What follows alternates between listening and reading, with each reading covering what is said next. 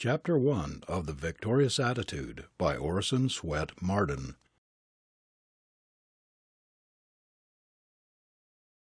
Recording by Kirk Ziegler, Ogden, Utah. Voiceovers by Kirk.com. The Victorious Attitude by Orison S Marden. Chapter 1 The Victorious Attitude. Go boldly, go serenely, go augustly. Who can withstand thee then? Browning.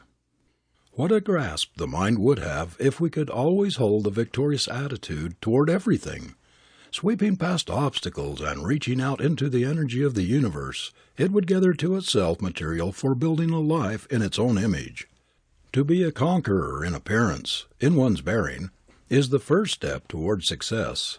It inspires confidence in others as well as in oneself. Walk, talk, and act as though you were a somebody, and you are more likely to become such. Move about among your fellow men as though you believe you are a man of importance. Let victory speak from your face and express itself in your manner. Carry yourself like one who is conscious he has a splendid mission, a grand aim in life. Radiate a hopeful, expectant, cheerful atmosphere. In other words, be a good advertisement of the winner you are trying to be. Doubts, fears, despondency, lack of confidence will not only give you away in the estimation of others and brand you as a weakling, a probable failure, but they will react upon your mentality and destroy your self-confidence, your initiative, your efficiency. They are telltales proclaiming to every one you meet that you are losing out in the game of life. A triumphant expression inspires trust, makes a favorable impression. A despondent, discouraged impression creates distrust, makes an unfavorable impression. If you don't look cheerful and appear and act like a winner, nobody will want you. Every man will turn a deaf ear to your plea for work. No matter if you are jobless and have been out of work for a long time, you must keep up a winning appearance, a victorious attitude, or you will lose the very thing you are after. The world has little use for whiners or long-faced failures. It is difficult to get very far away from people's estimate of us. A bad first impression often creates a prejudice that is impossible afterwards wholly to remove.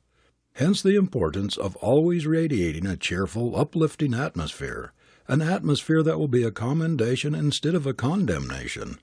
Not that we should deceive by trying to appear what we are not, but we should always keep our best side out, not our second best or our worst. Our personal appearance is our show window where we insert what we have for sale, and we are judged by what we put there. The victorious idea of life, not its failure side, its disappointed side, the triumph, not the thwarted ambition side, is the thing to keep ever uppermost in the mind, for it is this that will lead you to the light. You must give the impression that you are a success, or that you have qualities that will make you successful, that you are making good, or no recommendation or testimonial, however strong, will counteract the unfavorable impression you make.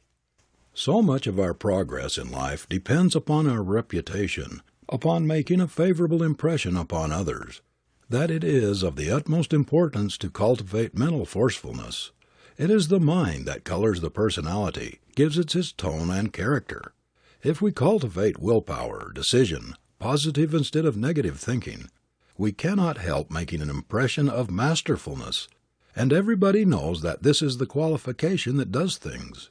It is masterfulness, force, that achieves results, and if we do not express it in our appearance, people will not have confidence in our achieving ability. They may think that we can sell goods behind a counter, work under orders, carry out some mechanical routine with faithfulness and precision, but they will not think we are fitted for leadership, that we can command resources to meet possible crises or big emergencies. Never say or do anything which will show the earmarks of a weakling, of a nobody, of a failure. Never permit yourself to assume a poverty-stricken attitude. Never show the world a gloomy, pessimistic face, which is an admission that life has been a disappointment to you instead of a glorious triumph. Never admit by your speech, your appearance, your gait, your manner, that there is anything wrong with you. Hold up your head. Walk erect. Look everybody in the face. No matter how poor you may be, or how shabby your clothes, whether you are jobless, homeless, friendless even. Show the world that you respect yourself, that you believe in yourself, and that no matter how hard the way, you are marching on to victory.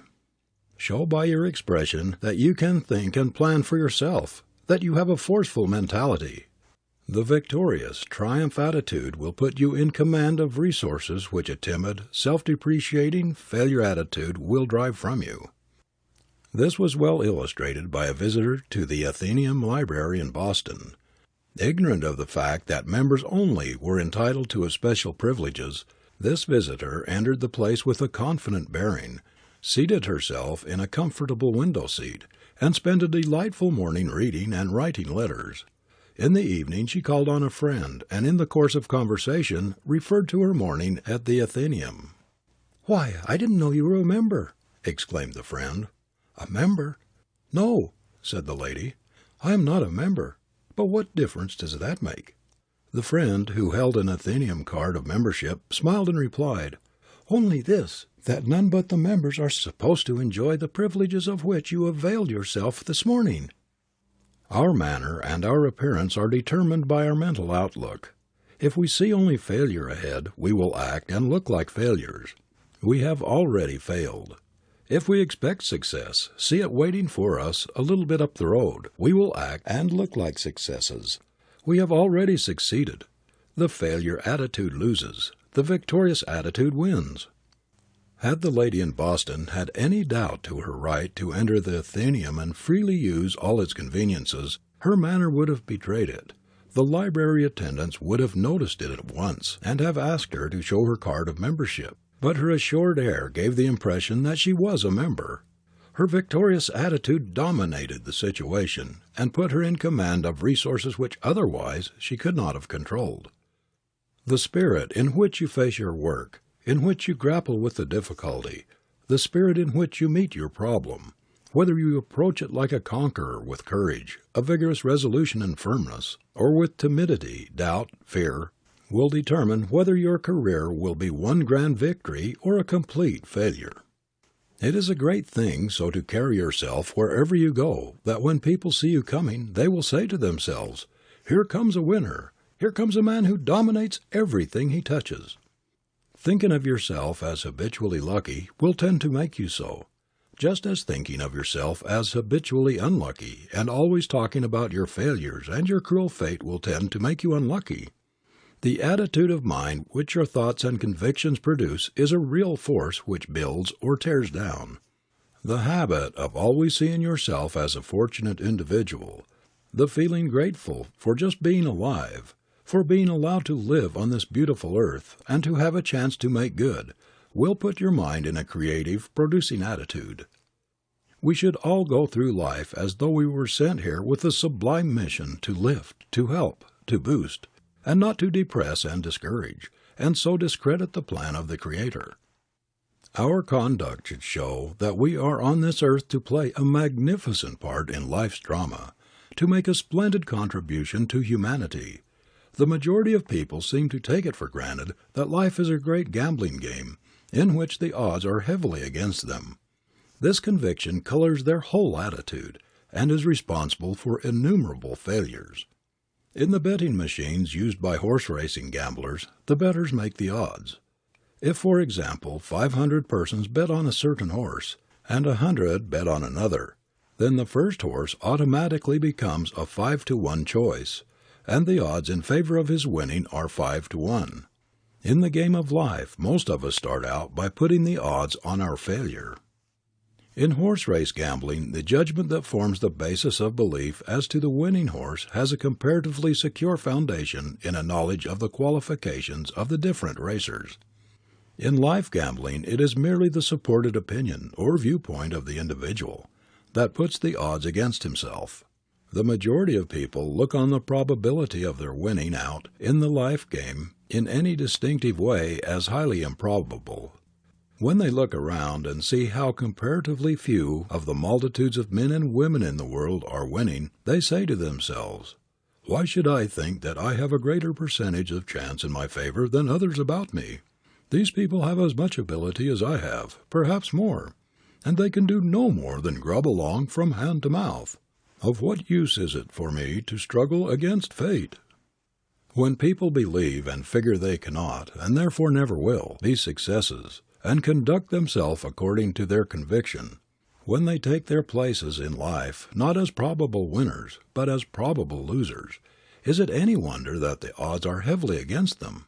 Mad, insane, eccentric, we say when some miserable recluse dies in squalor and wretchedness. Starved, the coroner's inquest finds, although bank books revealing large deposits, or else hoards of gold are discovered hidden away in nooks and crannies of the wretched miser's quarters. Are such persons whom we call mad, insane, eccentric, who stint and save and hoard in the midst of plenty, refusing even to buy food to keep them alive, any worse than those who face life in a poverty-stricken, failure attitude, refusing to see and enjoy the riches, the glories all around them? Is it any wonder that life is a disappointment to them? Is it any wonder that they see only what they look for, get only what they expect? What would you think of an actor who was trying to play the part of a great hero, but who insisted on assuming the attitude of a coward and thinking like one, who wore the expression of a man who did not believe he could do the thing he had undertaken, who felt he was out of place, that he never was made to play the part he was attempting? Naturally, you would say the man never could succeed on the stage, and that if he ever hoped to win success, the first thing he should do would be to try to think himself the character, as well as to look the part he was trying to portray. That is just what the great actor does. He flings himself with all his might into the role he is playing. He sees himself as, and feels that he is actually, the character he is impersonating. He lives the part he is playing on the stage, whether it be that of a beggar or a hero. If he is playing the part of a hero, he acts like a hero, thinks and talks like a hero. His very manner radiates heroism. And vice versa, if the part he takes is that of a beggar, he dresses like one, thinks like one, bows, cringes, and whines like a beggar. Now, if you are trying to be successful, you must act like a successful person, carry yourself like one, talk, act, and think like a winner.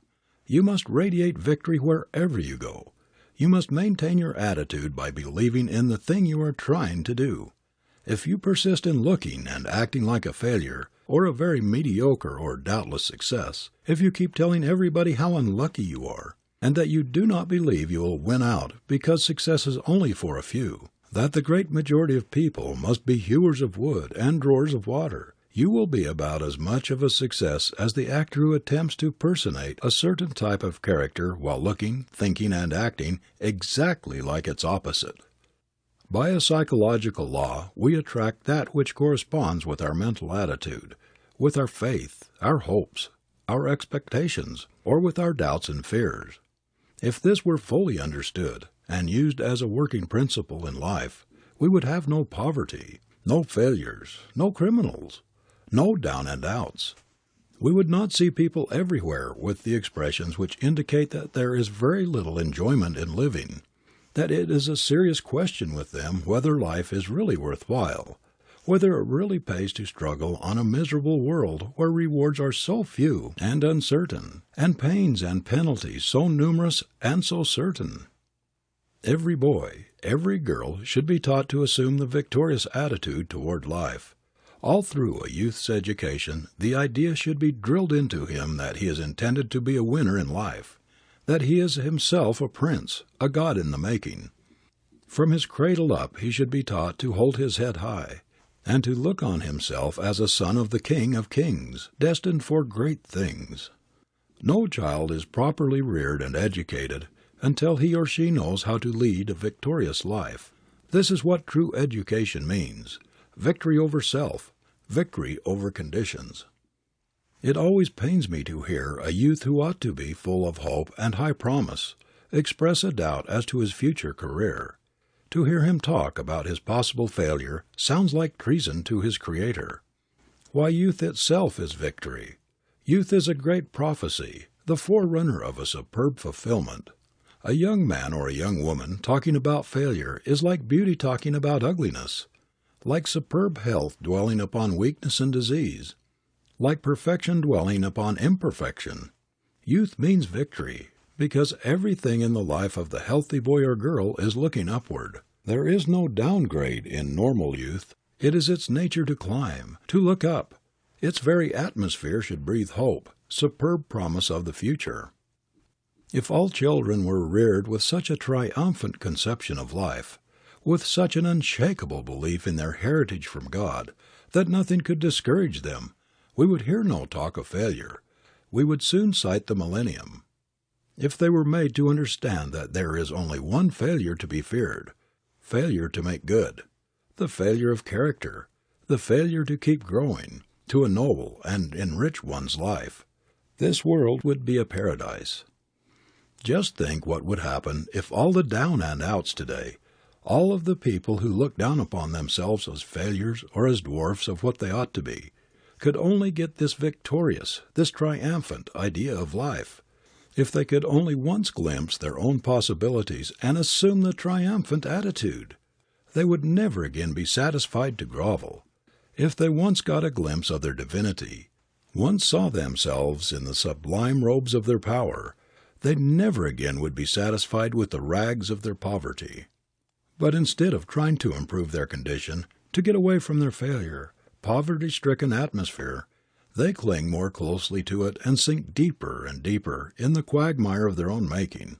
Everywhere we find whining, miserable people grumbling at everything, complaining that life is not worth living, that the game is not worth the candle, that life is a cheat, a losing game. Life is not a losing game. It is always victorious when properly played. It is the players who are at fault. The great trouble with all failures is that they were not started right.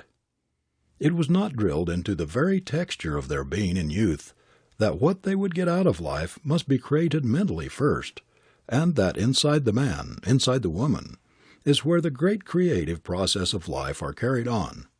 That which man does with his hands is secondary. It is what he does with his brain that counts. That is what starts things going. Some of us never learn how to create with our minds. We depend too much upon creating with our hands, or on other people to help us. We depend too much on the things outside of us when the mainspring of life, the power that moves the world of men and things, is inside of us. There are times when we cannot see the way ahead, when we seem to be completely enveloped in the fogs of discouragement, disappointment, and failure of our plans. But we can always do the thing that means salvation for us, that is persistently, determinedly, everlastingly to face towards our goal, whether we can see it or not. This is our only chance of overcoming our difficulties. If we turn about face, turn our back on our goal, we are headed toward disaster. No matter how many obstacles may block your path, or how dark the way, if you look up, think up, and struggle up, you can't help succeeding. Whatever you do for a living, whatever fortune or misfortune may come to you, hold the victorious attitude and push ahead. A captain might as well turn about his ship when he strikes a fog bank, because he cannot see the way ahead of him, and still expect to make his distant harbor, as for you to drop your victorious attitude and face the other way just because you have run into a fog bank of disappointment or failure. The only hope of the captain's reaching his destination is in being true to the compass that guides him in the fog and darkness as well as in the light. He may not see the way, but he can follow his compass. That we can also do by holding the victorious attitude towards life, the only attitude that can ensure safety and bring us into port. End of chapter 1.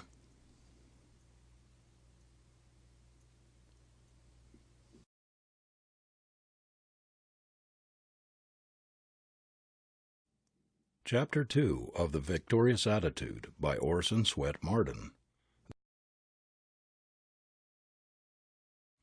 According to thy faith. Where there is faith, there is love. Where there is love, there is peace. Where there is peace, there is God. Where there is God, there is no need. There is a divine voice within us which only speaks when every other voice is hushed, only gives its message in the silence.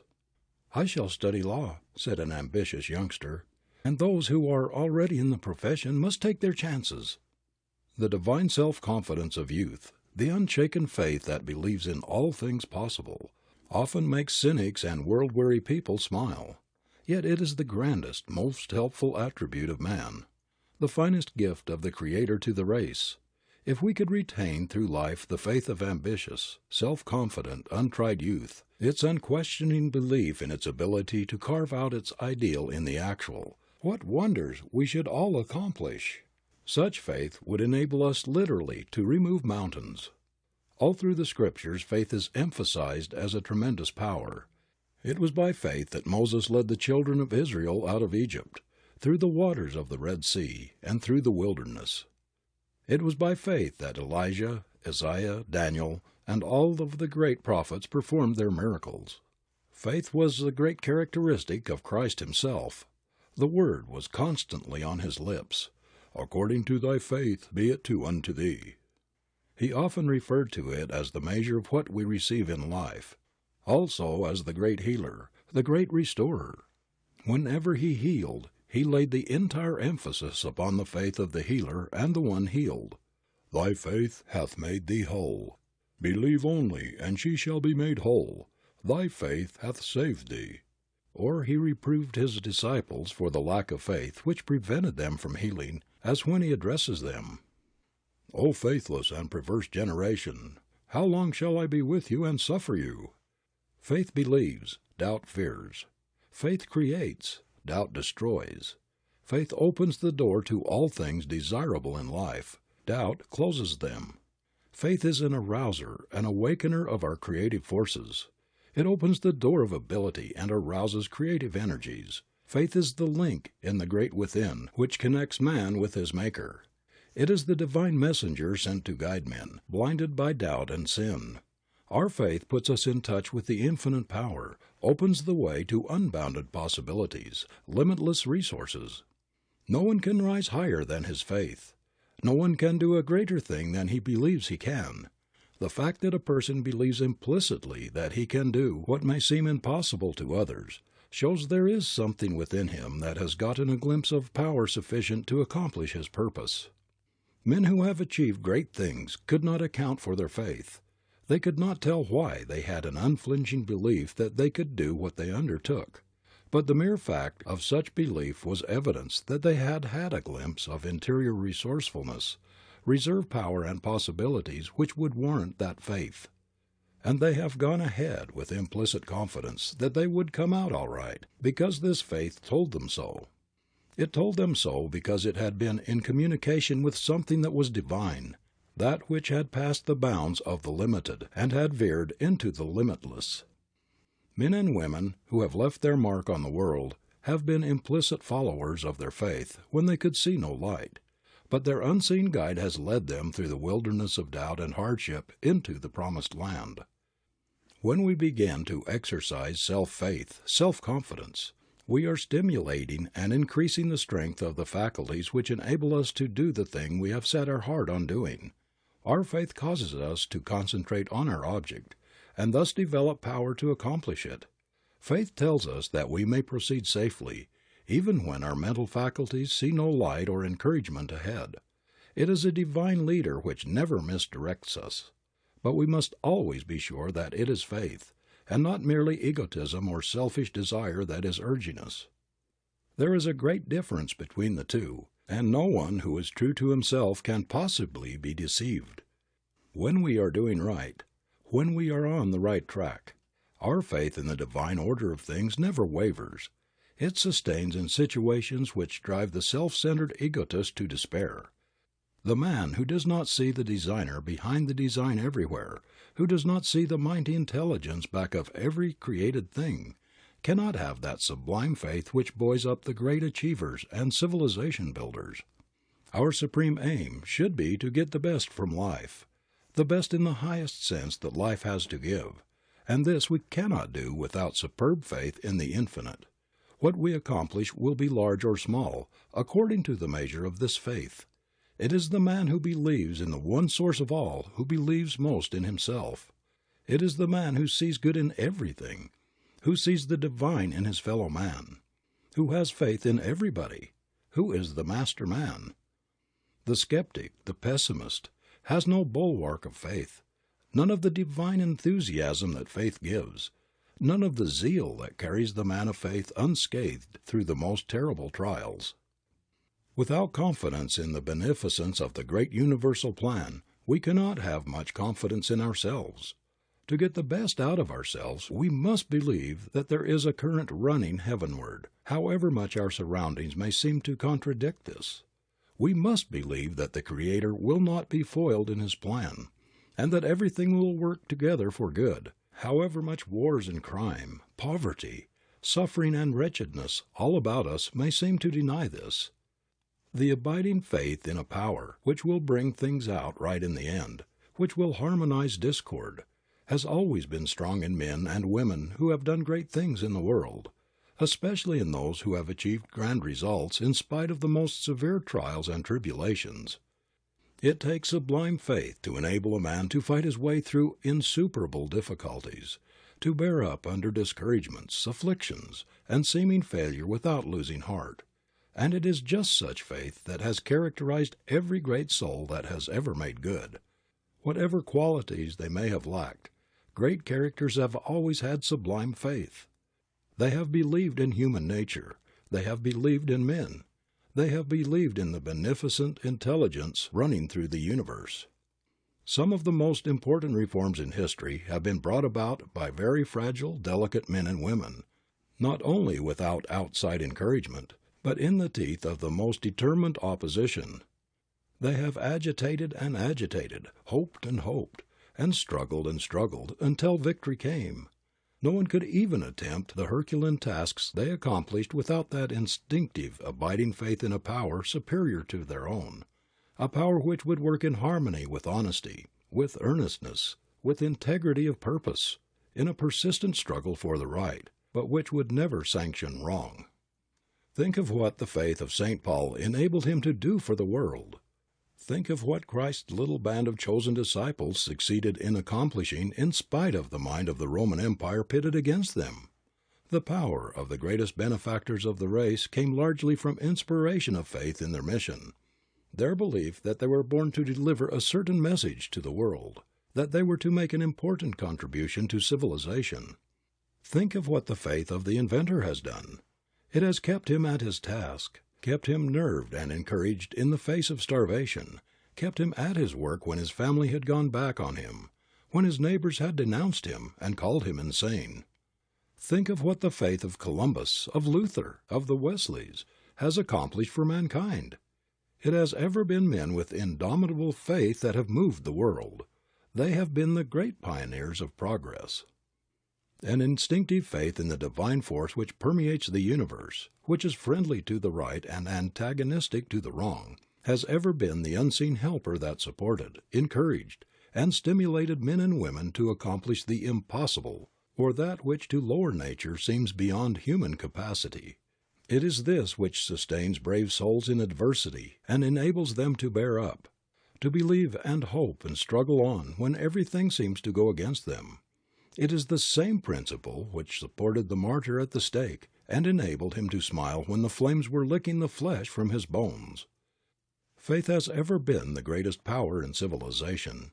It has built our railroads, has revealed the secrets of nature to science, has led the way to all our inventions and discoveries, and has brought success out of the most inhospitable conditions and iron environments.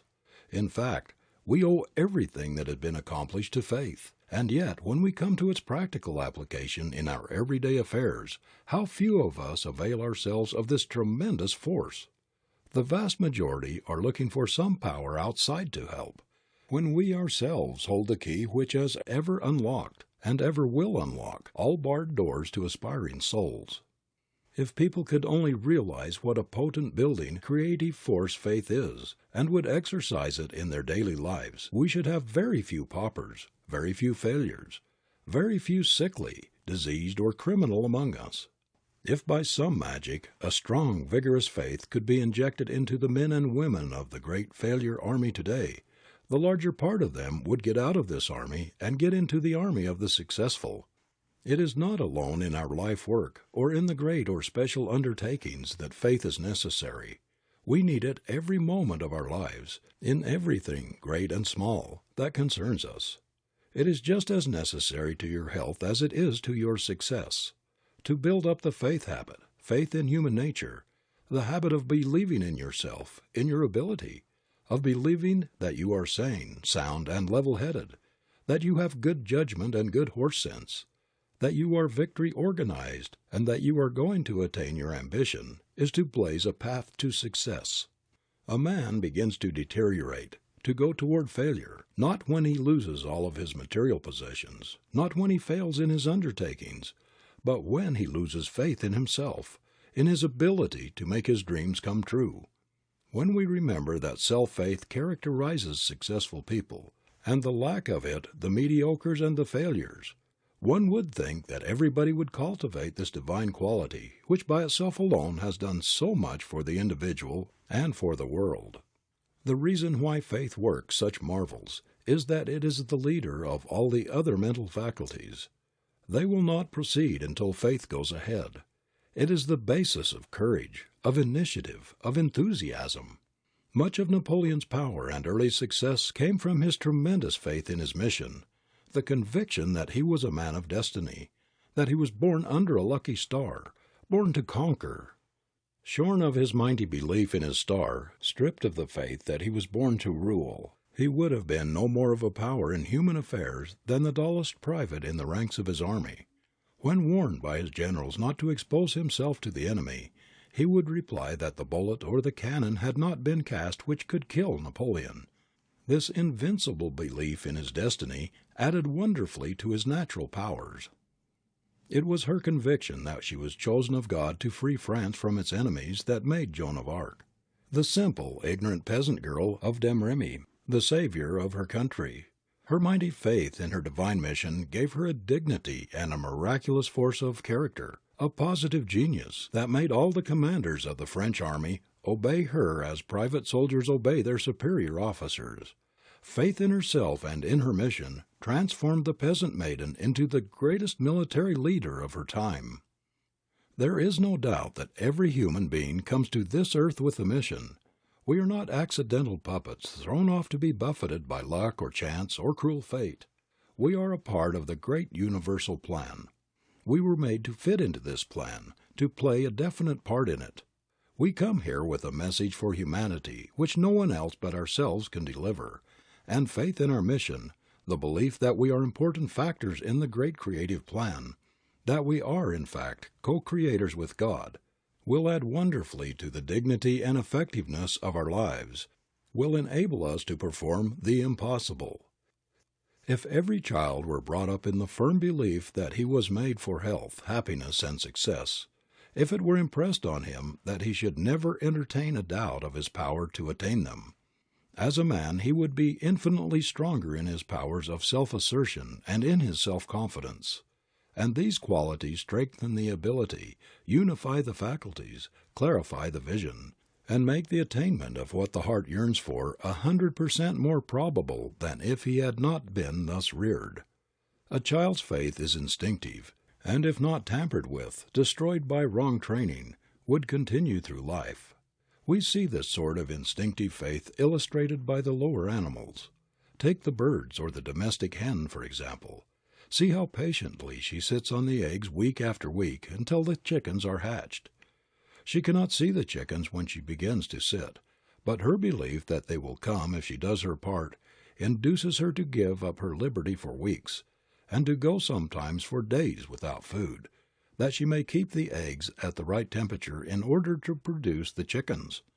The trouble with most of us is that we do not have sufficient faith in the creative power of the vigorous determination to do a thing, in the persistent endeavor backed by self, faith to accomplish what we desire. We give up too easily under discouragement. We haven't sufficient stamina and grit to push on under disheartening conditions. We want to see clear through from the beginning to the end of whatever we undertake. We refuse to have faith. Yet much of the time throughout life we may have to work without any goal in sight, or at least without any clear light to see it. But if the mental attitude is right, we know that somehow we shall attain our heart's desire. We have been merely shown a program which we are capable of carrying out, a table of contents of our capabilities. The signs of the corresponding realities for faith is not due to an idle dream, an elusive picture of the imagination. We have not been mocked by ideals and aspirations, soul yearnings and heart longings for the things which have no possible realities. Faith is not a cheat. There is ability to match the faith. There is something about devotion to one's inward vision, the intense desire and concentrated effort to fulfill what we believe to be our mission here, that has a solidifying influence upon the character, gives poise and peace of mind, and also helps us to realize our vision. The probabilities are that the iceberg which sent the Titanic, with 1,600 souls, to the bottom of the ocean, did not even feel a tremor at the shock. More than 7/8 of its huge bulk was below the water, deep down in the eternal calm of the sea, beyond the reach of storm or tempest. Like the giant iceberg, faith reaches down into the serene within us, into the eternal calm of the soul. It is not disturbed by the surface commotions.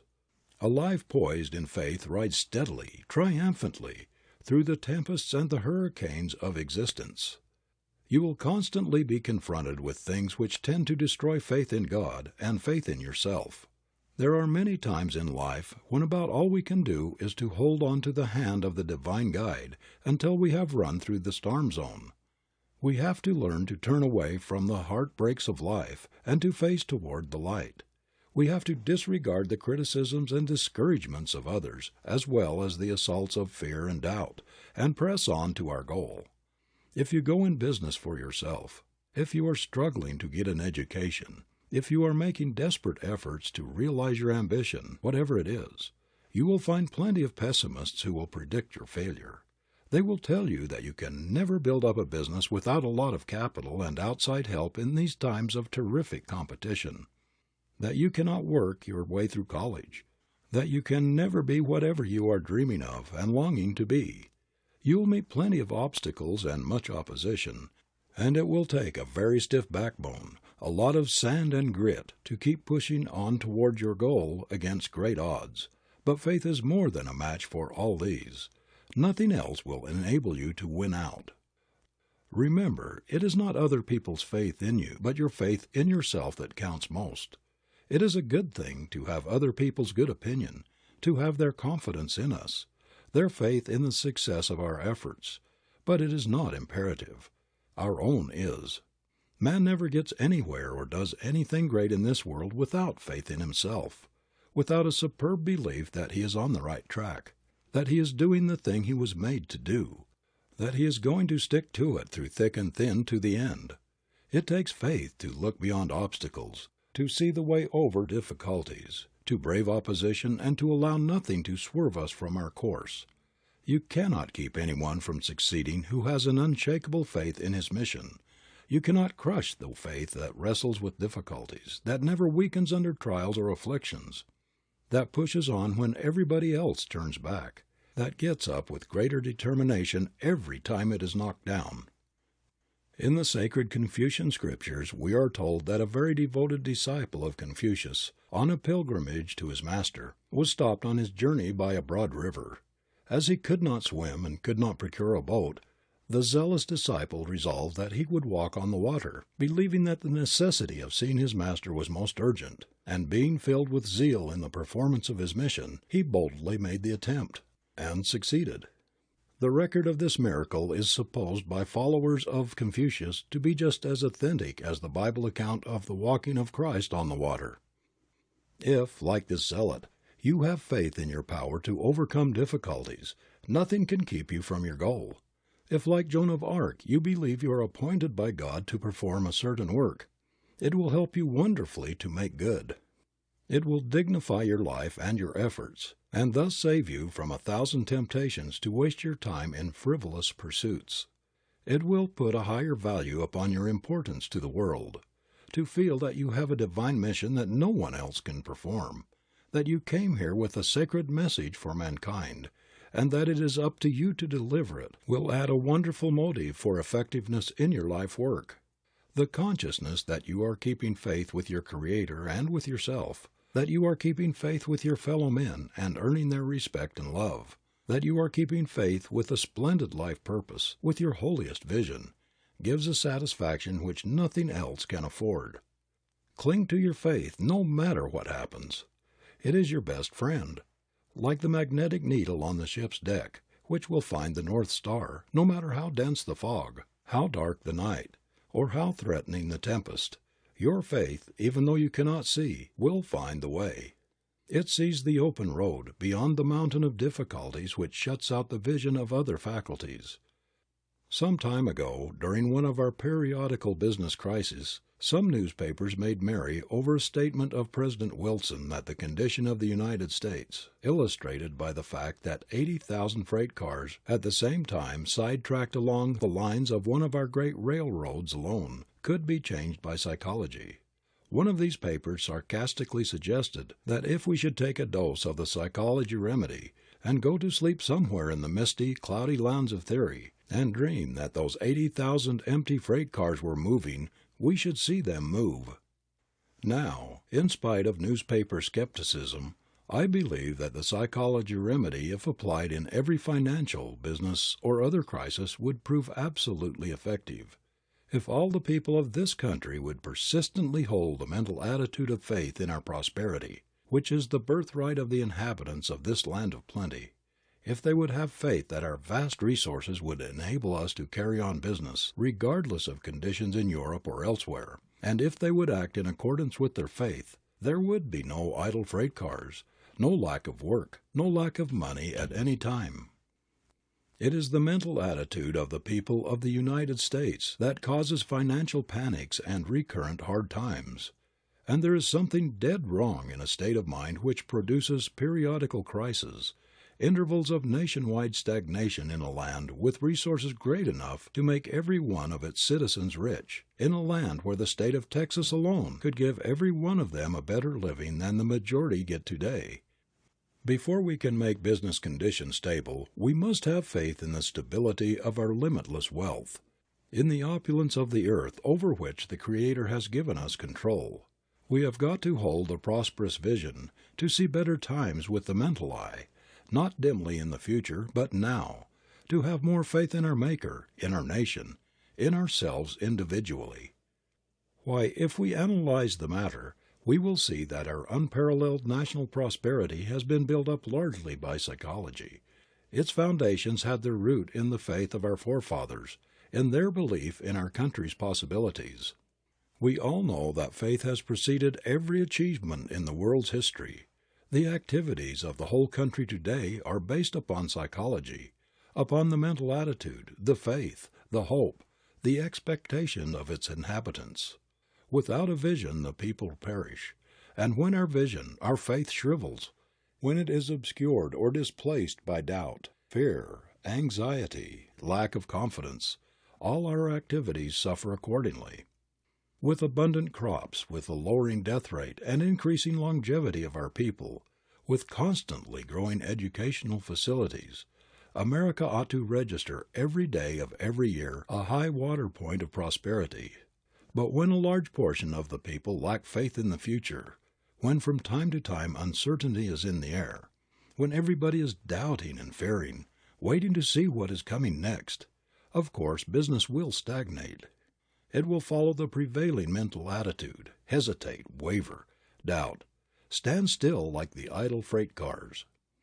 We are just beginning to see that faith is as much a real force as is electricity. It is faith that removes mountains, mountains of difficulty, of opposition, of doubt, of distrust. It clears the track of all obstructions. It makes stepping stones of stumbling blocks. Faith is the most powerful, the most sublime of human attributes. Without it, the bottom would drop out of civilization. It is the fundamental principle of life.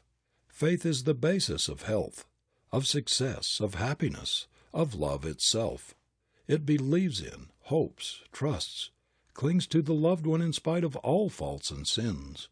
It is faith that heals, that achieves, that hopes. The very feeling of harmony between ourselves and our God, that which gives assurance, a sense of protection and of safety which nothing else can give, is born of our faith in Him, in whom we live more and move and have our being. We must realize and appreciate more and more our divinity, the fact that we are made in the image of our Creator, and that we must partake consciously of His qualities. Then we will have more faith in our powers. When we are conscious of having qualities like His, we can rise above apparent limitations, above hereditary weakness.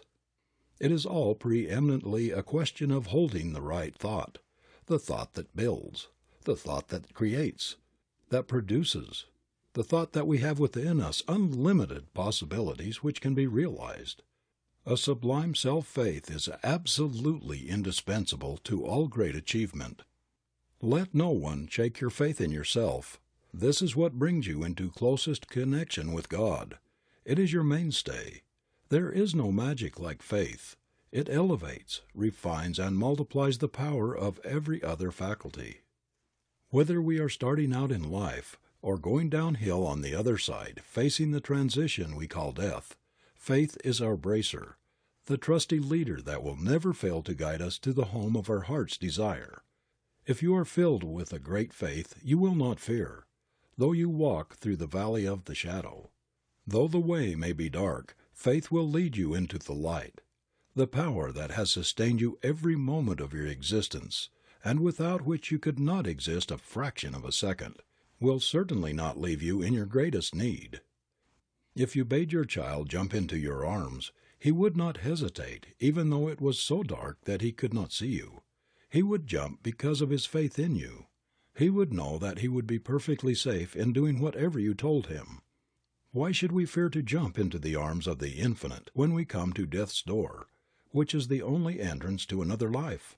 Why should we fear to cross the valley that leads to the new life when we know that our great Father, Mother, God is on the other side waiting with outstretched arms to receive us? I will not doubt, well anchored in the faith. Like some staunch ship, my soul braves every gale. So strong its courage that it will not fail to breast the mighty unknown sea of death. Oh, may I cry when body parts with spirit, I do not doubt, so listening worlds may hear it with my last breath. End of chapter 2.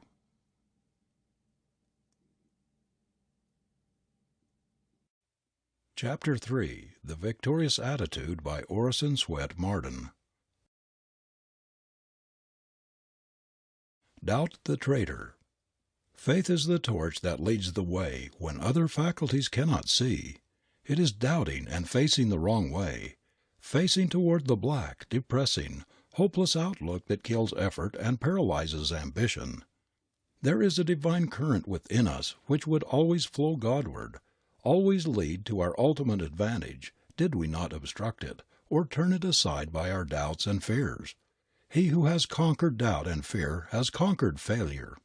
James Allen. When David Hume, the agnostic, was twitted with his inconsistency in going to hear the orthodox Scotch minister John Brown preach, he replied, "I don't believe all he says, but he does, and once a week I like to hear a man who believes what he says." If you utter a lie with the conviction that you are speaking the truth, people will believe what you say. Whereas if you proclaim a truth in a weak, hesitating voice, in a doubting manner, no one will believe you. If you should take a tray of genuine gold pieces upon the street and try to sell them, while showing your very expression that you did not believe in what you had for sale, you could not dispose of those gold pieces for a tithe of their value. Nobody would believe either in their genuineness or in your own. Your timid, doubting, hesitating manner would queer all your chances of doing what you wanted to do. I used to go trout fishing with two men, one of whom was always saying that he never had any luck fishing, that he somehow didn't have the knack, and never expected to catch many fish. This doubt totally unfitted him for successful trout fishing. He didn't take enough interest in the sport to study the habits and the haunts of the trout. He did not know the likely places in streams and rivers to drop his hook. He did not know the best kinds of bait to use. His doubt of his ability led to indifference, and this made him a failure as a trout fisher. The other man never had a doubt of success. If there were any trout to be caught, he felt sure he would catch them. For years he had made a study of trout habits. He could tell which side of the big rocks to cast his hook, and he knew how to cast it in a way that would tempt the trout. Fishing in the same stream alongside the doubtful, indifferent fisherman, he would catch 10 times as many fish. If there is a great doubt in your self-faith, if you have left a bridge of standing for your retreat in case of defeat, if you lack clean-cut, firm decision, if there's any interrogation point in your confidence in yourself, there will be a limp in your success gate, and you will not be able to rise out of mediocrity. Our worst enemies are not outside but inside of us. Every human being harbors a traitor who is always on the watch to thwart his ambition, to turn him aside from his aim. That traitor is doubt. You must make up your mind at the very outset of your career that you will always be followed about by certain mental enemies, mental traitors, which will try to dissuade you from doing the highest or biggest thing possible to you. Doubt is one of the most insistent of these, and will dog your steps to your grave. The man or woman who is not strong enough to resist its insidious attacks will never do what he or she is capable of doing, and was sent into the world by the Creator to do. The person who is always fearful of consequences, who is in doubt as to the outcome of his acts, or whether he is really capable of doing what he undertakes, will always be a weakling. No one who is not bigger than his doubts can ever accomplish anything great or worthwhile, because this subtle enemy kills initiative and self-confidence, and without these dominant qualities no human being can measure up to his possibilities. But for doubt, which strangles the very beginning of things, initiative, instead of being so rare, would be a common virtue among all classes. 9 out of 10 average individuals are held back from testing their powers by the suggestions of doubt. If it were possible to drive from the human mind this specter which stands at the door of our hopes, of our resolution, which throws its baleful shadow across our vision, civilization would forge ahead by leaps and bounds. This miserable traitor, under the guise of a friend, is holding down millions of men and women below the level of their powers, keeping them from beginning things which they are capable of doing, but which doubt warns them at their peril not to attempt. Doubt is responsible for more suicides, more misery, more bankrupt lives, more failures, than any other one thing. It makes more people afraid to start out on a course they know they ought to pursue than any other thing. Standing right at the gateway of our choice, at the parting of the ways, when we have fully resolved to take the path that is best for us, a hard and forbidding one compared with the easy way along the line of least resistance, doubt calls a halt. It bids us pause and think once more, asks us to look again at the rugged path we have chosen and consider whether we really want to pay the price of our choice, to take that turning when the other looks so much brighter and pleasanter and is so very much easier. This is the point of cleavage which marks the beginning of failure for the timid soul who is not bigger than his doubt. The suggestions pushed into his mind by his enemy make him hesitate. He is moved to stop, look, and listen. He begins to reconsider, to look again at the obstacles ahead, and the longer he looks the bigger they grow. He becomes frightened, fears he cannot do the thing that first seemed possible, and finally turns aside to the easier path of mediocrity and commonness. Doubt has killed more splendid projects, shattered more ambitious schemes, strangled more effective genius, neutralized more superb effort, blasted more fine intellects, thwarted more splendid ambitions than any other enemy of the race. Talk about drug victims and slaves of drink.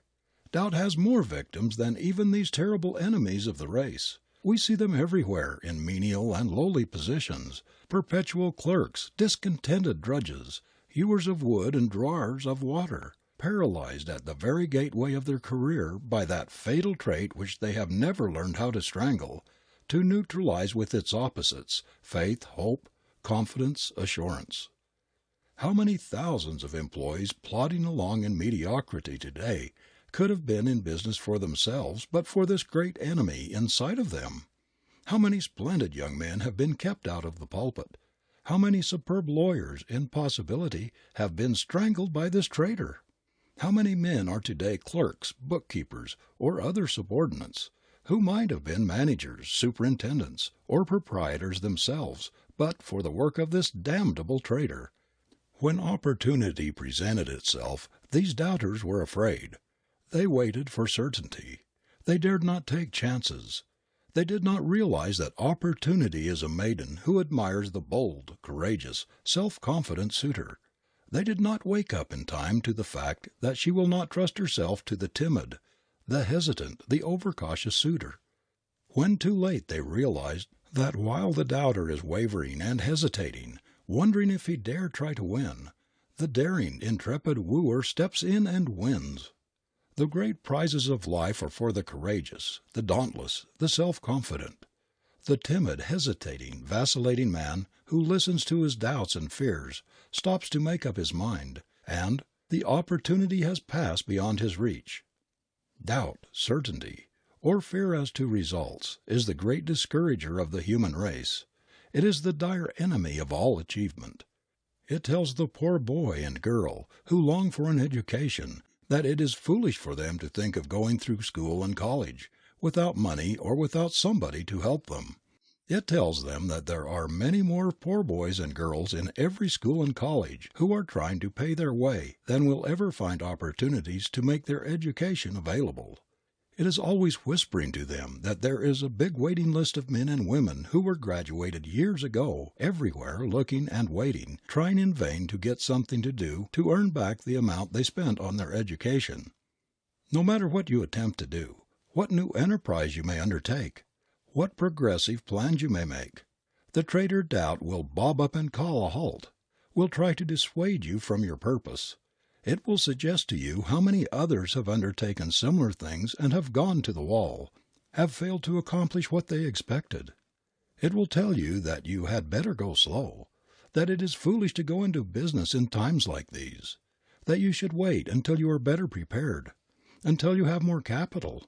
In short, that there are stumbling blocks in the way, and that you must consider the step very carefully before you venture to decide.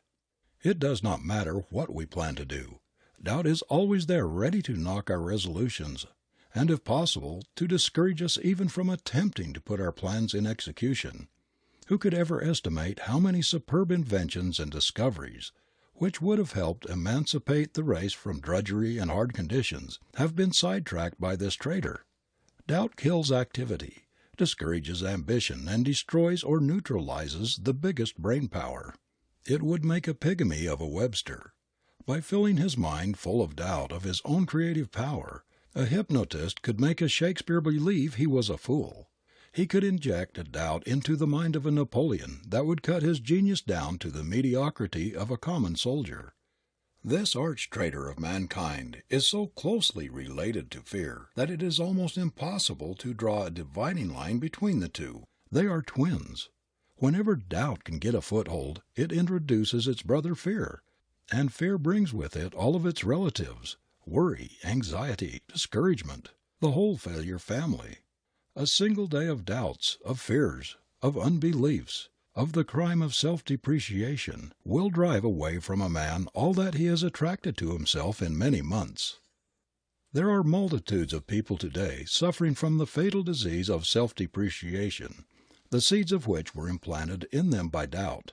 All the victims of discouragement, those who are suffering from despondency, those who are going through life disheartened, hopeless, despairing, are the authors of their own misery. They persist in killing the very thing they are pursuing, in queering their own quest by the poison of doubt. The doubting Thomases never get anywhere because they have no vision, and without a vision the people perish. The man who would do anything worthwhile in this world must have a vision. He must have courage to match it. Courage is the great leader in the mental realm. Whatever paralyzes it strangles the initiative, kills the ability to do things. Doubt is its greatest enemy. It suggests caution at the very moment when everything depends on boldness. If a general were to be overcautious, to wait for absolute certainty in regard to results before putting his plan of campaign into action, he would never win a battle. Caution is an admirable trait, but when carried to excess it ceases to be a virtue and comes perilously near being a vice. It may render ineffective many noble qualities. There are a great many people who seem to be courageous enough, But an excessive development of caution holds everything in abeyance to wait for certainty. I know men who wait and wait, never daring to undertake anything where there is a risk, even though their judgment tells them they ought to go ahead.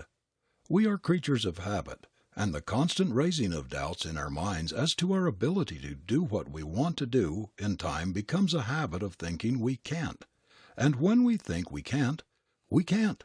When a man begins to listen to his doubts, he is beginning to weaken. Why delay beginning the thing that you know perfectly well you ought to do? What are you afraid of? Failure, even an honorable attempt, is preferable to forever postponing the thing that you ought to do.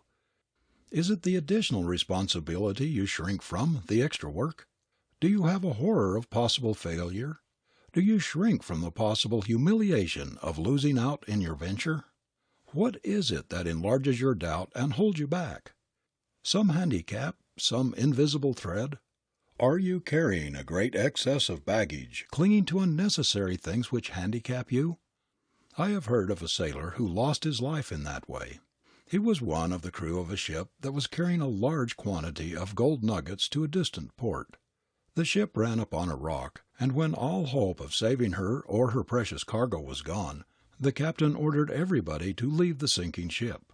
The last boat was ready to push off, but this sailor refused to get into it until he had loaded himself with gold nuggets.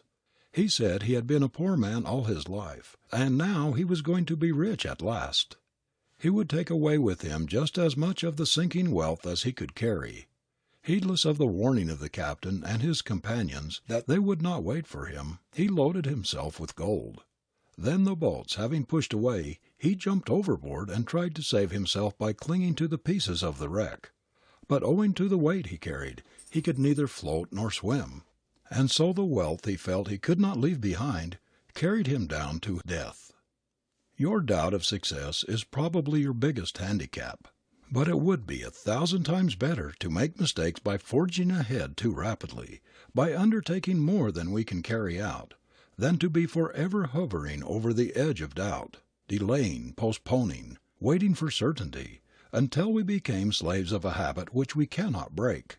And remember that the habit of putting off, of waiting to see how things are going to turn out, to see if something more certain, something with less risk, will not turn up, is fatal to initiative, fatal to leadership, fatal to efficiency. I know a man who has been resolving for a quarter of a century to start something in which he thoroughly believes. Every year during that long period he has told me that this was the year for him to start. He was really going to begin his great life work, but doubt has engendered the putting off habit, and this has such a grip on him that he shrinks from undertaking anything new. He seems to have a great fear of getting out of his old rut, to try something different, a fear that things may not work out right, that it is not the psychological moment to strike. He has gray hairs now, the enthusiasm of youth is gone, and he will never begin to do the thing which everybody who knows him believes he is perfectly capable of doing. All history shows that while experience increases wisdom, it does not always increase faith. The inexperienced youth will often undertake things which stagger the older and more experienced. Confidence is characteristic of youth, but after a few setbacks and disappointments, many begin to wonder whether, after all, their first confidence was based upon good judgment, whether their enthusiasm and faith were not the result of lack of experience. And then they begin to doubt and to fear that this voice of ambition, which is ever beckoning them on and upward, is not reliable. They say to themselves, "What if this should be merely a mirage to lure me on the rocks?" And before they realize it, they are weaving doubts and fears and overcaution into a habit that has ruined multitudes of careers, a habit that is responsible for a large percentage of unused ability, of locked-up powers than any other one thing. Have you done the biggest thing you are capable of doing? Is it not possible that there is something within you, some unworked mental territory which, if cultivated, would lead you out into that wider field you dreamed of when a youth? Why do you go on year after year in the same old rut, expressing nothing, doing the same old thing in the same old way because doubt whispers it would be rash to try new ways, new ideas? How long have you been just an ordinary employee? Do you realize that habit is getting a tremendous grip upon you, and that before you realize it, you may be a perpetual clerk? The longer you remain in one position, doing the same thing without promotion, the stronger the inertia habit will grip you, the bigger will grow your doubt as to the wisdom of making a change. It is a dangerous thing to get into a rut. Bestir yourself before it's too late and begin to put into operation that plan which has so long haunted you, but which doubt has been telling you is not feasible, is not practicable. If every human being today were doing what he has at least sometime thoroughly believed he could do, our whole civilization would be revolutionized. What has been accomplished is but a tithe of what might have been accomplished if every one had been true to his vision, had not allowed it to be blotted out by doubt. If I believed in a real devil, I think it would be that unseen monitor, that mysterious something within us which whispers doubt, which tells us to hold on, to be careful, to go slow, which pulls us back when we are attempting to reach out, trying to do the thing we long to do. Are you not tired of having your plans thwarted, your efforts blighted by that traitor, doubt? Has it not dwarfed your life long enough? Has it not kept you out of your own long enough by forcing you to live on the husks when you might have had the kernel? Are you not tired of being defrauded by this thief of the blessings and the good things which the Creator intended we all should have? Why not turn it out of your mental house? Neutralize it with a great splendid faith in yourself, in your mission, faith in your possible contribution to the world. Doubt has very little influence with the St. Paul type of man, with the masterful type. It is only the weakling that doubt strangles, paralyzes.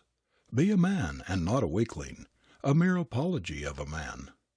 You know that the devil which has followed you through life, which has blocked your progress, put out the lights in your path, tortured you and undermined your confidence in yourself, has been the devil of doubt. It has been the whispering fiend which told you that you could not do this and you could not do that, which stepped in and killed your initiative when you were about to begin to do that which your ambition had hoped to accomplish. Don't let this enemy thwart and baffle you any longer. Have a good heart-to-heart talk with yourself and break the habit chain of unbelief in self with which it has bound you. Say to yourself, "I will not listen any longer to the voice of this fiend. I will not allow it to spoil God's plan for me. There is something inside of me which insists that I was planned for victory, not for defeat, for happiness, not for misery, for peace of mind, not for a life of worry, anxiety, and fear. I do not believe that I was placed here to be a mere puppet of circumstances. Faith, hope, and confidence are my helpers. Doubt is the child of fear, and fear has the great majority of human beings hypnotized, so that they do not dare to forge ahead, do not dare to undertake the things they are perfectly capable of accomplishing. From henceforth it has no power over me. I will not listen to its treacherous voice." If you would succeed, you must avoid rashness as well as overcaution. But when you have fully considered in all its bearings whatever project you are about to undertake, and have decided on your course, don't let any fears or doubts enter your mind. Commit yourself to your undertaking, and don't look back to see if you could have done something else, or started in some other way. Push on, and don't be afraid. After we have launched out in an enterprise, have committed ourselves before the world, pride steps into the situation and pushes us on through hardships which would have discouraged and turned us aside before we had fully committed ourselves. But when we have taken the plunge, made the venture, we have practically said to the world, "Now watch me make good. I have made up my mind to put this thing through, and I am not going to turn back." Our confidence grows as we advance, and then it is comparatively easy, even under difficulties, to keep forging ahead. Every child, every youth should be taught the danger of this fatal human enemy, doubt.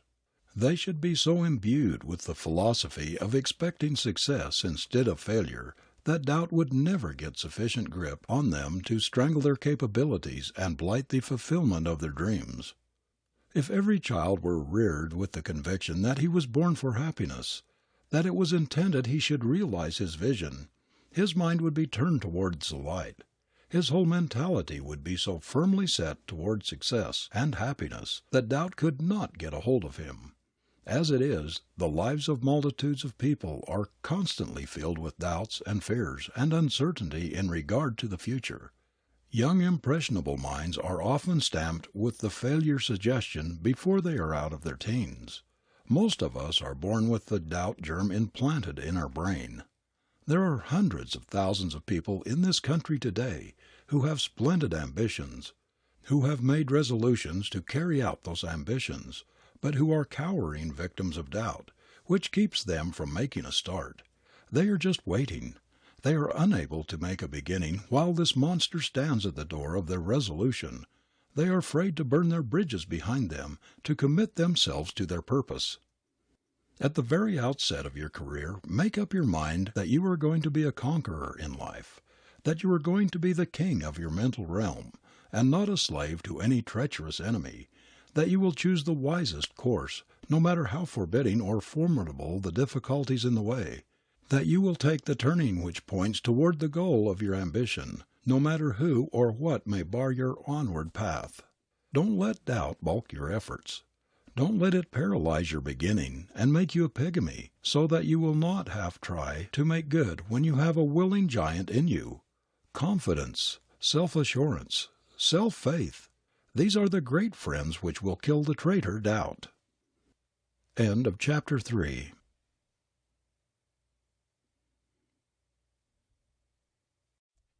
Chapter 4. The Victorious Attitude, by Orison S Marden. Making Dreams Come True. Every great soul of man has had its vision and pondered it until the passion to make the dream come true has dominated his life. You will be what you will to be. Let failure find its false content in that poor world environment, but spirit scorns it and is free.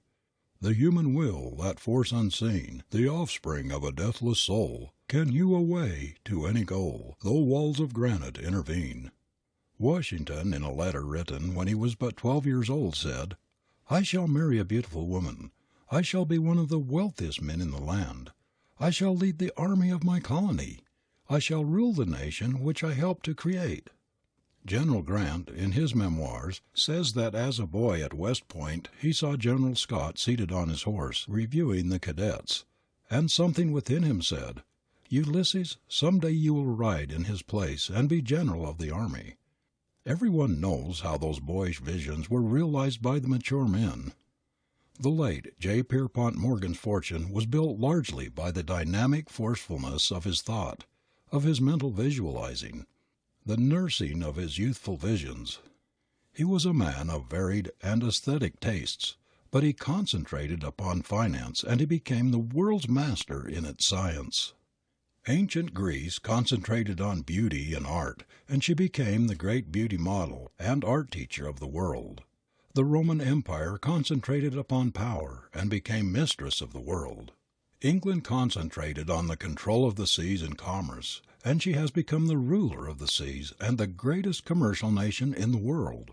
We are a nation of money makers because Americans have concentrated largely upon the dollar.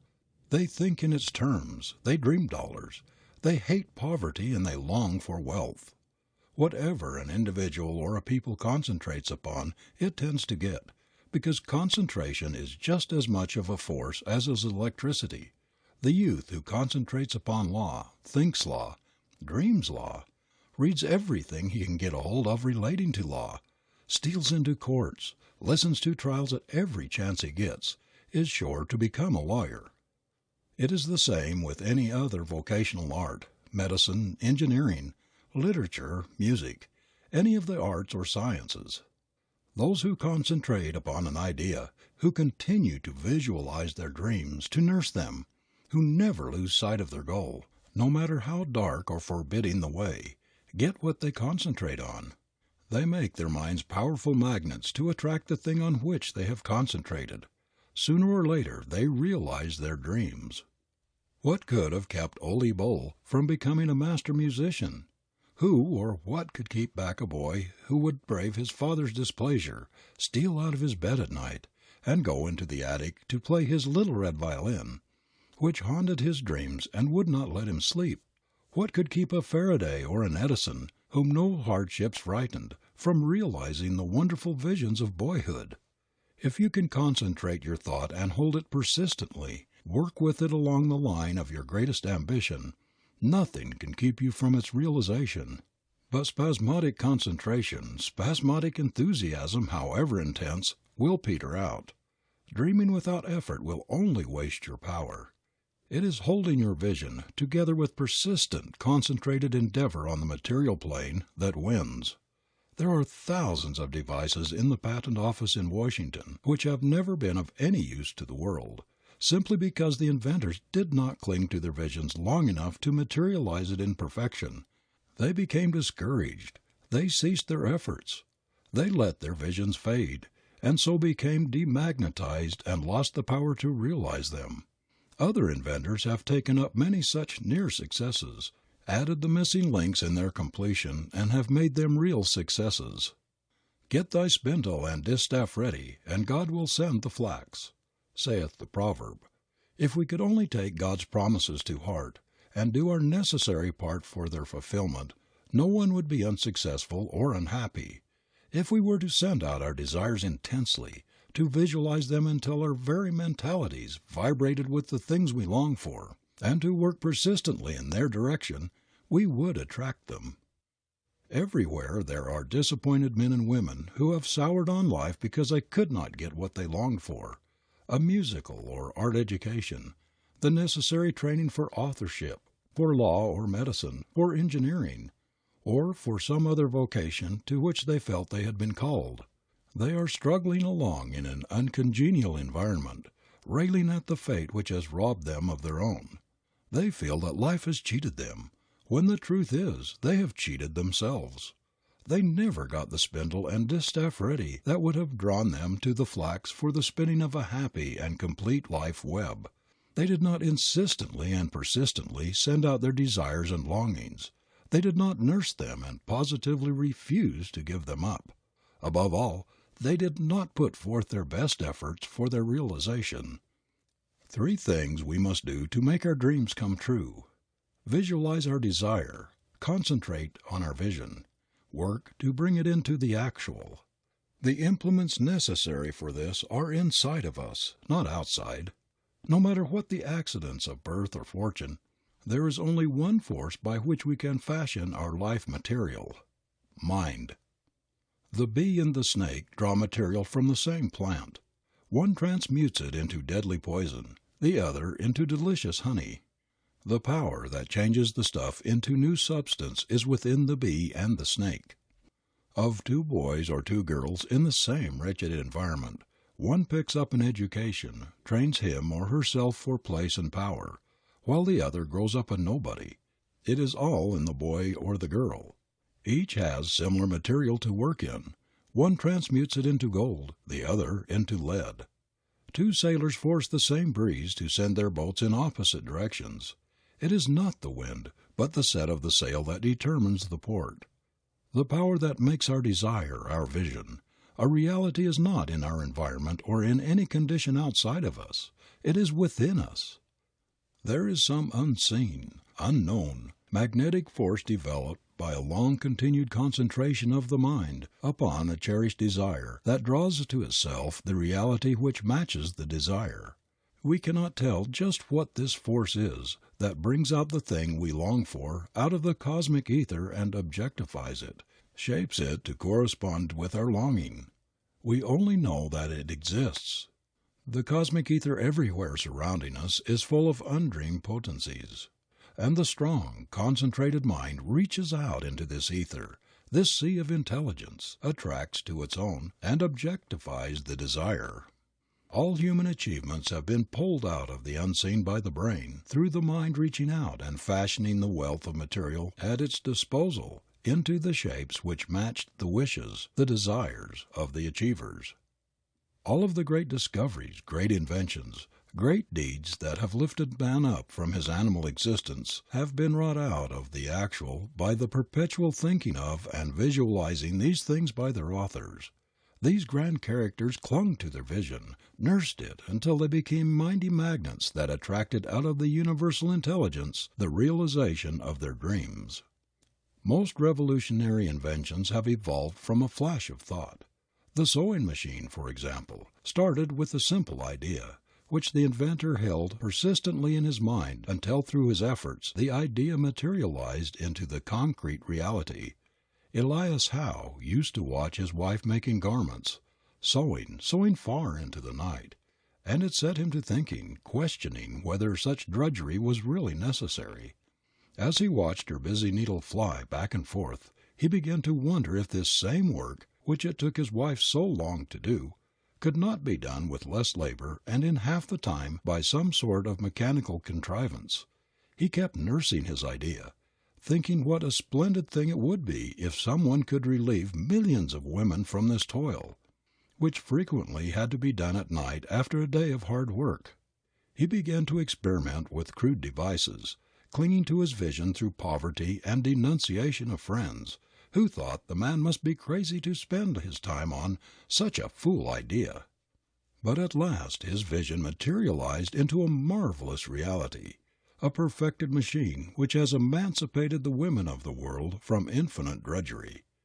The idea of the telephone was flashed into the mind of Professor Alexander Bell by the draw of a string through a hole in the bottom of a tin can, by means of which he found that the voice could be transmitted. The idea took such complete possession of the inventor that it robbed him of sleep, and for a time made him poor. But nothing could rob him of his vision or prevent him from struggling to work it out of the visionary stage into the actual. I lived near Professor Bell in the next room. Indeed, while he worked on his invention, I saw much of his struggle with poverty, heard the criticisms and denunciations of his friends, as he persisted in his visionary work until the telephone became a reality without which modern business could not be conducted. All of Edison's inventions, those of every inventor, have been wrought out of the same principle that gave us the sewing machine and the telephone. They all started in simple ideas, in dream visions which were nursed and worked into actualities. According to Darwin, the desire to ascend into the heavens preceded the appearance and development of the eagle's wings. It is said our different organs and functions have been developed from a sense of need of them, just as the wings of the eagle developed from a desire to fly.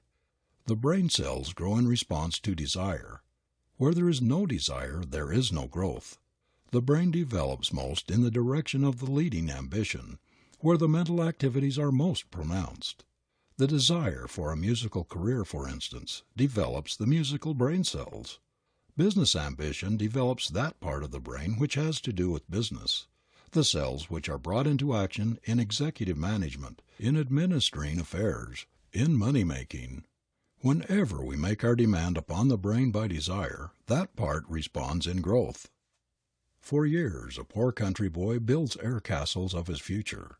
He visualizes the great mercantile establishment over which he is to preside. The ridicule of his family and of young companions cannot daunt him, or blur the bright vision he sees away in the distance. He continues to nurse his vision, and behold, out of the unknown, unexpected resources come, and soon he finds himself an office boy in a great mercantile house in the city of his dreams. He watches everything with an eagle eye. He absorbs information and ideas. He is alert, active, energetic, resourceful, and in a few months he is promoted, and then again promoted. He attracts the attention of the head of the establishment, who calls him into his private office, tells him that he has had his eye on him for many months, and that he believes he is the youth he has been looking for to manage the business. He gives him a little stock. The business prospers still further under his management, and in a few years the new manager is made a full partner in the house which he entered as an office boy. This is the flowering out of his dream, the objectifying of his vision, the matching with reality his youthful longings. His brain has been continually developing along the line of his vision, drawing to him the material to make it real. A poor girl, the daughter of humble people in Maine, who thought that to become a public singer was an unforgivable sin, could not in the beginning see any possible way to realize the dream she held in secret, but she kept visualizing her dream, nursing her desire, and doing the only thing for its realization her parents would allow, singing in a little church choir. Gradually the way opened, and one step led to another, until the little Maine girl became the famous Madame Nordica, one of the world's greatest singers. No matter if you are a poor girl away back in the country, and see no possible way of leaving your poor old father and mother in order to prepare for your career, don't let go of your desire. Whether it be music, art, literature, business, or a profession, hold on to it. No matter how dark the outlook, keep on visualizing your desire, and light and opportunity will come to enable you to make it a reality. Whatever the Creator has fitted you to do, He will give you a chance to do, if you cling to your vision and struggle as best you can for its attainment.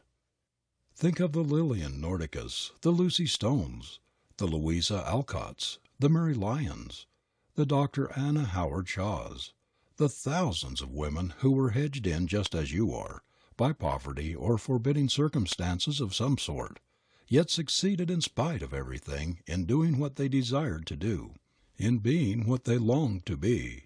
Take heart and believe that God has given you also all implements divine to shape the way to your soul's desire. If you are a boy on a farm and feel that you are a born engineer, yet see no possible way to get a technical education, don't lose heart or hope.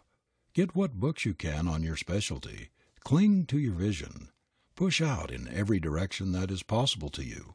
It may take years, but if you are true to yourself, your concentration on your desire, your pushing toward it, will open a door into the light, and before you know it, you will be on the road to your goal. The Washingtons, the Lincolns, the Faradays, the Edisons, the men who have done most for their country and for humanity have had to struggle as hard as you are struggling to attain their heart's desire. The opportunities for boys and girls to bring out whatever the Creator has implanted in them are 10 to 1 today to what they were 100 or 50 or even 25 years ago. The great danger in our time is not lack of chance or opportunity, but of losing our vision, of letting our ambition die. Most of us, instead of treating our desires, seriously trifle with them as though they were only to be played with, as though they could never be realities. We do not believe in their divinity. We regard our heart longings, our soul yearnings, as fanciful vagaries, romances of the imagination. Yet we know that every invention, every discovery or achievement that has blessed the world began in a desire, in a longing to produce or to do a certain thing. And that persistent longing was accompanied by a struggle to make the mental picture a reality. It is difficult for us to grasp the fact that ambition, accompanied by effort, is actually a creative power which tends to realize itself. Our minds are like that of the doubting disciple who would not believe that his Lord had risen until he had actually thrust his finger into the side which had been pierced by a cruel spear. Only the things that we see seem real to us, when, as a matter of fact, the most real things in the world are the unseen. We never doubt the existence of the force that brings the bud out of the seed, the foliage and the flower out of the bud, the fruits, the vegetables from the flower. It is invisible. We cannot sense it, but we know that it is mightier than anything we see. No one can see or hear or feel gravitation, or the forces which balance the earth and whirl it with lightning speed through space, bringing it round its orbit without a variation of the 10th of a second in a century. Yet who can doubt their reality? Does anyone question the mighty power of electricity because it cannot be seen or heard or smelled? The potency of our desires, of our soul longings, when backed by the effort to make them realities, is just as real as is that of any of the unseen forces in nature's great laboratory. The great cosmic ether is packed with invisible potentialities. Whatever comes out of it to you comes in response to your call. Everything you have accomplished in life has been a result of a psychic law, which consciously or unconsciously you have obeyed. Do not make the mistake of thinking that the way will not be open because you cannot now see any possible means of achieving that for which you long. The very intensity of your longing for a certain career, to do a certain thing, is the best evidence that you have the ability to match it, and that this ability was given you for a purpose, even to play a divine, a magnificent part in the great universal plan. The longing is merely the forerunner of achievement. It is the seed that will germinate if nurtured by effort. If, however, you stop at sowing the seed, you will get just about as much harvest as a farmer would get if he should sow his seeds without preparing the soil, without fertilizing or cultivating it, or keeping down the weeds. It is the blending of the practical with the ideal that brings the harvest from the seed thought. You must keep on struggling toward your ideal, no matter how black and forbidding the way ahead of you. Just imagine you are carrying a lantern which will advance with you and give you light enough for the next step. It is not necessary to see the end of the road.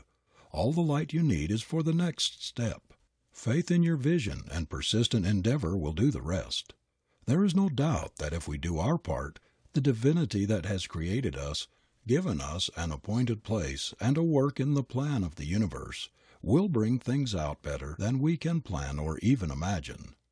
Send out your wishes, cherish your desires, force out your yearnings, your heart longings with all the intensity and persistency you can muster, and you will be surprised to see how soon they will begin to attract their affinities, how they will grow and take tangible shape, and ultimately become actual things. Fling out your desires into the cosmic ether boldly, with the utmost confidence. Therein you will gather the material which shall build into reality the castle of your dreams. The trouble with us is that we are afraid to do this. We fear that fate will mock us, cast back to us our mental visions empty of fruition.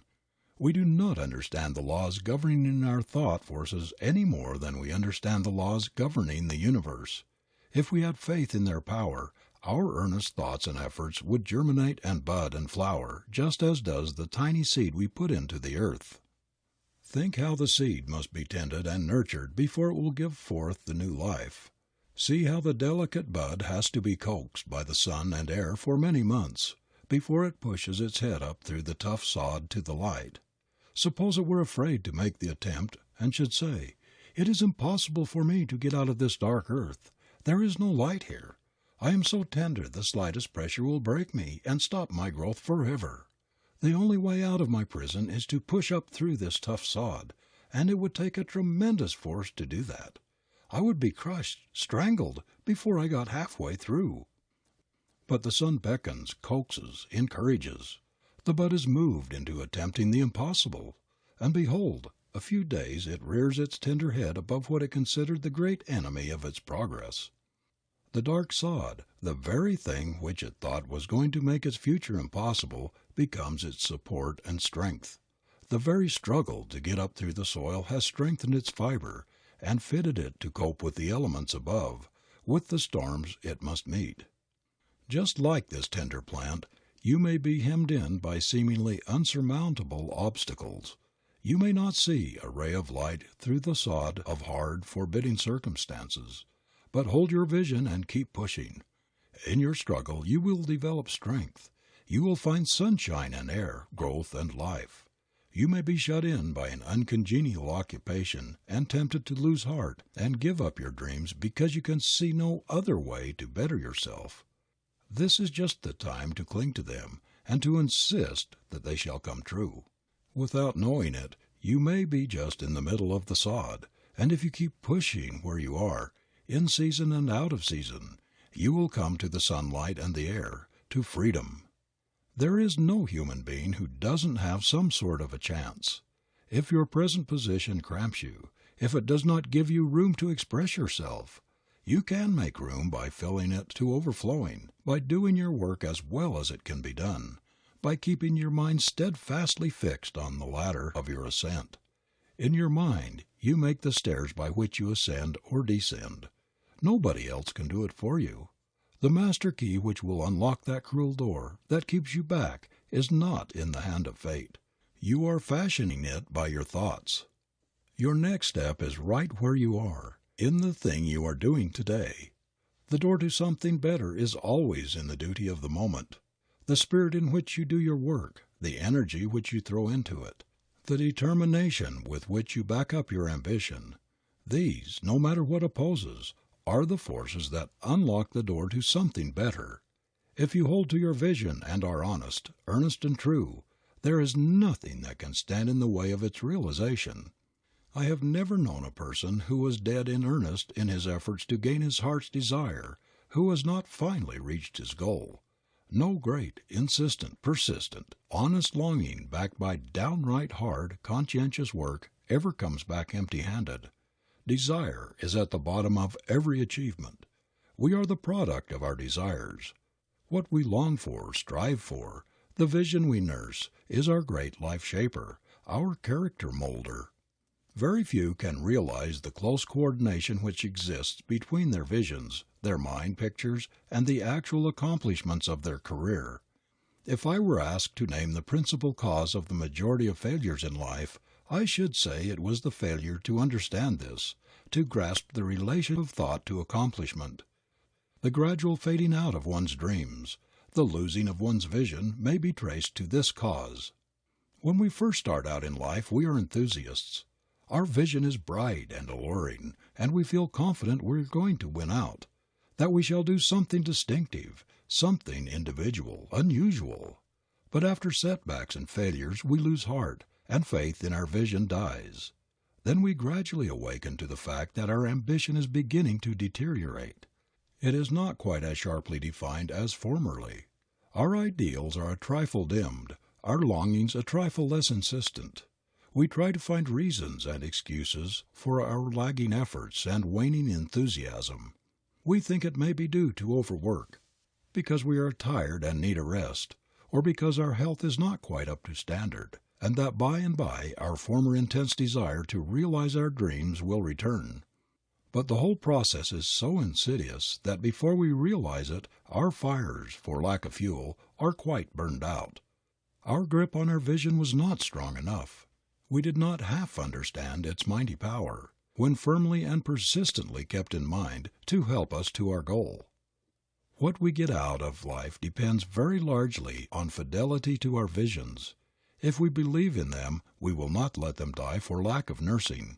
If we really have ability to match them, and are not self-deceived by egotism, petty vanity and conceit, no misfortunes, no failure of plans, no discouragements, no obstacles, nothing in the world can separate us from them.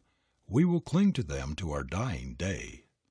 The man who believes in his life vision, who is not a mere egotist or idle dreamer, who sees in his desire a prophecy of something which he is perfectly able to make come true, he is the man who has ever made the world move. He flings his life into his effort to match his vision with its reality. The world stands aside for such a one, for one who believes in his vision, who consecrates himself without reserve to its fulfillment. People know there is something back of the dreamer who has such faith in his life dream that he will sacrifice everything to make it come true. How much of a grip has your vision on you? Does it clutch you with a force that nothing but death can relax? Or does it hold you so lightly that you are easily separated from it, discouraged from trying to make it real? Constant discouragements are a great temptation to abandon one's life's dreams, to drop one's standards. One's vision is apt to become blurred in passing through great crises, in periods of general depression, in times of financial stress. But this is really the test of a strong character, that he does not allow obstacles to divert him from his one aim. The man who is made of the stuff that wins hangs on to his vision, even to the point of starvation, for he knows that there is only one way of bringing it down to earth, and that is by clinging to it through storm and stress, in spite of every obstacle and discouragement. Never mind what discouragements, misfortunes, or failures come to you. Let nobody, no combination of unfortunate circumstances destroy your faith in your dream of what you believe you are made to do. Never mind how the actual facts seem to contradict the results you are after. No matter who may oppose you or how many others may abuse and condemn you, cling to your vision, because it is sacred. It is the God urge in you. You have no right to allow it to fade or to become dim. Your final success will be measured by your ability to cling to your vision through discouragement. It will depend largely upon your stick-to-itiveness, your bulldog tenacity. If you shrink before criticism and opposition, you will demagnetize your mind and lose all the momentum which you have gained in your previous endeavor. No matter how black or threatening the outlook, keep working, keep visualizing your life dream, and some unexpected way will surely open for its fulfillment. Put out of your mind forever any thought that you can possibly fail in reaching the goal of your longing. Set your face toward it. Keep looking steadfastly in the direction of your ambition, whatever it may be. Resolve never to recognize defeat, and you will by your mental attitude, your resolution, create a tremendous force for the drawing of your own to you. If you have the grit and stamina to stick, to persevere to the end, if you persistently maintain the victorious attitude toward your vision, victory will crown your efforts. End of chapter 4.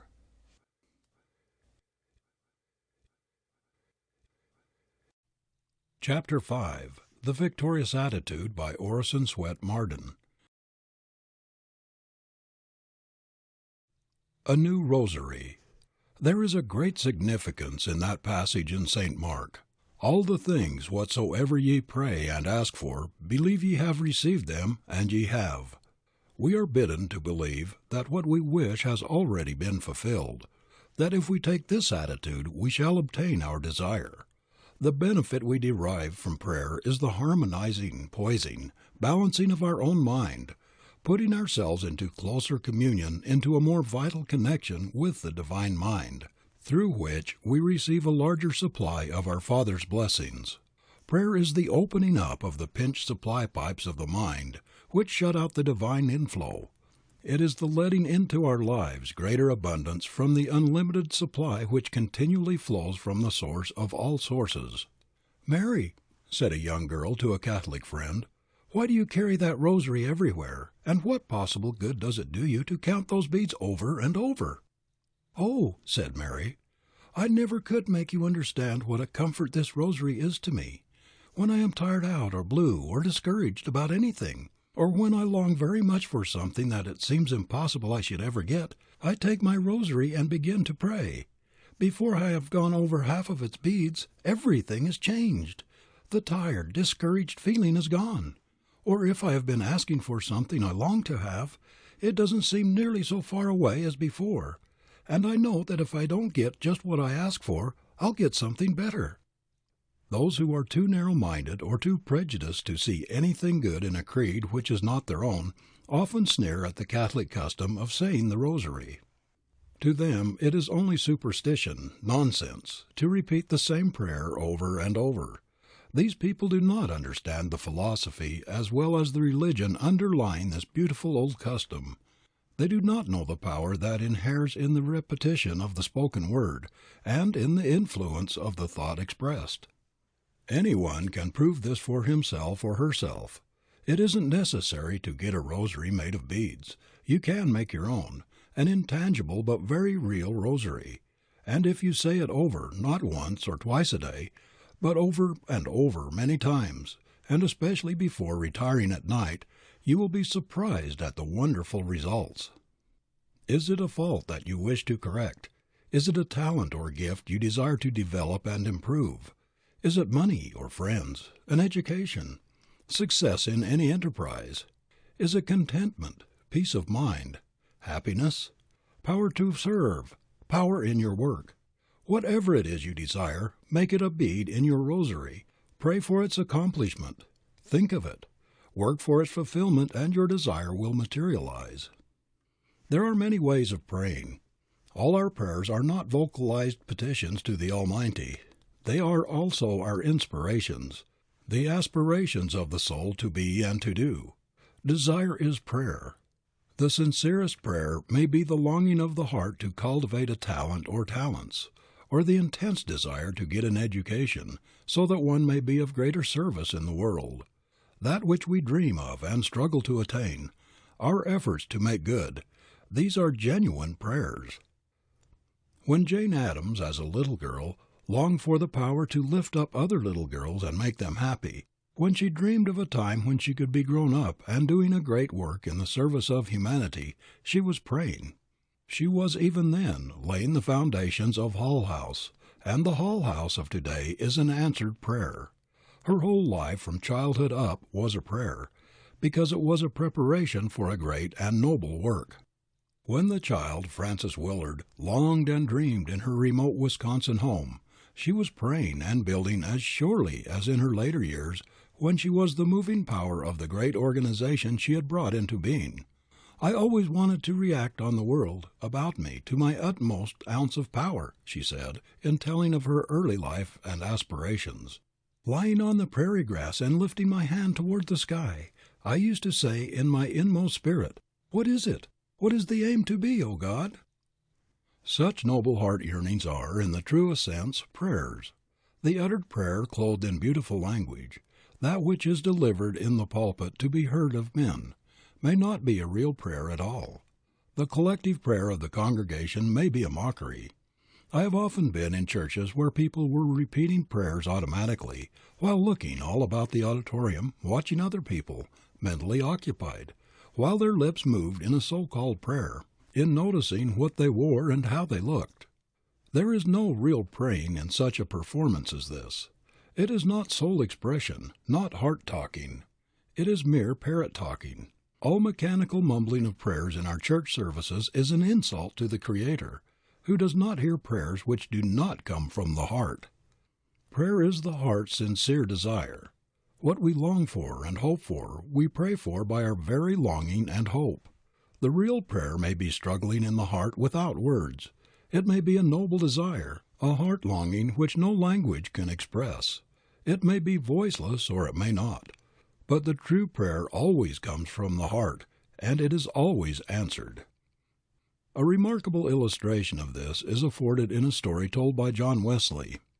He was once riding through a dark wood, carrying with him a large sum of money entrusted to his safe keeping.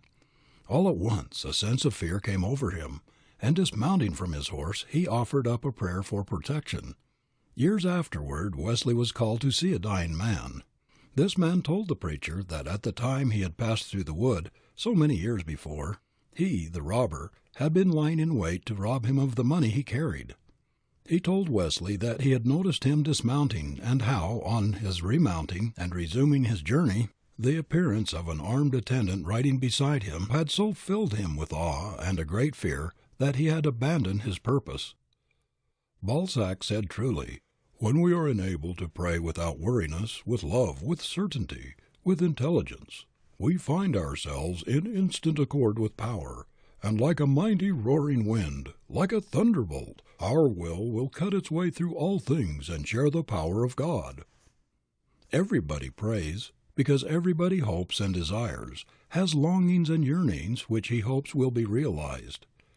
In a sense the atheist, the agnostic, the unbeliever, although they may not know it, pray just as much as do believers, for every longing of the heart, every noble aspiration, is a prayer. We pray as naturally as we breathe, for the desire of a better, nobler life, for grander and higher attainment, is an unconscious prayer. Prayer is really our heart hunger for oneness with the divine, with the eternal. It is the union of the soul with its Maker.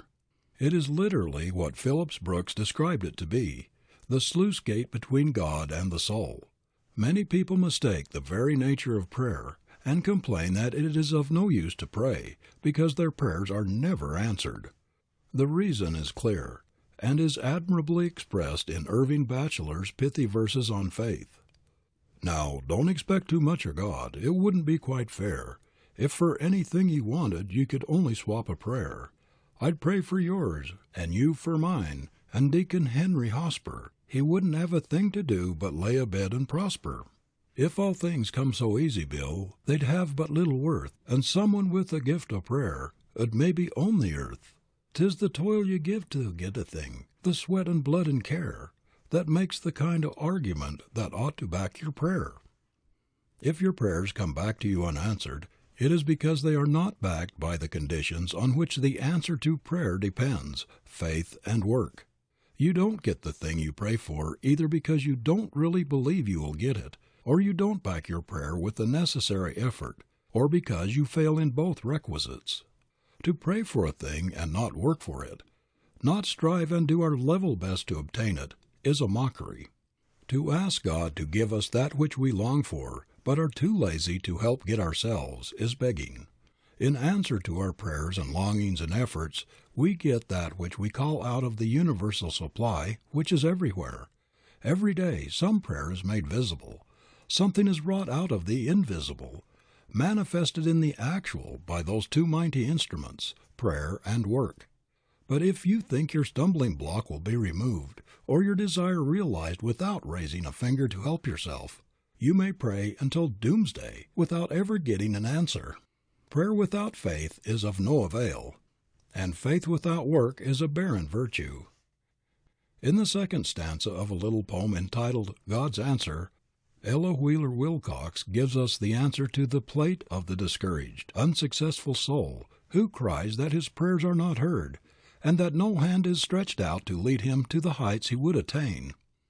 Then answered God, 3 things I give to thee, clear brain, brave will, and strength of mind and heart, all implements divine to shape the way. Why shift the burden of the toil on me? Till to the utmost he has done his part, with all his might let no man dare to pray. The answers to your prayers is right inside of yourself. They are answered by your obeying the natural as well as the spiritual law of all supply. If you don't do your part in the actual working world down to the minutest detail, your prayer is bound to come back to you unanswered.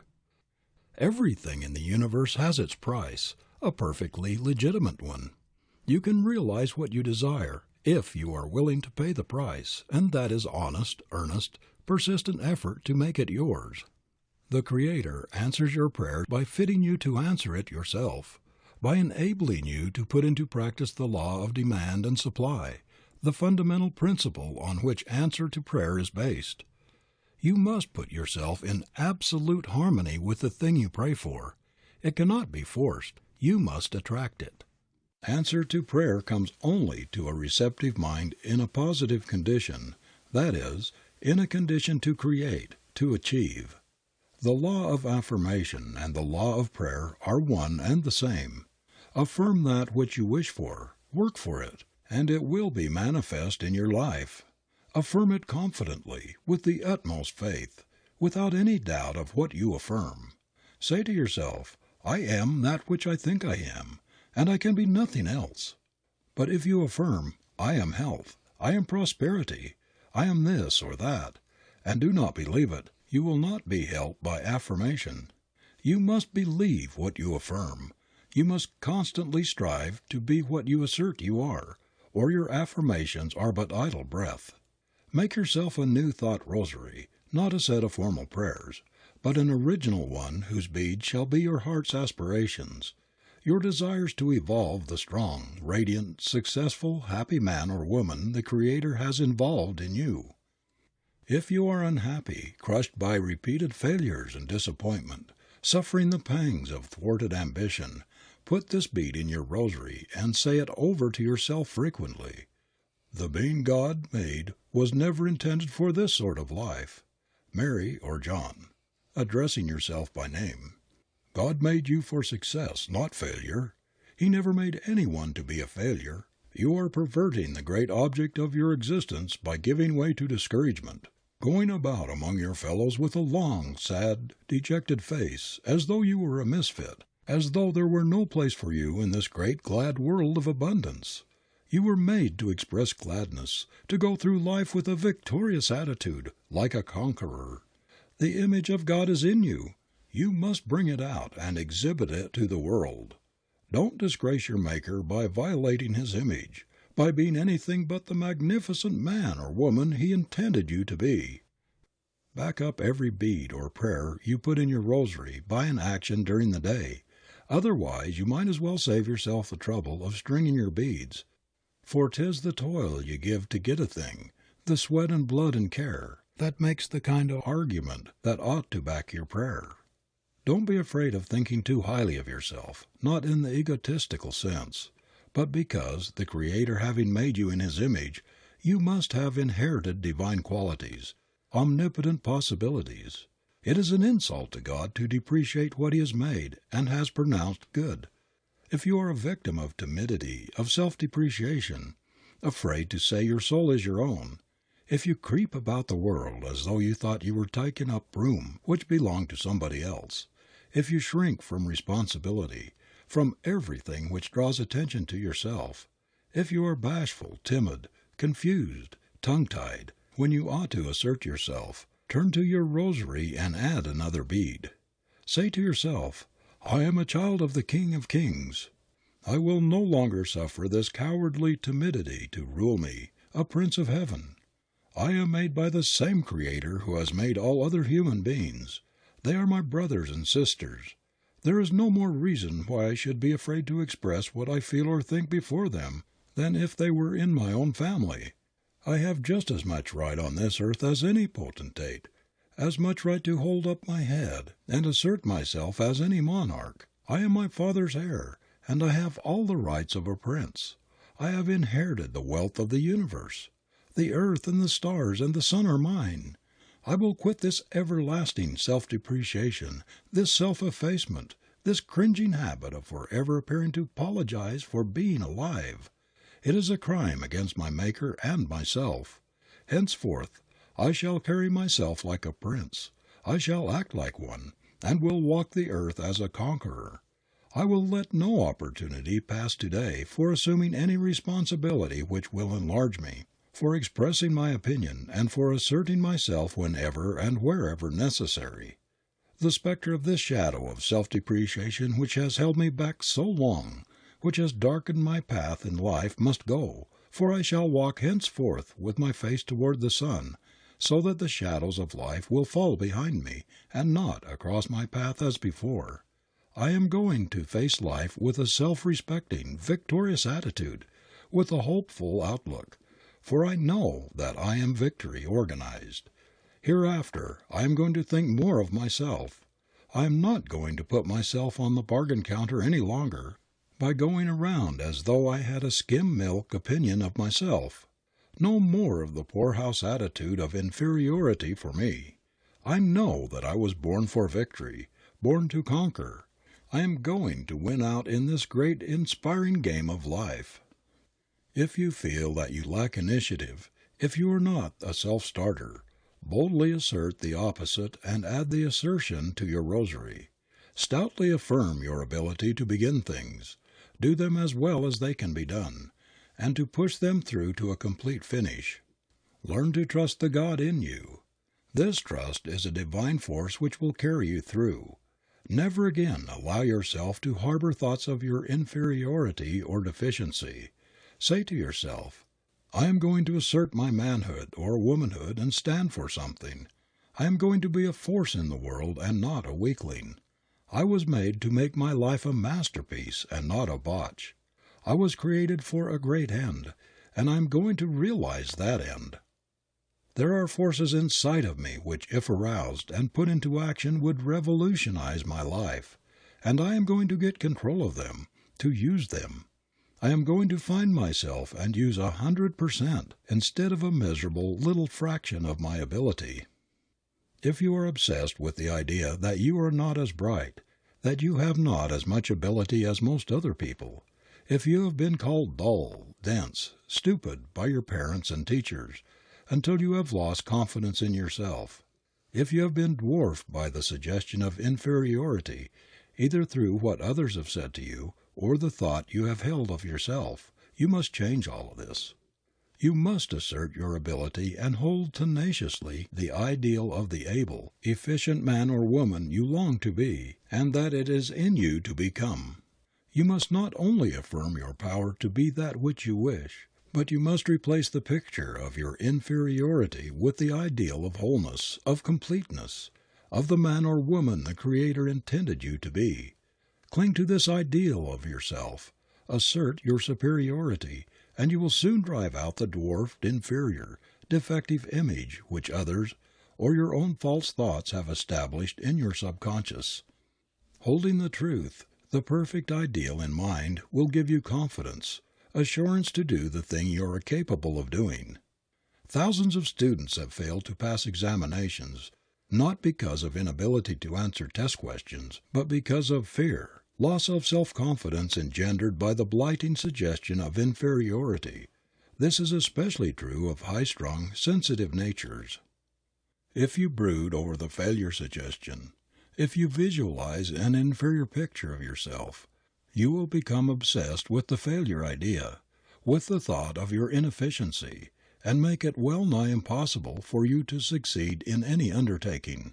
If for any reason you have dropped into the failure habit, you will have to make a very determined effort to break away from it, or your life will indeed be a failure. I know a young man who is both efficient and ambitious, but when the opportunity for which perhaps he has been working a long time comes, he wilts. His courage fails, and he does not feel equal to it. He can see how somebody else can do the thing required, but he fears it is too much for him. He has never done anything like it before, and he is afraid to make the attempt because he might fail. Now, if you feel this way about yourself, just add another bead to your rosary, cut "I can't" out of your vocabulary and substitute "I can," for he can who thinks he can. Napoleon, one of the greatest achievers the world has ever seen, hated the word "can't," and would never use it if it could be avoided. He did not believe in the impossible. When he was praised for his daring and genius in crossing the Alps in the dead of winter, he said, "I deserve no credit except for refusing to believe those who said it could not be done." Did you ever think that every time you say "I can't," you weaken your confidence in yourself and your power to do things? Did you ever know a person who has a great many "I can'ts" and excuses in his vocabulary to accomplish very much? Some people are always using the words, "Oh, I can't do that. I can't afford this. I can't afford to go there. I can't undertake such a hard task. Let somebody else do that." These negative assertions undermine power. Have nothing to do with them. In all questions of achievement, let your rosary deal in affirmations.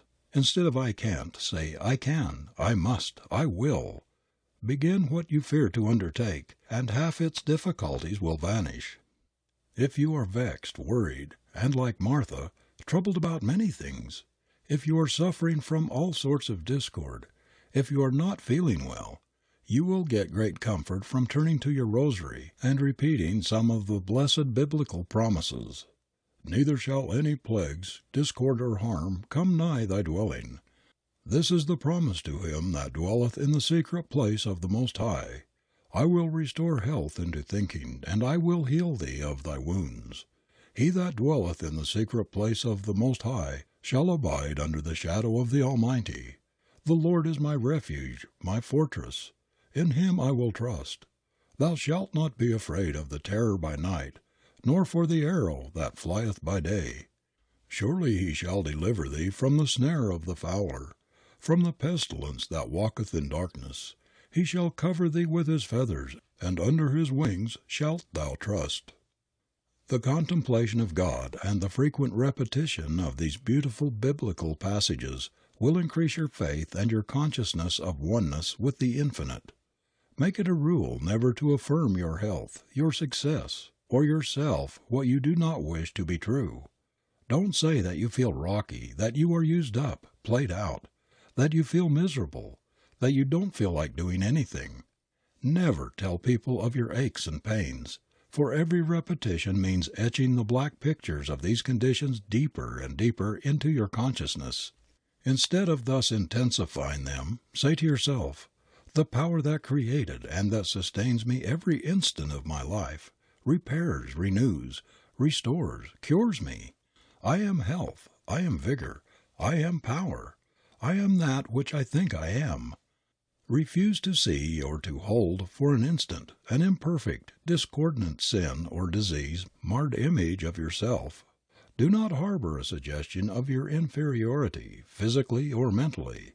Always picture yourself as a great, strong, splendid man or woman, clean, true, beautiful, a sublime specimen of humanity. Do not allow yourself to harbor a thought of physical or mental weakness. Think health, power, perfection at every breath. Persist in holding the thought of yourself as you long to be, the ideal which your Creator saw ahead of you when He fashioned you. Cling to your vision of health without taint, weakness, or defect. Have you a hair-triggered temper, and do you fly all to pieces over the least provocation, starting raging fires in your brain that are as destructive to your mental and physical forces as are the great forest fires to the vast tracts of territory over which they sweep? If you have, you are minimizing all your powers and seriously endangering your success, your happiness, your life itself. Ask Sing Sing what the hot tempers, the fires of uncontrolled anger, of jealous rage, of revenge, of hate, of all the explosive passions have done. Ask the poorhouses, the insane asylums, the morgues. Ask the records of human wreckage everywhere what the fruits of uncontrolled passions of every sort are. Anger, whatever its cause, is temporary insanity. Are you in the habit of losing your temper, of flying into a rage over trifles? If you could only see what a miserable spectacle, what a fool exhibition you make of yourself on such occasions, when you go all to pieces and rave like a madman because you miss your train, or because you think someone insults you, when you step down from the throne of your reason and let the brute sit there and rule in your place, you would be so chagrined and mortified that you would leave nothing undone to rid yourself of your fault. Why, nothing could hire you, when in your right mind, to make such a ludicrous and contemptible exhibition of yourself. You only do it when under the stress of angry passion, when shorn of your power by this temporary insanity. To retain self-control, mental poise, equanimity under all provocations, great or small, is an index of a fine, strong character. It is a triumph of strength over weakness, of greatness over littleness. The habit of conquering ourselves is the habit of victory. It strengthens all the faculties. You can bring this great force of control to your aid by calling on the divinity within you, by asserting your oneness with the Divine who is eternal calmness. Say to yourself, God's image is in me. I am of divine lineage. I was not intended to be passion's slave. It is not unworthy of a real man, of a real woman, to be the plaything of temper, or any sort of explosive tearing down passion. There is something divine in me, and I will not allow my lower nature to get control. The constant affirmation of your oneness with your Creator, with the One, will give you a wonderful sense of power, and will help you to overcome every handicap. But you must be very positive, very insistent and persistent in your affirmations.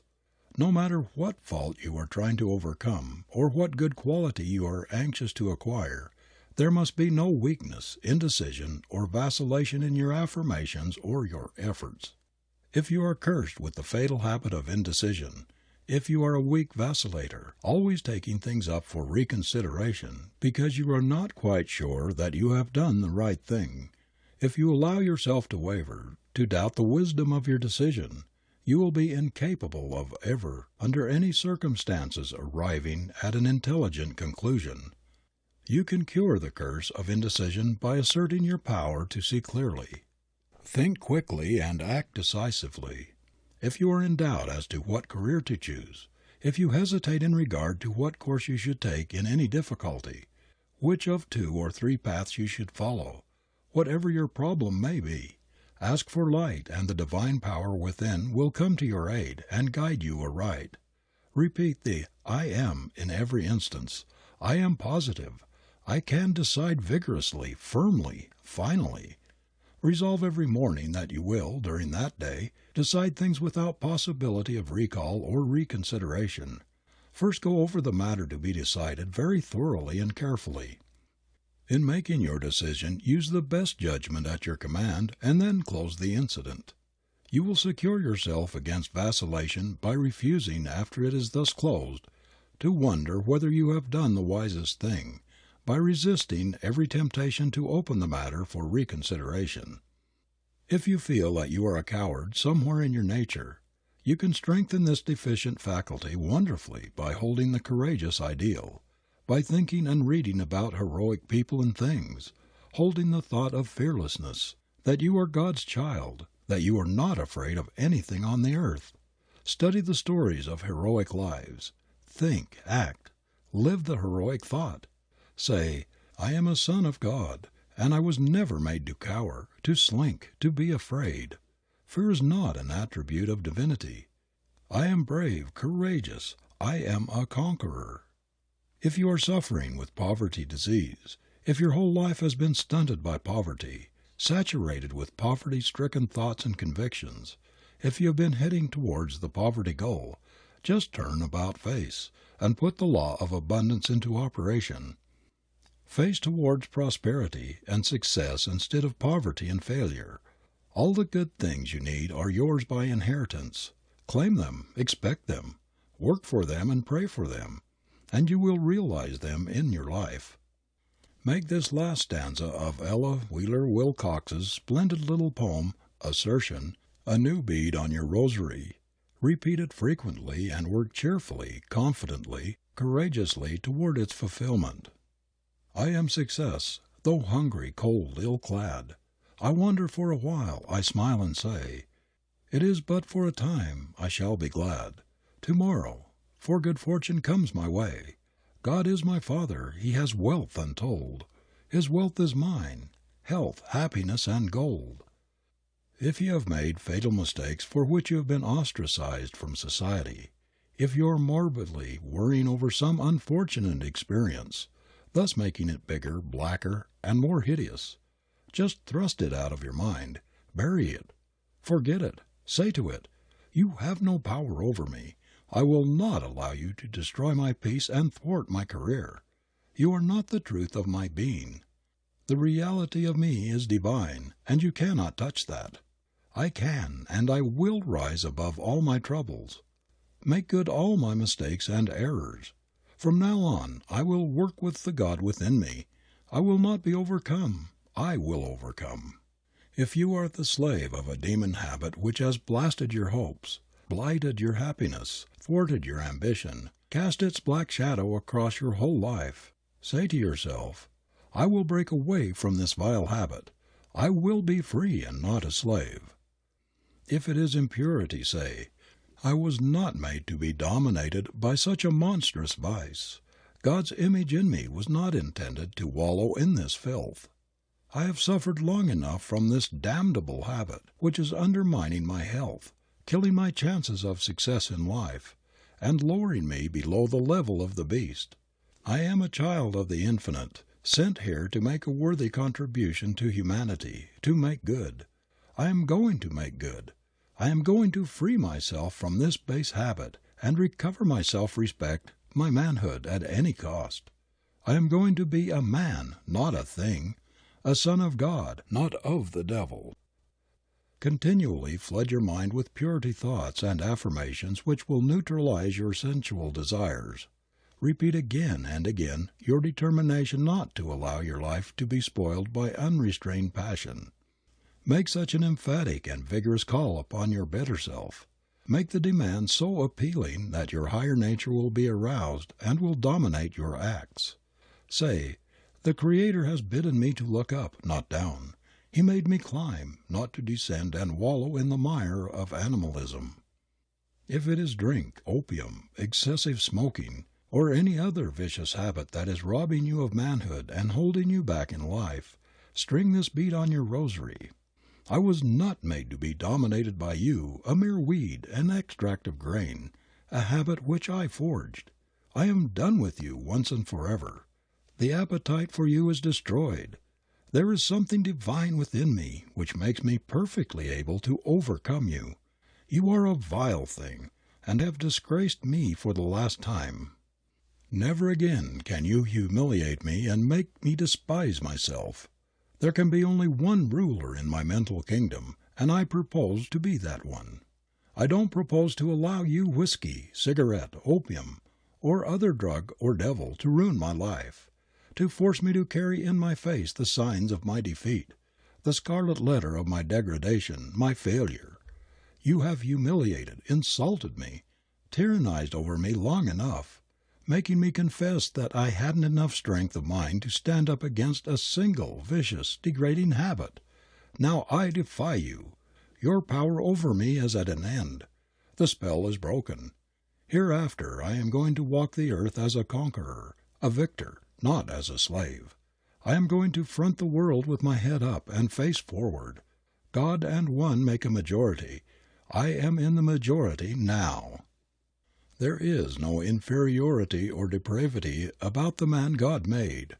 No matter how low you may have fallen, the God image in you never can be smirched or depraved. It is as perfect in the worst criminal in the penitentiary as it is in the greatest saint. There is something in every human being that is incontaminable, something which is never sick, never diseased, and which never sins. This is the God in us. And herein lies the hope of the most brutal human being on the earth. There is something in him that is divine, sinless, immortal, the God in him which when called will instantly rush to his aid.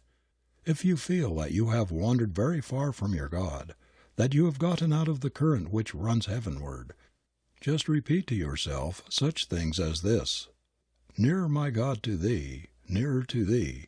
This will help you to put up your trolley pole, to make your connection with the divine wire which carries omnipotent power. The sense of separateness will disappear, and the load under which you have staggered before will grow light, will be lifted from you. The secret of all health, prosperity, happiness, power, love, of victorious living, is a consciousness of union, of oneness with the divine.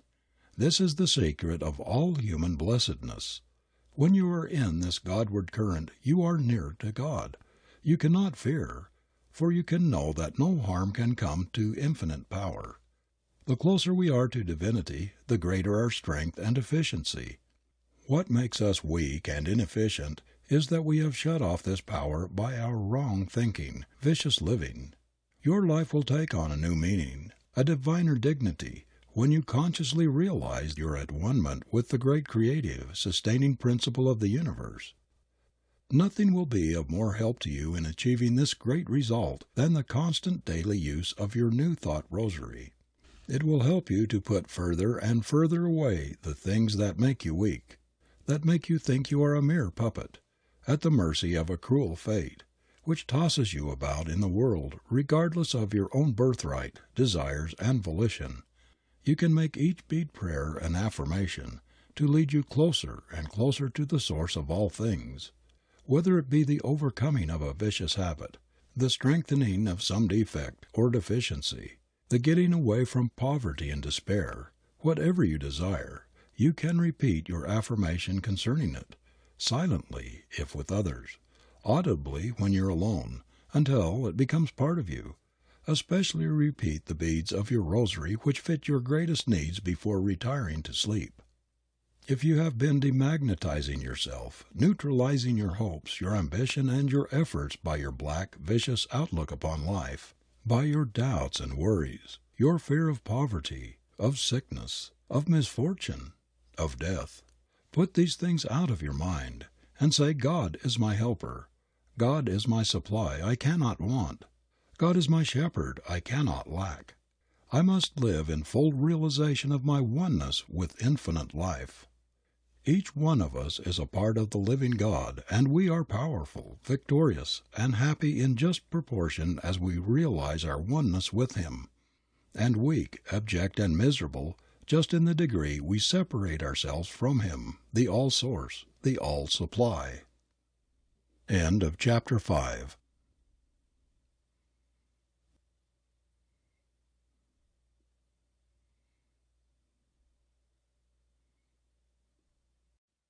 Chapter 6 of The Victorious Attitude by Orison S Marden. Attracting the poorhouse. As long as you hold the poorhouse thought, you are heading toward the poorhouse. A pinched, stingy thought means a pinched, stingy reply. No matter how hard one may work, if he constantly holds the poverty ideal, the poorhouse thought in his mind, he is driving away the very thing he is pursuing. The man who sows failure thoughts, poverty thoughts, can no more reap success, prosperity harvests, than a farmer can get a wheat crop from sowing thistles. Poverty is a mental disease. Someone has said that no one ever went to the poorhouse who did not attract the poorhouse by his poorhouse mental attitude. Observation and long study of the question have convinced me that, as a rule, people who make miserable failures of their lives expected to do so. They had such a horror of the poorhouse, they lived in such terror of coming to want, that they shut off the very source of their supply. They had so warped their minds that they could see nothing but poverty ahead. They wasted the precious energy which might have been utilized in happiness and prosperity building, in expecting, dreading, and preparing for the dire things that might come upon them, and, according to the law, they got what they dreaded and feared. Thinking war, talking war, anticipating it, getting ready for it. In other words, preparedness for war. The perpetual war suggestion was largely responsible for the outbreak of the greatest war in history. If all the nations involved had talked peace, thought peace, expected it, prepared for it, there would have been peace, not war.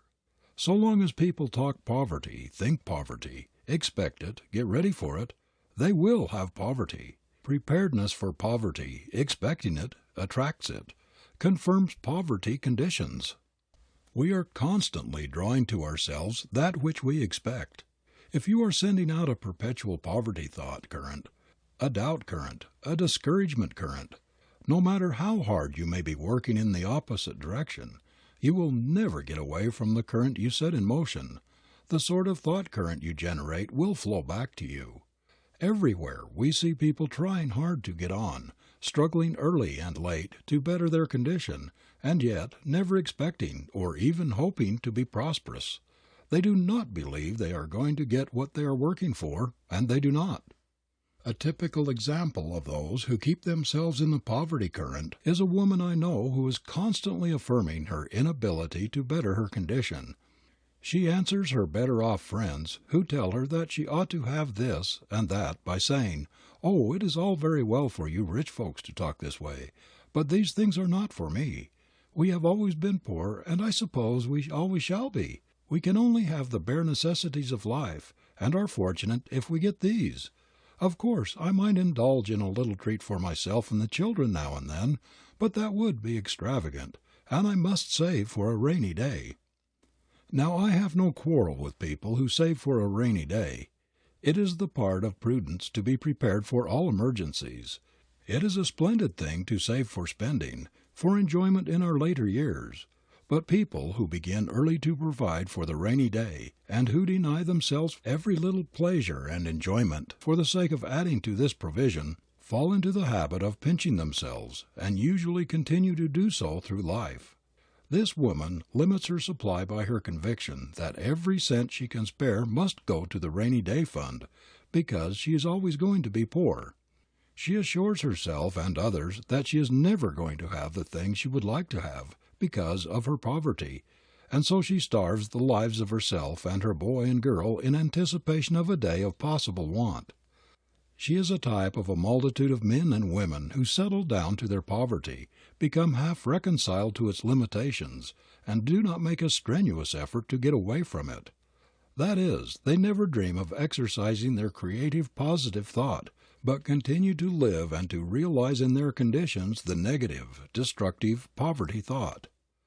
These are the people who are always saying they cannot afford things. They cannot afford to send the boy or girl to school or college this year. They cannot afford the necessary clothes or the needed vacation because of the rainy day, which, like a specter, rises at every feast, on every occasion when they try to get some enjoyment or satisfaction out of the present. They are always postponing things until next year, but this next year never comes, and the children never go to the academy or college, and they themselves never take the needed vacation, the travel in one's own country or the long-promised trip abroad. They keep forever postponing the enjoyment of the good things of life until they can afford it, and that time never comes for people of this apprehensive habit of mind, because they always want to lay up a little more for the future. I know a number of people well along in years who are still pinching themselves not only on the comforts but even on the necessities of life in anticipation of the possible rainy day, for which they are always planning. They make life one long continuous rainy day, and little realize that they often tend to create the need for which they are perpetually saving. We sometimes read in newspapers striking illustrations of the results of this starved, rainy day habit of mind. A New York daily recently reported a typical instance, that of an aged woman who had died alone in the slums of the metropolis. She had been dead several days when her body was found, and so wretched were her surroundings, it was first supposed that she was penniless. On investigation, however, it was found that the woman had in ready cash and in bank deposits almost $10,000. Pauperized by her diseased mind, this wretched creature, like so many other poverty-stricken souls, died of starvation in the midst of plenty. Her mind was so obsessed with the poverty thought that she even denied herself the necessities of life. For years she had shut herself away from the great stream of life flowing all around her, so that she might hoard and hoard and hoard. She would allow no one to enter her rooms, and died alone and uncared for, leaving behind her the money which would have made her comfortable, happy, useful, and would have prolonged her life. She was as truly a victim of the poverty disease as though she didn't have a cent. The children of Israel, while passing through the wilderness, were constantly reflecting the poverty thought. Can God furnish us a table in the wilderness? Of course not. It is not reasonable. We shall starve if we do not get back to Egypt. But for the faith of their great leader Moses in the power that led them, they would have gone back to Egypt, back to the slavery and poverty from which they had fled. Even after the manna had been given them fresh every day for a long time, they did not believe the supply would continue. They were still skeptical and tried to store enough manna for a rainy day, but it would not keep, and they were forced to trust a new supply every day. But where is our supply coming from? How are we going to pay the rent, the mortgage off the home, the farm? Where is the money coming from? What will happen to us if we cannot get it? Where are the children's clothes coming from? How are we going to get the necessaries of life? Where is our supply coming from? Why can't I get a job that will enable us to really live? These are the questions multitudes of people all over the world are asking themselves. They express the acuteness of the suffering from the poverty disease, so apparent in every civilized country. Nothing else gives human beings so much anxiety. Nothing else is such a perpetual irritant as this fear of what is coming in the future, this dread of poverty, of not being able to provide for the necessities and the comforts of those dear to us, the fear of not being able to maintain ourselves and rear our children in comfort and respectability. It demagnetizes us, drives away the things we want, and draws to us those we dread. Job said, "The thing I greatly feared has come upon me. That which I was afraid has come to me." People who have an abnormal fear of poverty attract the very condition they dread and are trying to get away from, because the mind relates with whatever it dwells on. Our doubts and hatreds and fears, the things we relate with, we attract. Whatever you allow your mind to dwell on, you are unconsciously creating. If you think continually of misfortunes, of poverty, if you fear you are going to fail in your work, that you may come to want, if you are always thinking about the possibility of your business declining, if you fear that you are losing your grip on your trade or profession, you are aggravating your trouble and making it worse and worse. There are multitudes of people who never expect even to be comfortable, to say nothing of having luxuries. They expect poverty, hard times, and do not understand that this very expectancy increases their magnetic power to attract what they do not want. Not long ago a young man who was greatly depressed because he could not get on in the world asked me what I thought the trouble was. He said he had always worked hard, but did not seem to make any headway. About all he could do was to earn a bare living. Everything appeared to go against him. Fate, he complained, seemed determined to keep him down, no matter how hard he might struggle against it, and he was doomed to be poor, to be a nobody. He believed that hard luck, poverty, and failure were family traits, for his father and grandfather, he said, were hard workers too, but they could never get on, never get away from poverty, and he didn't expect he ever would either. Another, an older man, who sought my advice in a similar difficulty, lamented the fearful inequality of human conditions, and rallied against his luck and the injustice of fate. "I work early and late, Sundays and holidays," he said, "and I haven't taken a vacation for years. I have been struggling and striving and pushing to make my way in the world since I was a boy, and here I am, past 50, and never succeeded in anything yet. Now there is something wrong somewhere in society when such persistence and such constant efforts do not enable one to get anywhere or to rise to any position worth while." I asked him about his early training and education. He acknowledged that he had not made much of a preparation for his life's work, because, he said, his father also had been a tremendous worker. He had always tried hard to better his condition, but like himself had never succeeded. And so he had come to the conclusion that success was not in the family, and that it was no use to spend years in preparing for a career, for there was no chance that very much would come to him anyway. These two types of people are constantly heading toward poverty and failure in their minds, and then complaining when they have got what they invited. By the law of mental attraction, they could not get anything but poverty and failure. Each had desired success and prosperity, but had always expected the opposite. He had slaved and toiled in an aimless sort of way, belittling himself and his talents, with the inner belief that it was all he was good for anyway, and that if success by any chance ever came his way, it would be a stroke of luck, and not because it was his due by inherent right. No man can become prosperous as long as he holds in his mind the picture of limitation, of lack and want. We do not get things in this world which we do not believe we can get. We do not accomplish what we doubt we can do, even though we have the ability to do it. I knew a boy in college who always felt certain he was going to fail in his examinations, and he did fail invariably. Yet it was due more to his fear, his terror, of failure than to lack of ability or preparation in his studies. He had formed a habit of expecting failure, of predicting misfortunes, of looking and preparing for them, and so far as I know they have followed him through life. In every community, in every occupation and profession, there are able, conscientious men and women who try very hard, so far as their actual labor is concerned, to get on in the world, but who don't expect to get on. It is pitiful to see them toiling day after day, but always facing in the wrong direction.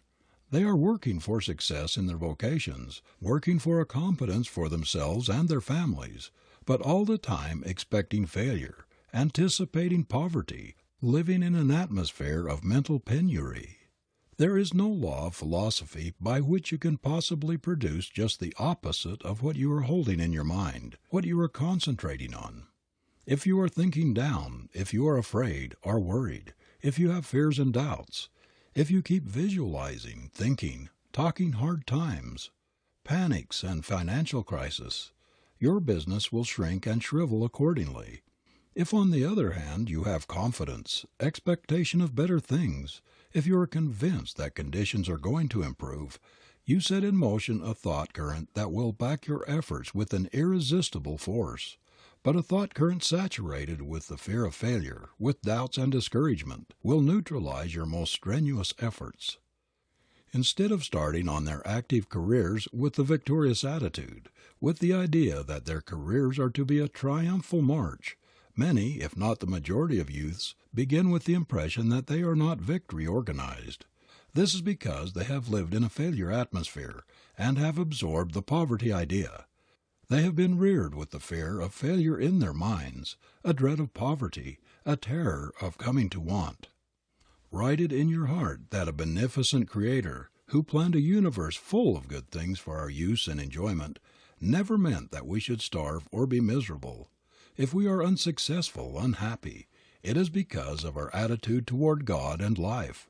Most of us assume the position of beggars instead of that of children of an all-powerful Father, and we remain beggars to the end. One of the worst things about being very poor is the danger of becoming reconciled to penury, expecting it, holding the conviction that we shall always be poor, that there is no help for it. The habit of thinking we must remain poor because we are so is a paralyzing habit.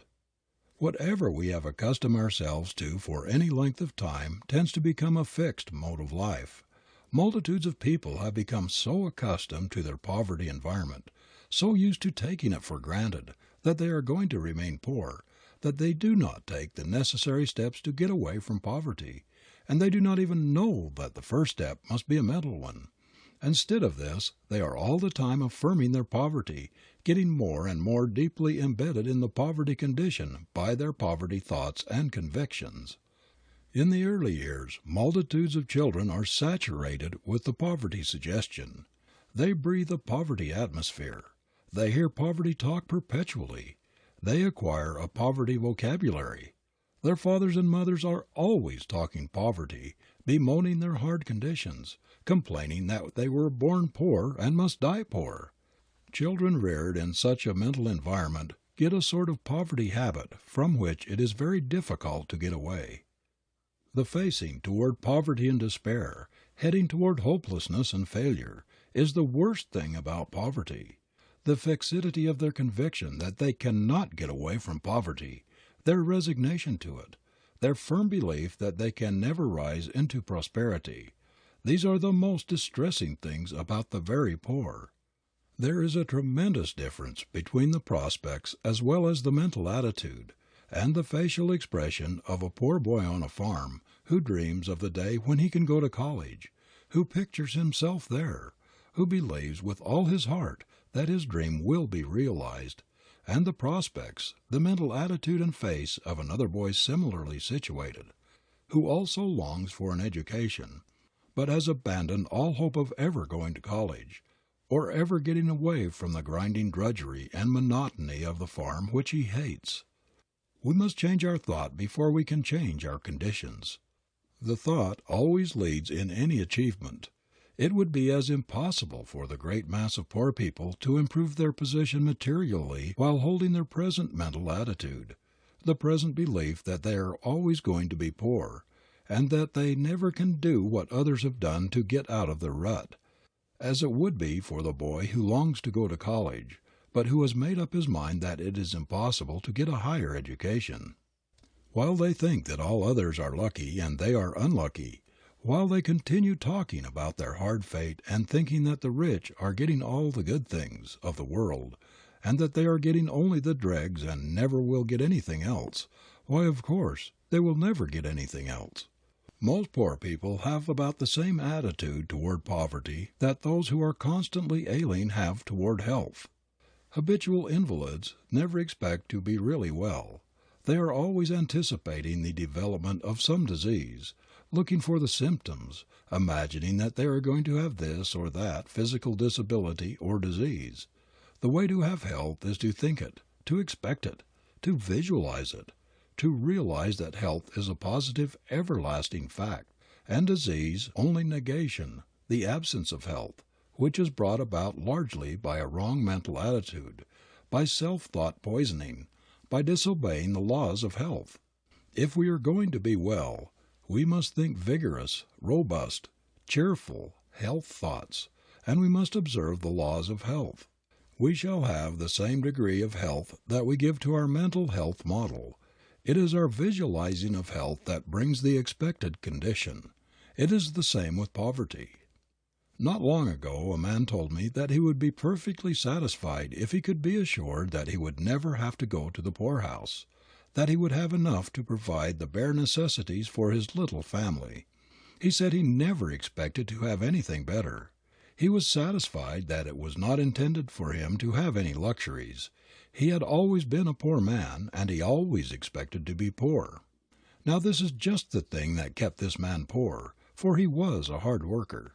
He always expected to be poor. He did not expect anything better. He merely worked for the bare necessities of life and did not expect anything else. And of course he only just managed to squeeze along, making but a bare subsistence. This attitude of the poor toward poverty tends to increase it, to aggravate their disease. So long as one holds the poverty thought, he is making himself a poverty magnet, and continually drawing to himself unfortunate conditions. We have a good illustration of this, a real object lesson, in the gray-haired men everywhere seeking a job. I have watched these desperate men on their rounds looking for work. They are poverty-stricken in appearance. Their expression is one of utter hopelessness. They look like men who are going downhill, men who have reached the period of diminishing returns, and they feel exactly as they look. Their appearance is the reflex of their thought. Their dress, their manner, their gait, the look in their eyes, everything about them corresponds to their mental attitude, and all point downgrade. If these men would only brace up, look up, dress up, before they seek a job, there would be some hope for them. If they can't get better clothes, they can brush the old ones, blacken their shoes, have a bath and shave, and above all a mental clean-up, and their chances will be 10 to 1 compared with what they were before their physical and mental clean-up. A man has got to radiate confidence in himself, the expectation of success, before he can get a job. He has got to show that he has reserve power, that there is a lot of good blood in him, working material, success possibilities, or nobody will want him. The man who goes to an employer in a discouraged attitude and begs for work on the ground that he needs it very much, who whines and complains how hard it is for anyone who shows the signs of age to get a job, is not going to get one. If you are in the clutches of a poverty so dire that it robs you even of the desire to get away from it, you are cursed with self-thought poisoning. This is what mars and embitters so many lives, drives away happiness, health, and prosperity. Poverty is usually a disease. It is just as much a disease as is smallpox or tuberculosis. It is just as abnormal to the human being as any disease of the flesh. So is failure. Fear, worry, anxiety. These are all mental diseases, from which few human beings seem to escape. But we are gradually finding an antitoxin for the virus of those diseases so fatal to efficiency, health, happiness, and prosperity. The Bible tells us the destruction of the poor is their poverty. Every investigator of slum life in our big cities, every record of the lives of the unfortunate poor in our midst proves that this is an absolute truth. Extreme poverty is a scourge that draws its victims down from depths to lower depths, that makes life a bitter struggle for the bare crumbs that hold body and soul together. When these are not forthcoming, it drives the weak, despairing struggler to crime in order to keep himself from starving. Or if he is still too proud to steal, to beg, or to go to the poorhouse, he ends his life, rather than wait for the slow, cruel process of starvation to quench it out. Every year, poverty claims its tens of thousands of innocent victims among the little children who die of disease and neglect, in damp, foul cellars where the sun never enters.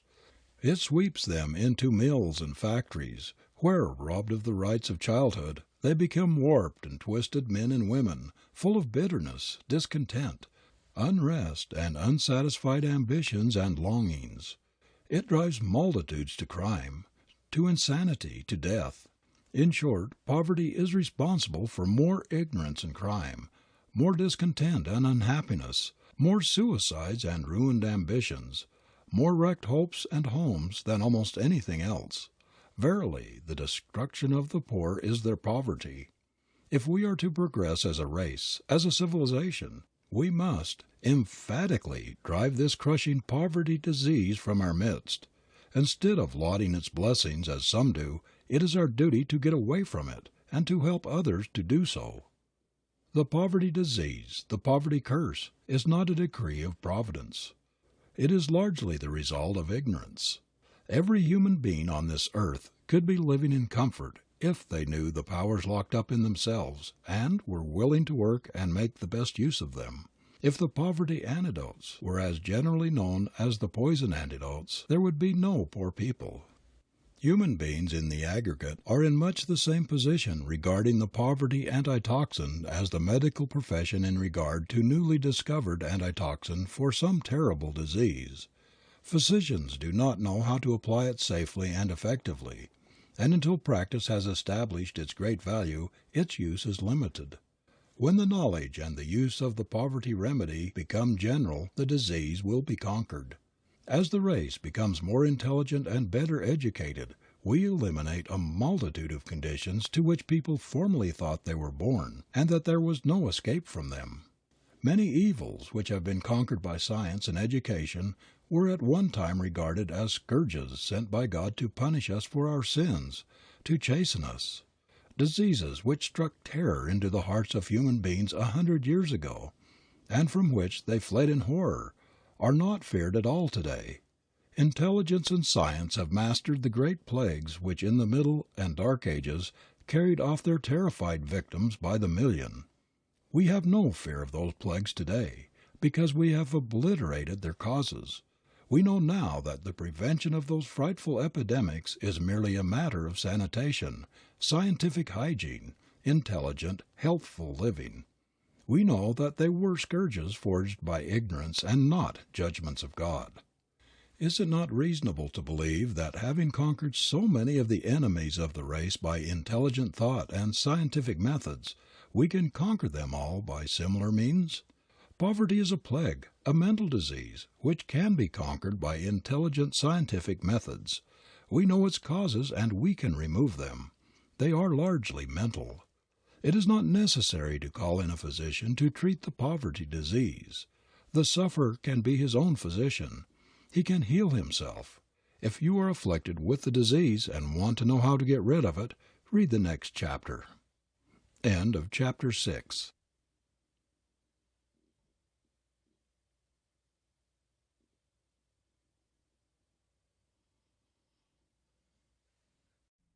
Chapter 7. The Victorious Attitude by Orison S Marden.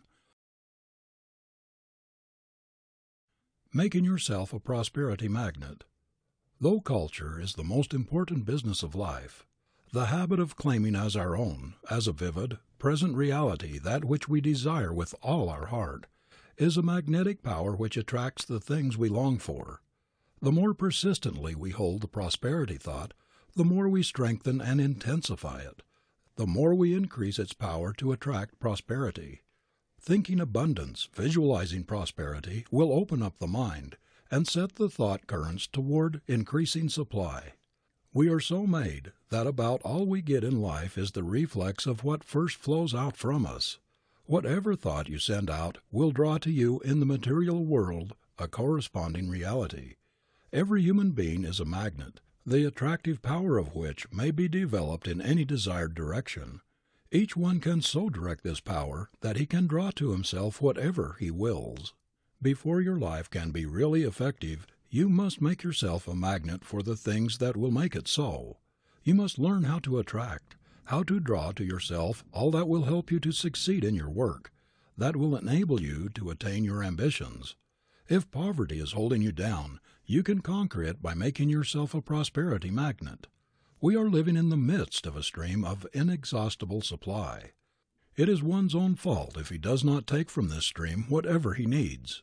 What we get in life we get by the law of attraction. Like attracts like. Whatever you may have managed to get together in this world, you have attracted by your mentality. You may say that you have earned these things, that you have bought them with your salary, the fruit of your endeavor. True, but your thought preceded your endeavor. Your mental plan went before your achievement. The mere changing of your mental attitude will very soon begin to change conditions. Your decision to face toward prosperity hereafter, to cultivate it, to make yourself a prosperity magnet, will tend to draw to you the things that will satisfy your ambition. The text, "He that hath a bountiful eye shall be blessed," is the expression of a fundamental truth. The pictures you make in your mind's eye, the thoughts you harbor are day by day building your outward conditions. They are the real forces, working ceaselessly in the unseen, And the more you think and visualize favorable conditions, the more you increase your power to realize them. You make yourself a magnet for the thing you desire. This is a psychological law. If you want to become a prosperity magnet, you must not only think prosperity, but you must also turn your back resolutely on poverty. Begin today. Don't wait for tomorrow or next day. If you don't look prosperous, assume a prosperous appearance. Dress as far as possible like a prosperous man or woman. Walk like one. Act like one. Think in terms of prosperity. A mental healer could not cure a cancer by holding in his mind a picture of the hideous disease, with all its horrible appearances and symptoms. He must eliminate all this from his mind. He must see his patient whole, healthy, clean, just as God intended him to be, free from all disease. He must picture to himself the ideal man and declare his divinity. The same thing is true in curing yourself of poverty. You cannot do this as long as you hold poverty-stricken conditions in your mind. If you want to be prosperous, you must hold the prosperous thought, the prosperous picture in your mind. You must refuse to see or recognize poverty. You must not acknowledge it in your manner. You must erase all marks of it, not only from your mental attitude, but as far as possible from your appearance. If you are not able to wear fine clothes at first, or to live in a fine house, you can radiate the hope and expectancy of the glorious inheritance which is your birthright, and everything about you will reflect this light. Prosperity begins in the mind. You must lay its foundations in your thoughts. Surround yourself with a prosperity atmosphere. In other words, you will build into your environment, into your life, whatever dwells in your mind. We hear of some people that they are always lucky. Everything seems to come their way. Things come their way because there are invisible thought forces radiating from their minds toward the goal they have set for themselves. Things fall in line and come our way just in proportion to the force and velocity of the thought forces we project. Thinking better things might be called the first aid to the poor. To picture yourself as prosperous, living in a comfortable home, wearing good clothes, surrounded with the refinements of life, in a position to do your best work in the service of mankind, this is to put yourself into the current that runs successward.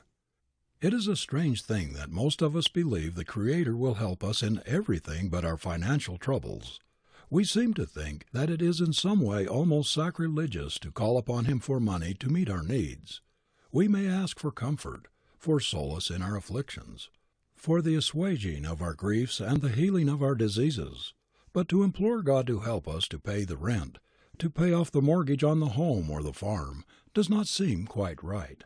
Yet we know perfectly well that every mouthful of food we eat, the material for the clothing we wear and for the houses we live in, every breath we breathe must come from this divine source of infinite supply. If the sun were to be blotted out, or to cease to send its magic rays to the earth, in a few days there would not be a single living thing on the globe. Not a human being, not an animal could exist without it. Not a tree, not a plant, not a flower, no fruits, no vegetables, no grass, nothing green. No vegetable life would be possible. Without the sun's energizing power all life would cease on this planet. It would be as cold, barren, and lifeless as on the moon. The Creator is the builder and provider of the universe. Everything we have comes from Him, and without the supply which flows from His abundance, we could not live a single instant. And why should we not look to this great source for our money supply? The truth is, we were all intended to live the life abundant. The Creator never meant His children to grovel in poverty, to spend their lives in drudgery and uncertainty. They have a right to their inheritance of all that is good and beautiful, all that is needful for their welfare. We were not intended to live in the pinched, starved, stunted lives of paupers. It is our own fault if we do. The door to opulence is open to every human being born into this world, and no one but himself can close that door. No human being can shut out the lowliest child that is born from his divine inheritance. The only real poverty is in the mind, and no one can control one's mind but himself. Never for a moment harbor the thought that anything can come to you but prosperity, for this is your birthright, and because it is, you should demand it. Instead of admitting poverty, say to yourself, I am in the midst of abundance. I lack nothing that I need because my Father is the infinite source. Turn your back on poverty. Make up your mind that you will never again have anything to do with it, that you will not encourage it by dwelling on and visualizing poverty suggestions. Face toward prosperity. Think of and plan for prosperous conditions. Struggle toward prosperity with all your might, and you will draw it to you. Suppose you are poor and live in a humble home. Just have a talk with your wife and children, and make up your minds that you will all focus on your objective, improved conditions, that you will face the other way, toward prosperity instead of poverty. Say to yourself, it is a shame for God's children to exhibit such a pauperized appearance. It is a reflection on my Father, Mother God, to go about among my fellows looking as though everything had gone wrong with me, as though I were disappointed with life. This is ungrateful. I can at least show gratitude for health, for the privilege of living in God's pure air and sunlight, by holding up my head and walking erectly, joyously, as His child should. I am really insulting the Creator, to whom I pray, by reflecting such despair and degrading poverty in my mental attitude, thus erasing the divine image from my face. No matter how little I have, I can at least appear respectable. I can show that I respect myself by doing away, as far as possible, with the depressing appearance and influence of poverty. Tidy up your home and make it as neat and cheerful as possible. Do the same with your dress and general appearance. Keep yourself better groomed.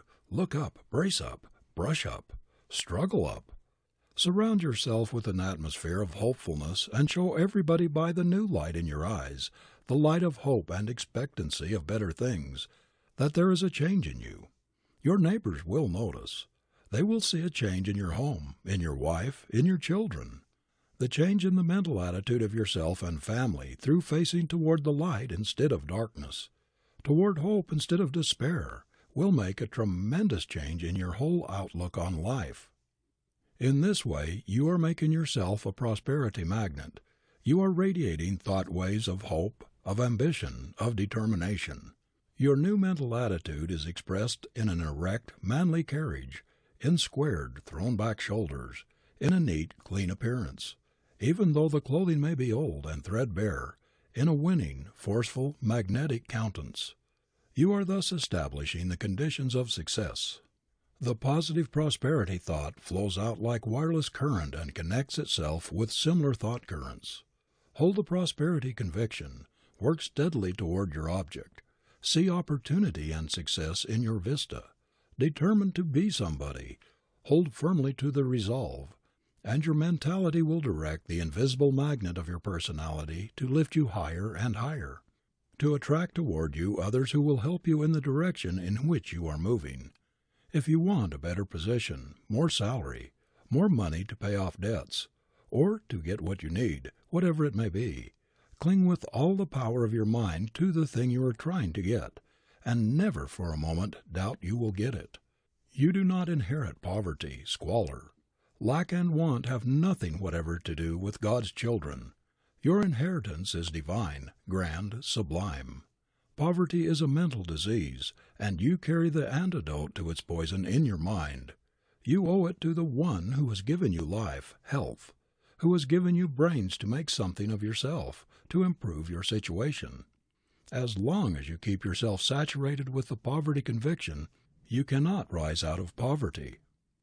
You must think yourself out of it. The Lord is my shepherd, and I cannot want. Hold that thought firmly and steadfastly in your mind. Believe it. Live up to it. Abundance will never flow through pinched, doubting poverty thoughts, any more than clear crystal water can flow freely through foul, grease-clogged pipes. A right viewpoint must be your mental plumber to keep the connection open and free. Things of a kind attract one another. The poverty thought attracts more poverty. The fear thought more fear. The worry thought more worry.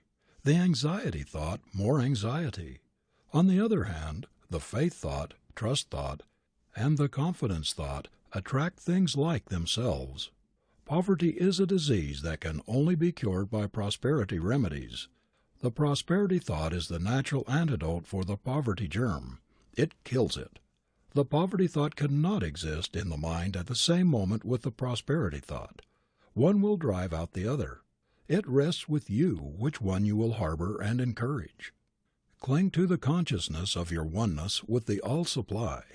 Keep the supply pipes between you and the infinite source of all good always open. Don't pinch them. Don't cut off the supply by limiting poverty thought, the doubt thought, the fear thought, the worry thought. Keep your supply pipes open by great faith in your Father, Mother, God, who is more solicitous for your welfare than any human parent could be. Hold fast to the anchor of your union with the infinite life. Keep in the current running Godward, and your life will not dry up or become barren, will not be blighted and blasted by the poverty drought. The trouble with us is that we have been in the habit of looking for a material supply when our first supply must be mental. We keep the supply avenues open, or we close them with our thoughts, our convictions. We materialize poverty by our doubting thoughts, by our fears of it. We are just beginning to find that we get out of this world what we think into it, and work out of it, that our thought plan precedes its material realization just as the architect's plan precedes the building. Remember that prosperity cannot flow into your life while your mind is filled with poverty thoughts and convictions. We go in the direction of our thought and our convictions. By no law can you expect to get that which you do not believe you will get. Prosperity cannot come to you if you are all the time driving it away from you by your poverty thought. You must think in a positive, determined way that you are going to succeed in whatever you desire to do or to be before you can expect success. That is the first condition by which you make yourself a magnet for the thing you are after. It doesn't matter whether it is work or money, a better position or health, or whatever else it is, your thoughts about it must be positive, clean-cut, decisive, persistent. No weak, wobbly, "Perhaps I may get it," or "Maybe it will come sometime," or "I wonder if I shall get this," or "if I can do that," sort of thought will ever help you get anything in this world or the next.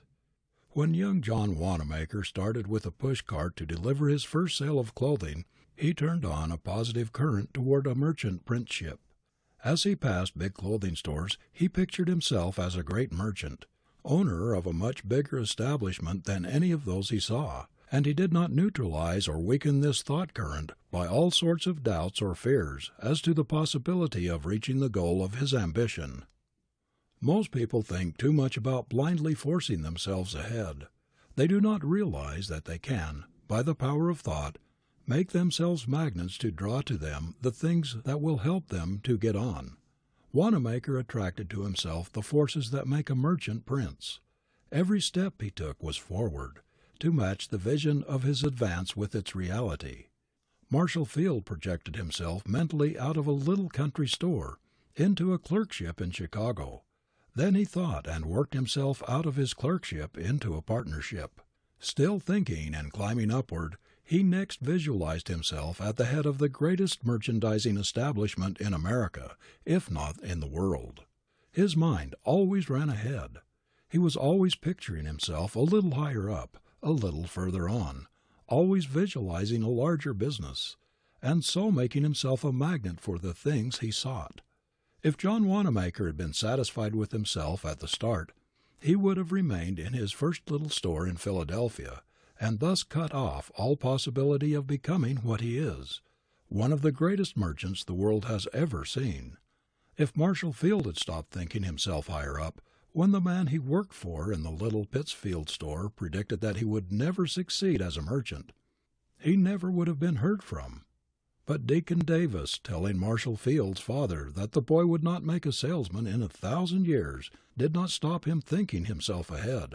"On to Chicago, the city of opportunity," he said to himself, and on and up he went, until the little country merchant who predicted his failure was a Lilliputian in comparison. The story of each of these men is, so far as the success principle is concerned, the story of every man who has ever succeeded in his undertakings. They may not have been conscious of the law underlying their methods, but they worked in unison with it, and hence succeeded. The same thing is true of Andrew Carnegie, and all of the millionaires and self-made men among us who have raised themselves from poor boys to the ownership of colossal fortunes, or to commanding positions in some phase of the world's activities. Anyone who makes the accumulation of a fortune his chief goal, and who has grit, determination, willpower, and sufficient faith in himself to stick to his purpose, will get there. But long before the youth who chooses such a goal has reached it, he will have dwarfed his manhood and shriveled his soul. To get away from poverty is one thing. To set one's heart on money as the ultimate good is another, and quite a different thing. There is a whole world of difference between so saturating one's mind with the thought of money and its acquisition that there is no room for any other aspiration, and the constant dwelling on the black and hopeless poverty thought, the incessant picturing yourself as a pauper until you are so convinced of poverty's hold on you that you destroy the very ability which should help you get away from it. People who are down and out financially are down and out mentally. They are suffering from a mental disease of discouragement and loss of hope. There ought to be institutions conducted by government experts for the treatment of these poverty sufferers, for they are just as much in need of it as are the inmates of our hospitals. They need advice from mental experts. They have lost their way on the life path and need to be shown the way back. They need to be turned about mentally so that they will face the light instead of the darkness. They should be shown that they are stopping up their prosperity pipes, cutting off their source of supply by their pinching, poverty-stricken, limiting thought. Their whole mental attitude points toward failure, toward poverty, and by a natural law their outward conditions conform with the pictures they hold in their mind. This poverty disease could be cured in the case of the majority of down and outs, the failures by proper mental treatments. If the people in the great failure army today could be shown that as long as they hold the poverty thought and go about with a sad, dejected expression on their faces, as though there were no hope in life for them, they will continue to be poor, but that if they will only turn about and face the sun, so that their shadows will fall behind them, their conditions will begin to improve. They would quickly take a new lease of life and courage. These mental prosperity treatments would generate in them a new hope that would cause them to brace up all along the line. What a revelation would come to the poor people of the world if they could only eliminate from their minds for a single year the poverty thought, if they would erase from their minds poverty pictures and all the suggestions of grinding want that sadden and discourage, if instead of expecting poverty and all that the idea implies, they could go through 1 year expecting just the opposite, prosperity, visualizing, talking prosperity, thinking prosperity, acting as though they expected to be, as though they were prosperous. Just this radical change of thought, this transposition of mental attitude, the persistent holding of the prosperous viewpoint for a year, would not only change their whole outlook on life, but would revolutionize their material conditions. They would brush up and clean up the things they have. Their ambition would grow. Their new way of looking at life would give an upward tendency to their surroundings. No matter how poor, their squalid aspect would go. Everything would take on a different appearance. There would be a new light in the people's faces. There would be hope there instead of despair. Expectancy of better things would give a glow of cheerfulness to their countenances. There would be a light in their eyes which was never there before. Working in the spirit of hope and expectancy of better things, instead of that of discouragement and the fears of even greater poverty, they would forge ahead in a way that would astonish themselves. The time is not far away when we shall have prosperity practitioners who will make a specialty of teaching people how to free their minds from thoughts that produce poverty by replacing them with their opposites, thus constantly enlarging the mental power of attraction until the mind becomes a powerful magnet, ever attracting prosperity. These specialists will teach people the creative power of right thinking, and will show them how to attract their desires instead of killing them, as many do, by wrong thinking. Clergymen of the future will do much toward eliminating poverty from among their people by instructing them to turn their backs on it and to face toward prosperity. They will teach them how to draw to themselves the sunlight of prosperity. The cure of physical disease is effected by arousing the curative, restorative forces within the individual. These are brought into operation largely through faith in the physician, in the remedy, in the healer. The healthful mental attitude thus created overcomes the disease. The cure of poverty is usually a mental disease, is effected in a similar way. The sufferer must first of all have faith in the great Physician of the universe. When that is fully and firmly established, there will be no difficulty in flooding his mind with the prosperity thought, the thought that our Father Mother God is the author of abundance, the author of all wealth of the earth, that He is infinitely kinder and more solicitous for our welfare than the fondest mother could be for her child. We have not yet tapped the possibilities of any part of the world's resources. Every inhabitant of the earth today is treading on secrets which would emancipate man from drudgery and allow him to live happily instead of merely to eke out a wretched subsistence as he has done up to the present. Hitherto, in the great majority of cases, we have barely been existing on the husk of things. Now we are beginning to taste the kernel, because we are coming into a knowledge of the powers locked up within ourselves, and also of the illimitable supply of God's abundance. Here and there, people are mastering the law of opulence. They are demonstrating that they can conquer poverty by making themselves prosperity magnets, that is, by thinking and working in conformity with the law of opulence, of abundance. It is monstrous that so many of God's children are starving right on the shores past which the stream of inexhaustible plenty flows, a stream laden with all the rich things of the universe. There is no excuse for the horrible misery and suffering that exist in our midst. There is no reason why the children of the King of Kings should be harassed and tortured, driven into premature graves by poverty, for the Creator has produced enough to make every one of His children rich, to give them an abundance of all they need. There is no necessity for those who have inherited all the good things of earth to remain poor. The very structure of the human machine indicates that it was intended for the best, that it was planned for comforts, for luxuries, and not for poverty-stricken conditions. If we could only realize the far-reaching influence of always expecting the best to come to us, always expecting opulence, success, we would never allow ourselves to be dominated by the black pictures of poverty and failure. If everyone who is suffering from the limitations and humiliations imposed by a grinding poverty would proceed to establish the prosperity habit along the lines suggested, they would, by continually holding the prosperous thought, convince the subconscious self that we were made to be successful, that prosperity belongs to us. We should soon sight the millennium. When we affirm our divinity and claim our heritage, when we realize that our birthright keeps us in touch with the very source of all supply, when we know that it was never intended that God's children should be poor or go hungry, that it was never intended that they should live in poverty-stricken conditions, then we shall have struck the very basic principle of prosperity. Hold the victorious attitude toward life and you will overcome all unfavorable conditions. End of chapter 7.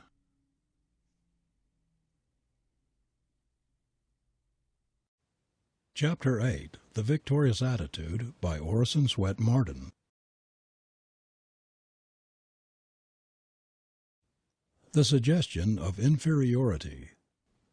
As the initials which boys cut in the bark of a sapling become great, ugly scars on the grown tree, so the suggestions of inferiority etched upon the young mind become great ugly scars in the life of the adult. You may succeed when others do not believe in you, when everybody else denounces you even, but never when you do not believe in yourself. In olden times criminals, fugitives from justice, and slaves were branded. The words, "I am a fugitive," "I am a thief," or others indicating their crime or their inferior status were seared on some part of the body with a red-hot iron. In Rome, robbers were branded on the forehead with a degrading letter. Laborers in mines, convicts, and gladiators were also branded. In Greece, slaves were sometimes branded with a favorite poetical passage of their master. In France, the branding iron used on slaves and criminals often took the form of the fleur-de-lis. In England, deserters from the army were marked with the letter D, and vagabonds, robbers, and brawlers were branded in some way to advertise their disgrace. The barbarous custom of branding human beings with the badge of crime or inferiority persisted in America even after it had been discontinued in the mother country. Hawthorne's The Scarlet Letter gives us a vivid picture of the suffering inflicted on the moral delinquent by Puritan moralists in colonial days. The tragic heroine, Hester Prynne, is never allowed to forget her sin. The sinister scarlet letter with which she is branded proclaims her shame to everyone she meets. While long after the colonial period, up to the time of their emancipation, slaves were branded in Christian America with the initials of their owners, as they were in pagan Greece and Rome. The mere idea of this stamping human beings with an indelible badge of disgrace, of inferiority, shocks us moderns. Yet we do not hesitate to mark people today with the scarlet letter of outlawry, the brand of ostracism. We put the criminal badge on our prisoners by shaving their heads and clothing them in stripes, thus perpetually keeping before them the suggestion that they are criminals, outlaws, apart from their kind. We even carry branding into our homes. In order to satisfy our cheap vanity, we force our domestic workers to wear as a mark of inferiority a distinctive livery to remind them that they are menials, a lower grade of being than ourselves. As a matter of fact, if it were not for these branding distinctions, the maid would, in many instances, be taken for the mistress and the valet for the master, whom they far outrank both in appearance and character. There are certain inalienable rights which human beings inherit from their Maker, rights which no fellow being, no human law or authority is justified in taking away. No matter what offense a person may commit against society, we have no right to degrade him below the level of a human being. We have no right so to bombard him with the suggestion of degradation, of inferiority, that we are almost certain to make him less than man, to lower his estimate of himself to such a degree that we rob him of the power even to attempt to regain his self-respect and his position in society. We have no right to insist that those who work for us shall wear a badge of inferiority. We have no right to thrust the suggestion of inferiority perpetually into the mind of any human being. One of the greatest injuries we can inflict on anyone is to convince him that he is a nobody, that he has no possibilities, and will never amount to anything. The suggestion of inferiority is responsible for more blighted ambitions, more stunted lives, more failures, more misery and unhappiness than almost any other single cause. Just as the constant dripping of water will wear away stone, so the constant iteration of a statement will cause its acceptance by the average person. Even though the facts may be opposed to it, a constant suggestion presented to the mind impresses us in spite of ourselves and tends to a conviction of its truth. When the weight of the Civil War was nearly crushing Lincoln, when it was the fashion to denounce and criticize and condemn him, when he was being caricatured as a hideous monster in the jingo press all over the world, one day, walking on the floor of the White House, he was overheard saying to himself, "Abe Lincoln, are you a dog or are you a man?" During these dark days it would appear that Lincoln sometimes had a doubt as to whether he was really the man his closest friends knew him to be, or the one an antagonistic press pictured him. The curse of the inferiority suggestion not only tends to destroy our faith in ourselves, but it often makes even the innocent take on the appearance of guilt. When Lieutenant Dreyfus, through a foul conspiracy, was convicted of the crime of treason against France, he showed outwardly all the manifestations of guilt. When stripped, in the presence of a vast multitude, in a public square in Paris, of all his insignia of rank as an officer in the army of France, the epaulets and buttons being cut from his uniform and his sword broken, Although conscious of his innocence of the crime imputed to him, he actually looked like the guilty thing he was accused of being. And all but a very few close friends in the vast concourse that witnessed his public disgrace believed that even his appearance corroborated his guilt.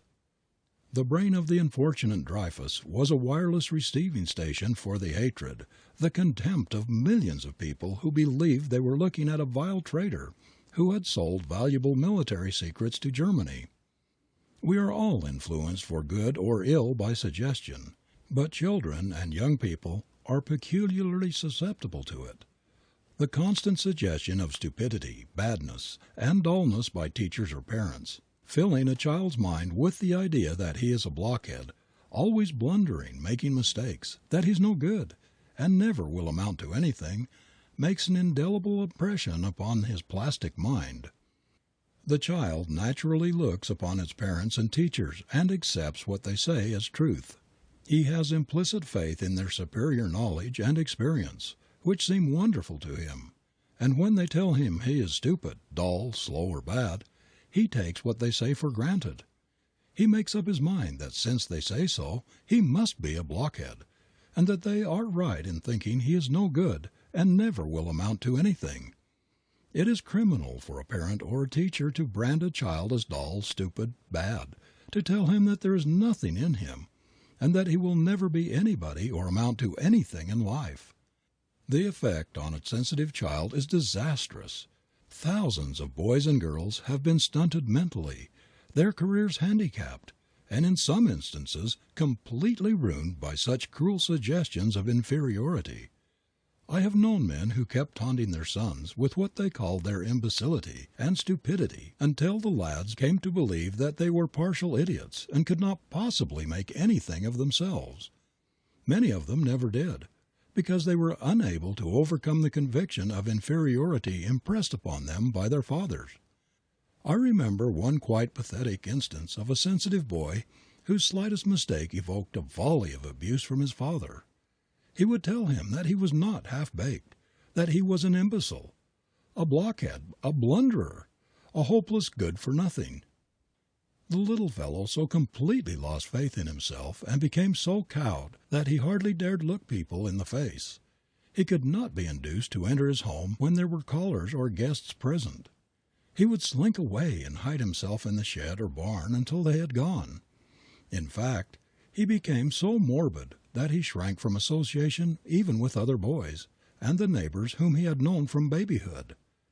The boy really had a fine mind, and when the death of his father threw him on his own resources, he managed, by sheer will force and dogged persistence, to succeed in making an honorable place in life. But he has never been able to get away from the early conviction of his inferiority, of his lack of ability compared with others around him. All his later life has been handicapped by those pernicious suggestions. Whenever he is asked to assume any responsibility, to take a place on a committee or a board, to speak in public or make himself prominent in any way, these boyhood mental pictures of his good-for-nothingness rise before him like terrifying ghosts and seriously cripple or paralyze his efforts. He has always felt that there is some grave defect in his nature, and that, try as he may, he cannot entirely overcome his handicap. This crippling, cramping, defective image of himself impressed on this man in childhood and youth has robbed him of much of the best in life, of all the joy and exhilaration that come from spontaneity, from the free, unshackled expression of oneself, of all one's faculties. Children are affected by praise or blame just as animals are.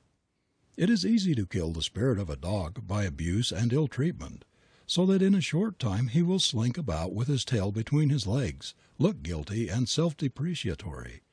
In short, he will take on all the appearance of a whipped cur.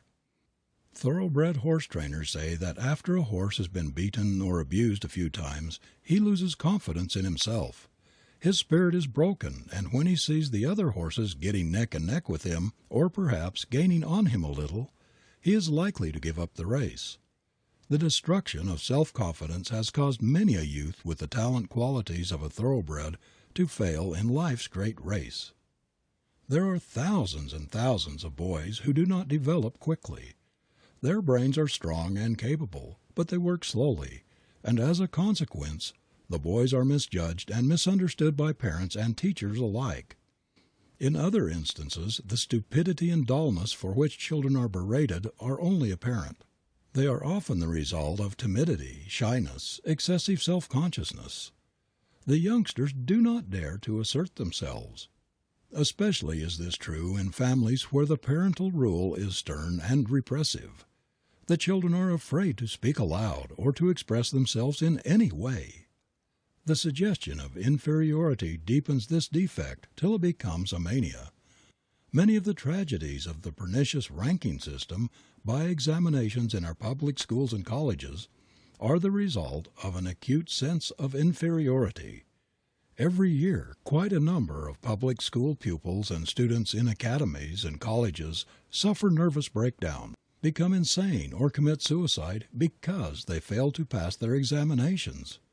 Chagrin and humiliation at the sense of inferiority suggested by their failure unbalances them. In most of those cases, lack of self-confidence, not lack of ability, is the cause of failure. You may say this is foolishness, but it is true. And if the suggestion of inferiority is powerful enough to drive young people to suicide, certainly the opposite, the suggestion of superiority, would multiply the youth's ability and work a miracle in his career. A child should never hear the slightest hint to the effect that he is in any way inferior. Its whole training should tend to develop faith, confidence in himself, in his powers, in his great possibilities. As the twig is bent, the tree is inclined. The child who is impressed with its tender formative stage with the idea of its inferiority suffers a wrong for which nothing in the after years can compensate.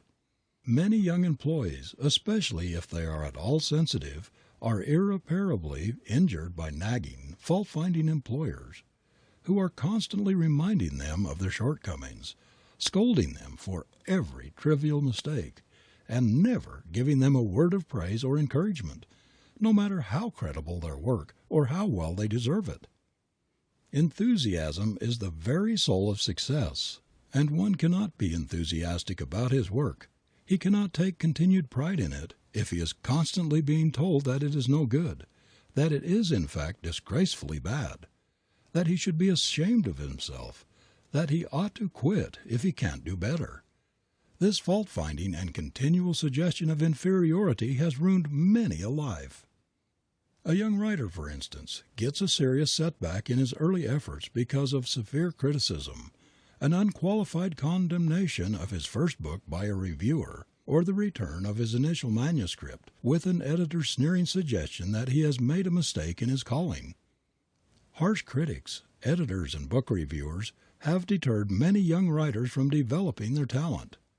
The fear of further criticism or humiliation, of being called foolish, dull, or stupid, has blighted in the bud the career of many talented young people who under encouragement might have done splendid work. If he is of a sensitive nature, even though he really have great ability, such rebuffs often so dishearten him that he never has the confidence to try again. In the same way, many a possible clergyman or orator has been discouraged by the early failure and the humiliation of ridicule.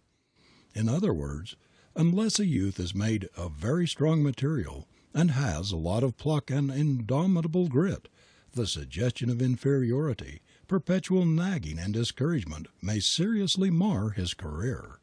If instead of carping and harping on the little faults and mistakes of those under their jurisdiction and prophesying of their utter failure and ruin, parents, teachers, employers, and others in responsible positions would recognize and appreciate laudable qualities, there would be less misery and crime in the world, fewer human failures and wrecks.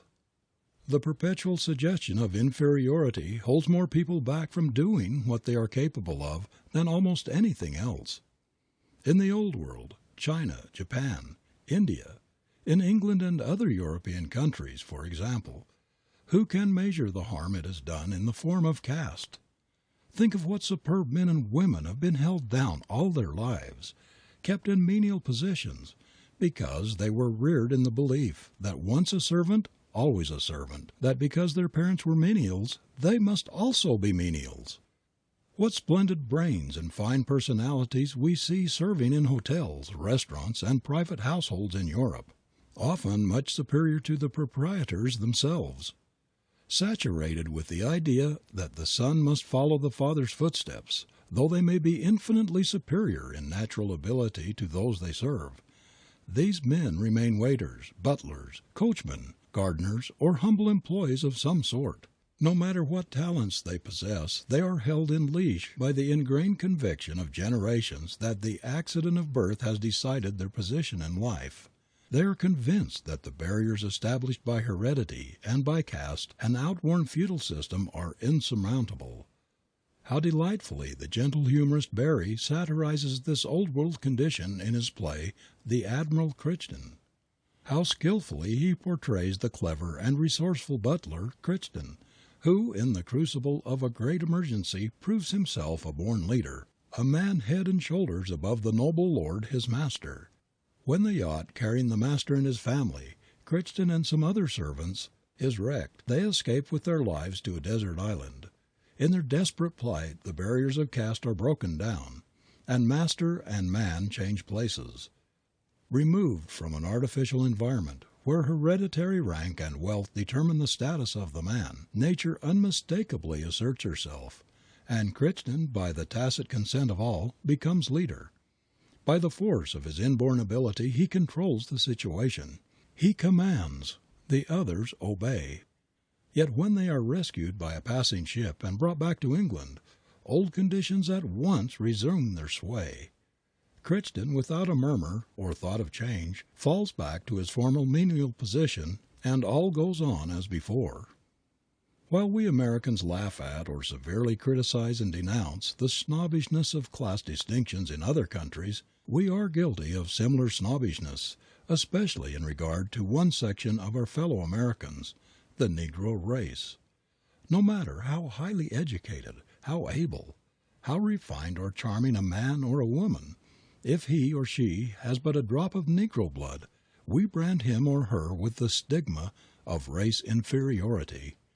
I always feel sympathy for the colored people, especially for the better educated and more refined men and women of this class who must suffer keenly from the discrimination against their race. They see white people avoiding them everywhere, refusing to sit down beside them in public places, in churches, on trains and cars, everywhere they can possibly avoid it. In the South they are not permitted to ride in the same cars with whites, and in other parts of the country, while they may travel on the ordinary day coaches, they are not allowed on the Pullman cars, except as waiters and porters. Our hotels, private schools, public places, and even many of our churches practice similar discrimination. The churches pretend to draw no color lines, but by their attitude most of them practically do so. Everywhere they turn in this land of ours, where we boast that every man is born free and equal, Negroes are embarrassed, placed at a disadvantage. In all sorts of ways white people are constantly humiliating them, reminding them that they belong to an inferior race, and that they take their places according to the valuation of those born to more favorable condition. This constant suggestion of inferiority has done much to keep the colored race back, because it has added tremendously to their sense of real or fancied inferiority, and has been a discouragement to their efforts to make themselves the equals of those who look down upon them. We cannot help being influenced by other people's opinion of us. It makes us, according to its nature, think more or less of ourselves, of our ability. We are similarly affected by our environment. We unconsciously take on the superiority or inferiority of our surroundings. Employees who work in cheap, shoddy stores or factories soon become tagged all over with the marks of inferiority, the cheap John methods employed in the establishments in which they work and spend their days. If the employees in a store like Tiffany's or Altman's, for example, were to be mixed up with those of some of the cheap, shoddy New York stores, it would not take much discernment to pick out the worker in the superior environment from the one in the inferior. To spend one's best years selling cheap, shoddy merchandise will inevitably leave its mark on those who do so.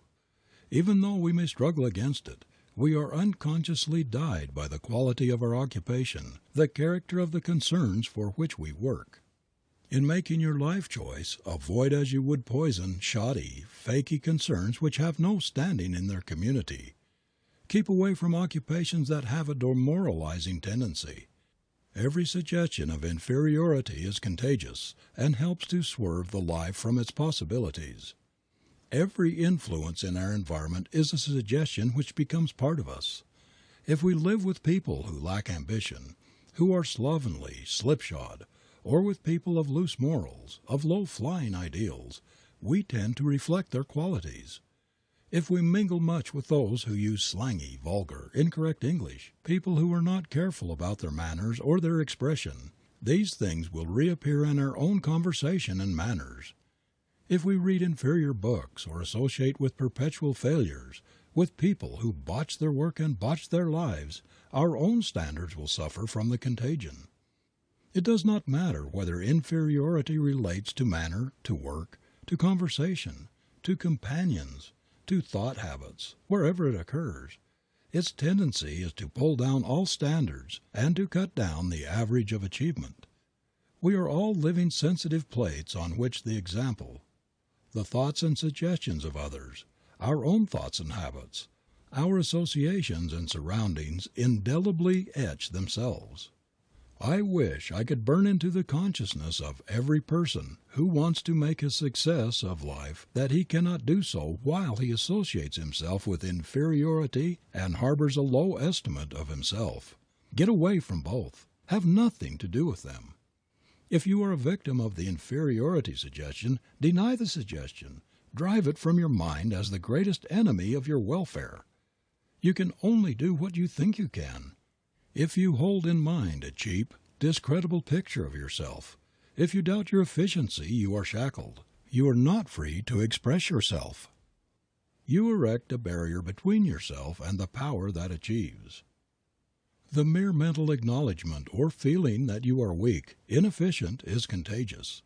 It is sensed by other people, and their thought is added to yours in undermining your self-confidence, which is the bulwark of achievement. No matter what others say or think of you, always hold in mind the lofty ideal of yourself, a picture of your own efficiency. Never allow yourself to doubt your ability to do what you undertake. You cannot be inferior, because you are made in God's image. You can, if you will, take a masterpiece of your life, because it is part of His plan that you should. End of chapter 8.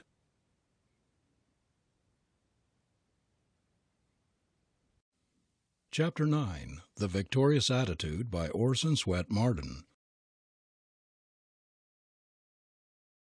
Have you tried love's way? Love, like the sun, never sees the dark side of anything.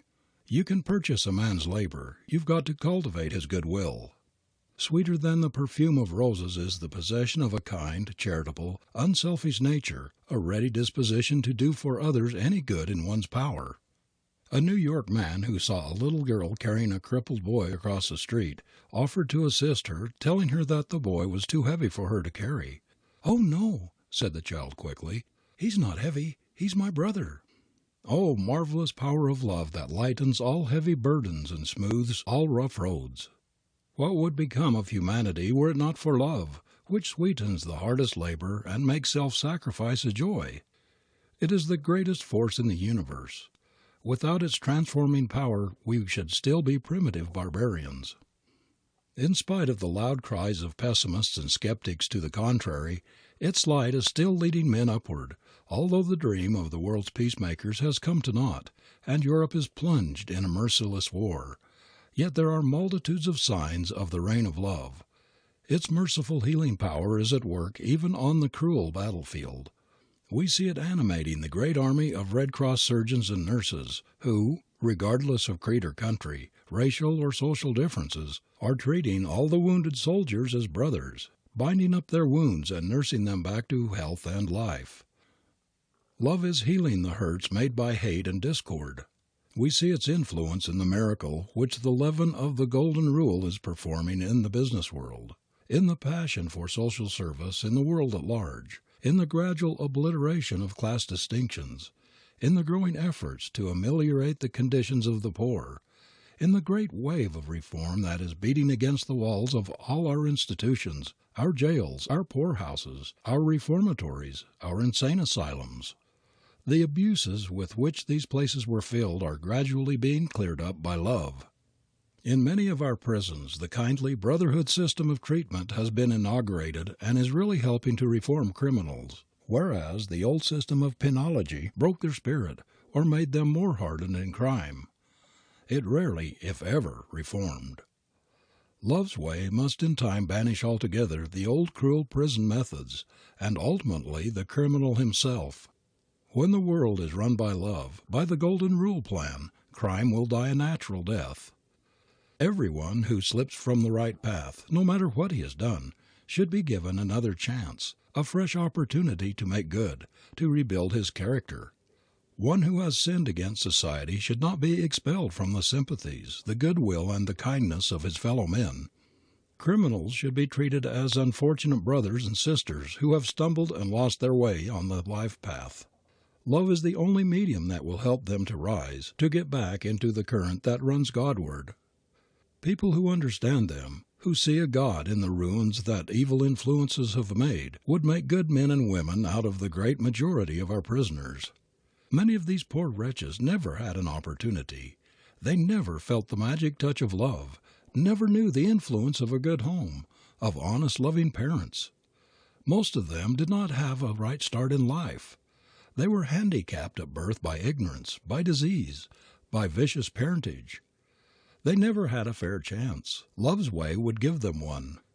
Shutting them into cramped, miserable, sunless cells, with none of the controls or conveniences of life, where none of the humanities reach them, meting them out treatment we would not dream of inflicting on our domestic animals, is like trying to put out fire with kerosene oil. Such treatment makes them worse, arouses their basest passions of revenge, bitterness, and hatred, fills them with the determination to "get even" with society. Society is beginning to wake up to the futility of such brutal methods. It is beginning to apply love's way to its criminal classes, to all classes. Our free hospitals, our homes for the aged and poor, our public asylums, are all, like our prisons, working up toward the light. The fallen, the sick, the poor, the old, the maimed, and the bruised and suffering, everywhere are receiving more consideration, more humane treatment, more kindness. And we are finding that greater trust in them, greater sympathy, and greater interest in our unfortunate brothers and sisters are working a marvelous change in human conditions. In other words, in spite of many seeming contradictions, many glaring evils in our midst, many setbacks and discouragements, the Spirit of the Christ, of the Golden Rule, is acting like a healing heaven and performing miracles in the great human mass. Love is the great mind opener, the great heart opener and life enricher, the great developer. It is what holds society together, and if children were trained to love humanity, to love all countries and their inhabitants as they are taught to love their own country and countrymen, there would be no wars. War proceeds largely from what is called patriotism, and patriotism in its narrower sense, which seeks only its own good, its own aggrandizement at the expense of other countries and peoples, has ever been the curse of the race. When our love is big enough to say, "The world is my country," wars will cease. A few days ago I was attracted by an advertisement in a morning paper which said, "When every other physician has given you up, when you have failed to find relief from all other sources, then come to me. You are the sort of person I cure." The advertiser may have been a quack, but the advertisement would make its appeal, perhaps to the desperate, the discouraged, who had been given up as incurable by the regular profession, and it set me to thinking, "Why this," I said to myself, "is the language of divine love's advertisement. Come unto me all, ye that labor and are heavy laden, and I will give you rest." When you have failed to find comfort, satisfaction, or joy in anything else, when your friends have deserted you, when your business is ruined, when you have made fatal mistakes and society has closed its doors on you, when everybody else rejects and denounces you, when everything else has failed, then come to me and you shall find peace and rest. Love is the sovereign remedy. It is the last resort of those driven to desperation, when nothing else is left, when life is full of bitterness and anguish. The thief, the murderer, the failure, the outcast turns to love and finds a refuge, for love never faileth. Love is to every human being what mother love is to the erring child. No son or daughter has ever fallen so low as to get beyond a mother's love. When society has turned its back on the outcast, when the prison door closes behind him, when companions have fled, when sympathy and mercy have departed, when the world has forgotten, the mother remembers and loves her child. She visits her boy in the death house, her daughter in the dens of vice in the slums. The child can never stray too far from the mother's love to follow.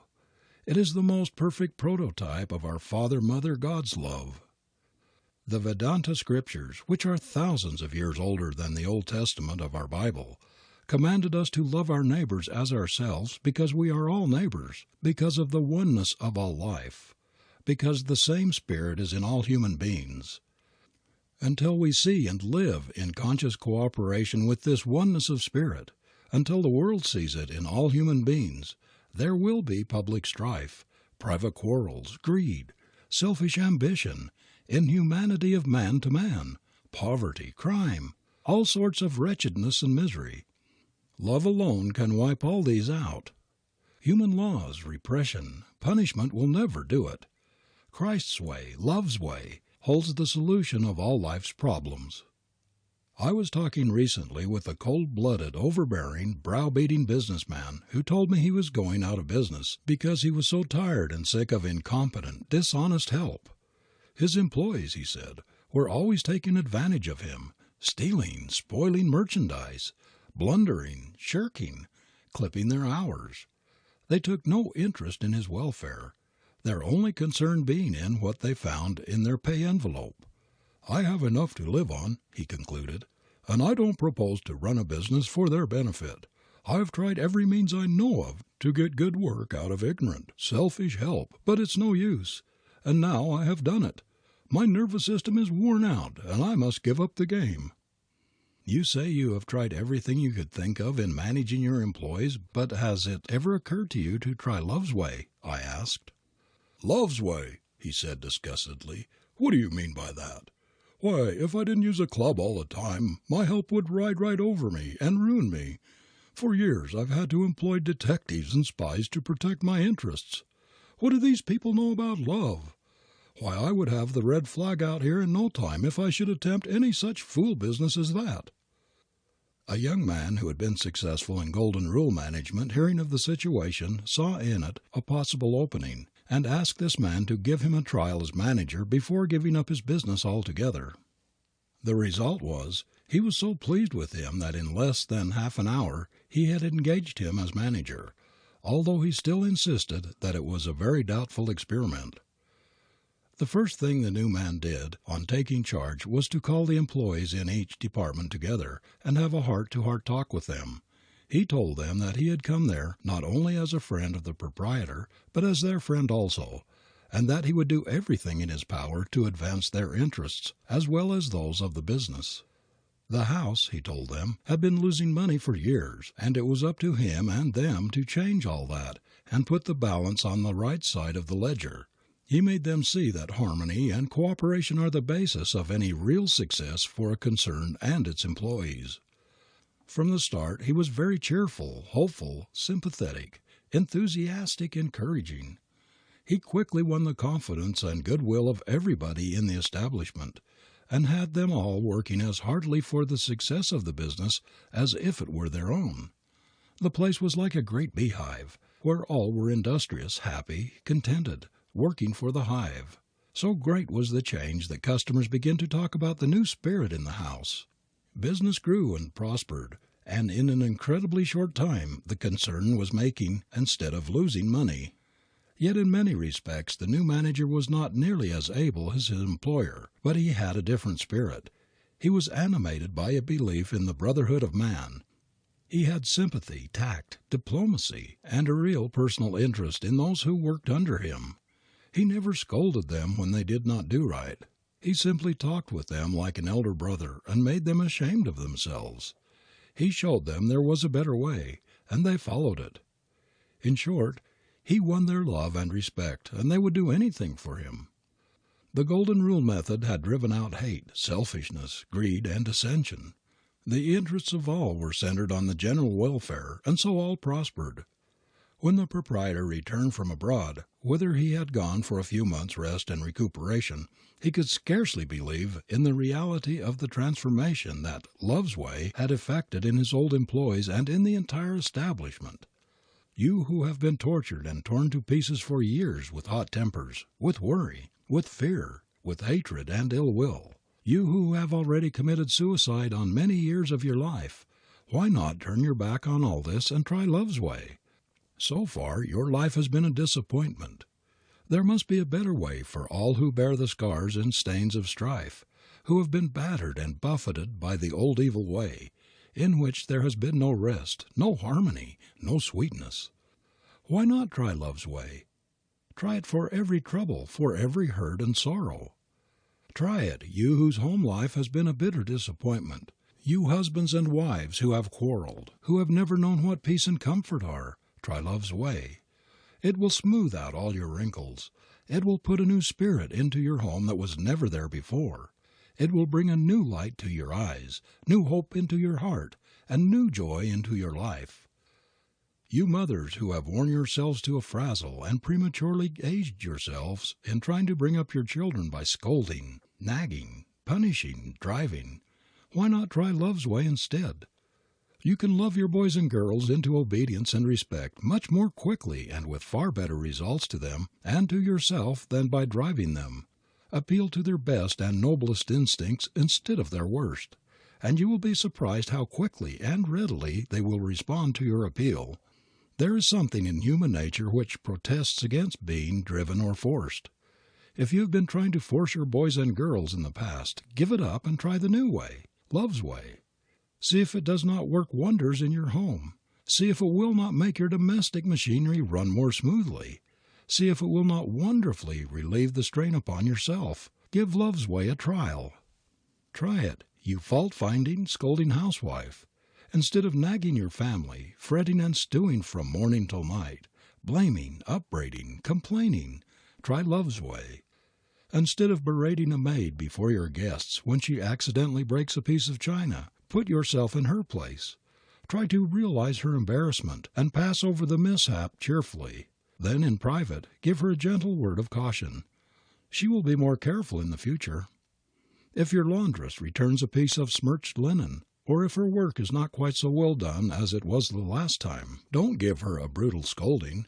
Harsh treatment will only make her sullen and unhappy, but you will find her susceptible to kindness and gentle words.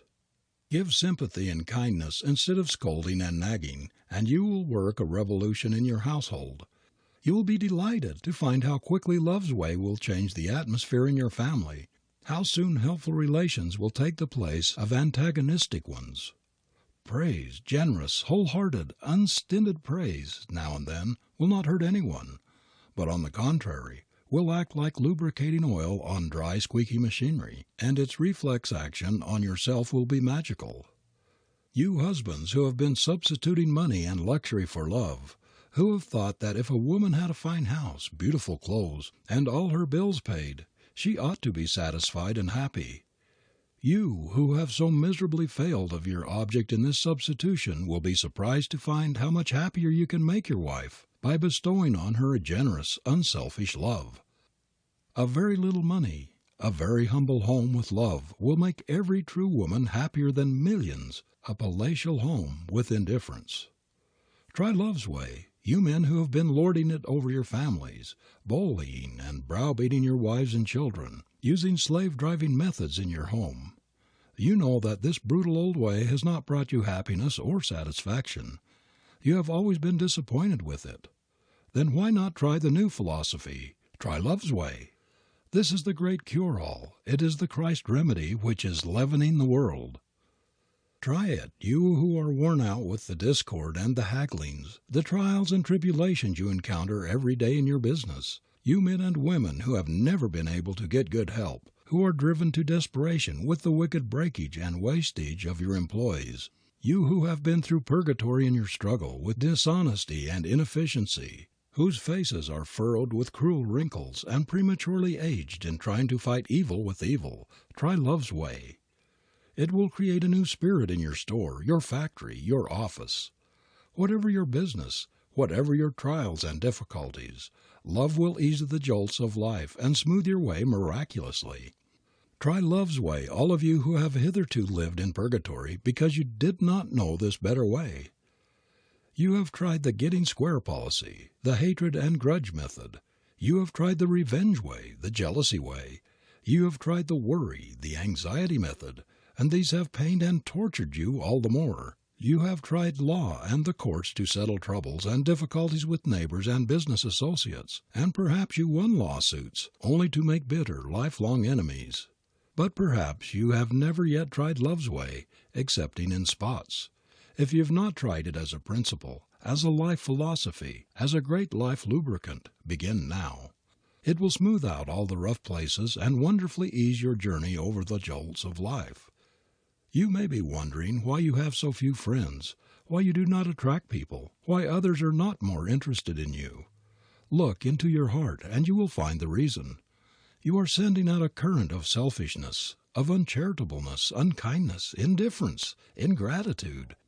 You cannot get a return current of friendship, of encouragement and helpfulness. The stream that leads back to you will be just like that which goes out in your thought, in your habitual mental attitude. To have friends, to win love, you must make yourself a magnet for love. You must send out the friendly thought current, the helpful current, the kindly, loving current of human fellowship. If you give out of stinginess, narrowness, meanness, selfishness, you will not receive love's gifts in return. As you give, so will you receive, and the more generously you give of love and kindness and service, the more generously will be the current that returns bear them back to you. The most beautiful thing on this earth, that which every human being craves most, is love. It is as Henry Ward Beecher said, "The river of life in this world, think not that ye know it who stand at the little tinkling rill, the first small fountain, not until you have gone through the rocky gorges and not lost the stream. Not until you have gone through the meadow, and the stream has widened and deepened, until fleets could ride on its bosom. Not until beyond the meadow you have come to the unfathomable ocean, and poured your treasures into its depths. Not until then can you know what love is." All through the Bible are passages which extol the height and depth, the breadth and power, the inexhaustibleness of love. The more of love we give out, the more we have. Love maintains perpetual summer in the soul and shuts out winter's chill. Love of man is love of God, and love of God prolongs life. "With long life I will satisfy him," declares Jehovah in the words of the psalmist, "because he hath set his love upon me." Love is harmony, and harmony prolongs life, as fear, jealousy, envy, friction, and discord shorten it. Those who are filled with the spirit of love, whose sympathies are not confined to their own family, but reach out to every member of the human family, are more exempt from the ills of mankind than the selfish and pessimistic, who lose the better part of life, the joy and the strength that come from giving themselves to others. Some natures are so permeated with the spirit of love, of helpfulness, of unselfishness, that their very presence acts like a balm upon the wounded soul. They radiate harmony, soul sunshine. There is a personal charm about them which strengthens, reassures, and uplifts. No more scientific advice was ever uttered on this earth than "love your enemies." Nothing will take the sting out of unkindness like kindness. Nothing will disarm prejudice, hatred, and jealousy like love. It is impossible for anyone to continue to hate us when we send out to him only love thoughts, love vibrations, or to be jealous of us when we send out to him only kindly, generous, helpful thoughts. Hatred, or the spirit of revenge, cannot live in the presence of love any more than an acid can retain its eating, biting qualities in the presence of an alkali. One whose heart is filled with love for all cannot possibly have an enemy very long, because love dissolves all enmity, all jealousy, neutralizes, antidotes all hatred. One-sided hatred cannot exist because there is nothing to keep it alive. It must be fed in some way or the fire will die out for lack of fuel. It is simply impossible to keep on feeling unlucky towards another, to continue hating him very long when we discover that he feels kindly toward us and is willing to help us. I have never felt so humiliated in my life as when years ago, in my hot youth, I was rendered a very great service by a man whom I disliked intensely, and against whom I had for some time cherished a grudge. His great-hearted, generous act, which was a real help to me, made me feel utterly ashamed of myself. It showed me, as nothing else could have done, what a mean, unworthy, contemptible thing it is to nurse a feeling of hate or revenge toward a fellow being. We cannot hold the love thought without feeling the uplift, the glow, the divine energy which it sends through the whole system. Nor, on the other hand, can we hold the hate thought, the revenge, the jealous, the envious, or any other mean, selfish thought, without a feeling of depression, a feeling of smallness, of contemptibleness, which robs us of self-respect and of power. When you denounce and condemn others, when you nurse bitterness and ill will in your heart, you start boomerang vibrations which impair your cell life and seriously mar your happiness and efficiency. One of the great benefits of devotional exercise, of prayer, of contemplation, of divine thinking, is that this mental attitude sets in motion vibrations which have a helpful, uplifting influence on both mind and body. Where love and affection are habitually vibrating through the cell life they develop a poise and serenity of character, a sweetness and strength, a peace and satisfaction that reinforce the whole being. Love soothes and strengthens. Hate lacerates, wrinkles, weakens. The character of people who keep themselves continually stirred up by discordant emotions, who live in discordant homes where there is a perpetual wrangling, criticism, denunciation, scolding, twitting are cold, skeptical, unlovely, selfish. Their affections become marbleized. There is nothing outside of vice which will deform the character so quickly as living in an atmosphere of perpetual hatred, jealousy, envy, and revenge. The wear and tear of their vicious vibrations is ever getting in its deadly work. Love is the great disciplinarian, the supreme harmonizer, the true peacemaker. It is the great balm for all that blights happiness or breeds discontent, a sovereign panacea for malice, revenge, and all brutish passions and propensities. As cruelty melts before kindness, so the evil passions find their antidote in sweet charity and loving sympathy. One reason why a happy home is the sweetest, most beautiful spot on earth is because the love atmosphere, the harmony vibrations give a blessed sensation of harmony, of rest, of safety, security, and power. The moment we enter such a place we feel its soothing, reassuring, uplifting atmosphere. It produces a feeling of mental poise, of serenity, which we do not experience anywhere else. During a recent visit to a large family, I was much impressed by the power of one person to create this beautiful home spirit. In this family was one sister who, though the youngest member, seemed to take the place of the mother, who was dead. This young girl was the apparent center of the home. Nothing of importance was undertaken by any of her brothers without consulting her. Not one of them would leave the house without first kissing her good-bye, and she was the first one they sought when they came home. They all seemed anxious to confide to her their little secrets, to tell her of what had happened to them during the day, to have her opinion and advice in all difficulties. The secret of this young girl's influence lay in her great interest in the boys and her wonderful love for them. In talking with the brothers, I discovered that each thought that the sister was especially interested in him and his affairs, and that he would not think of undertaking or deciding anything of importance without first consulting her. Each and all of them seemed to prefer her company to that of any other young lady, and were always proud to escort her when she went anywhere. Those boys were all clean-minded, open, frank, and chivalrous, and I could not help thinking that a great deal of it was due to the sister's influence. "To love and to be loved," said Sidney Smith, is the greatest happiness of existence. Everyone, rich and poor, high and low, is reaching out for love.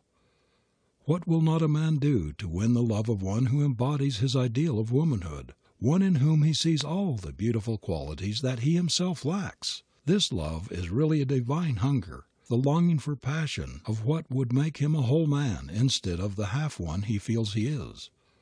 Why is it that when a coarse-grained, brutal, dissipated man falls in love with a sweet, pure girl, he immediately changes his ways, looks up, thinks up, braces up, drops his profanity, is more refined, more choice in his language, more exclusive in his associations, and is, to all appearances, for the time at least, a changed man?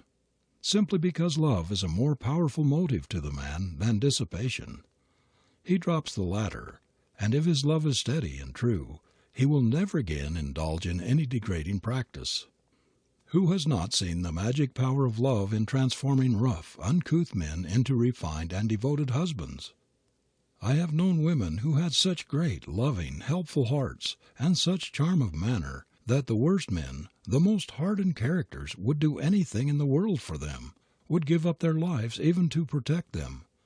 But these men could not be reformed by prison methods, could not be touched by unkindness or compulsion.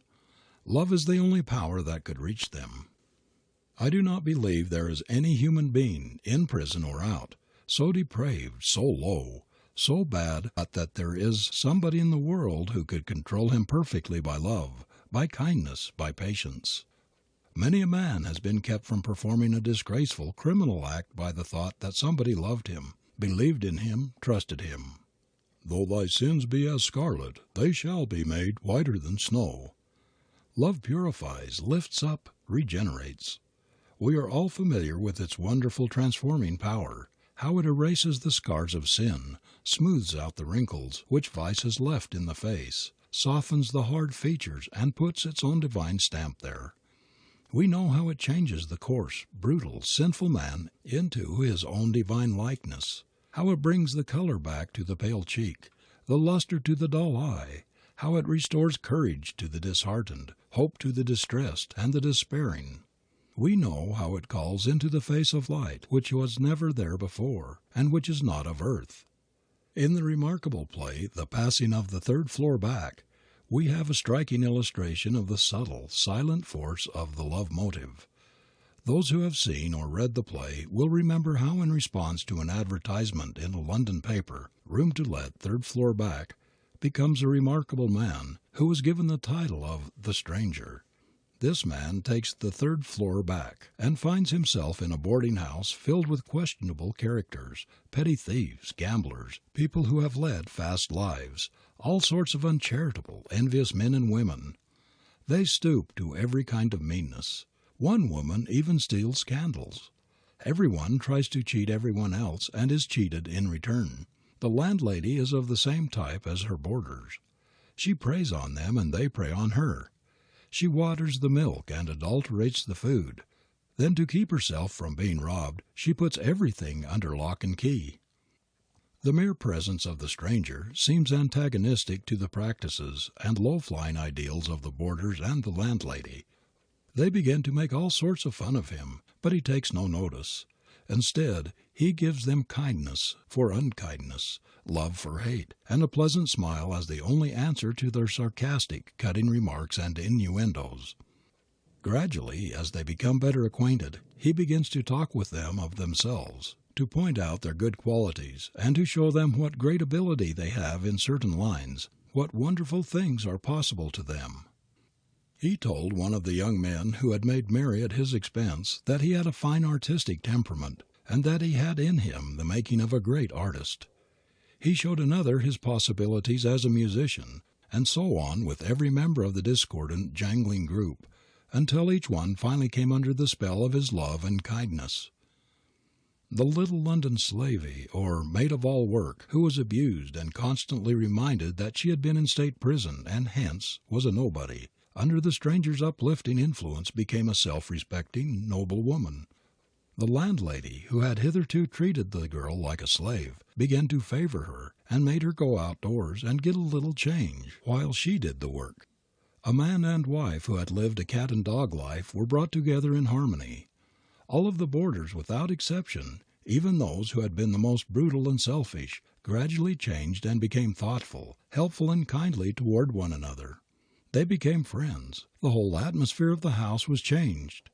The stranger had shown every man and woman of them his or her better self, and in so doing had literally made them anew. Thus did one who typified the Christ spirit, a simple, quiet man who loved his fellow men and found his greatest joy in serving others, manage to divert all these people out of the crooked channels in which they had lived and into the right path toward happiness. Love, discovering to them these higher possible selves, transformed them. This is love's way. Love tames the fiercest animals. How quickly their wild, ferocious expression is replaced by a milder, softer, more gentle one under the kindly treatment of one who really loves them, one who looks upon them, as did St. Francis, as his little dumb brothers and sisters. The brute nature is gradually softened and distrust gives way to confidence. The suspicious look is replaced by a trustful one. Affection takes the place of dislike and fear. Love goes out to meet love.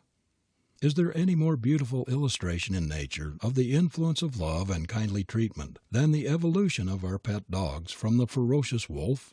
Note the gentle, peaceful face of a cow or a horse which has been brought up as a family pet. Such animals would not step on or injure a child any more than we would ourselves. We love and trust them, and they love and trust us in return. Love begets love. Some people mistake selfishness or self-love for real love. Everywhere we see the sort of base substitute which says, "If you do this for me, I'll do that for you." The woman that says to a man in her heart, if not with her lips, "If you'll support me and give me a home, I'll love you," does not love. This is selfishness. A great many people confuse love of the thing given with the love of the giver. They mistake the love of their own comforts, of a good time, of dress and luxuries, for love of the person who supplies them with these things. This is a mere travesty of the genuine thing. Love simply loves and asks nothing in return. There is no self in it. Abuse, bitterness, indifference, ingratitude do not change or destroy love. It simply loves on, and no love is ever lost, whether it is returned or not. Genuine love is a force that always wins out. Even if it's not reciprocated, it wins by chastening, softening, elevating, beautifying, and enriching the life of the one who loves. This is love's way. What mothers endure for many years for their children would kill them or drive them to an insane asylum in half the time but for love. This is the healing balm that cures all hurts, lightens all burdens, that takes the drudgery out of service.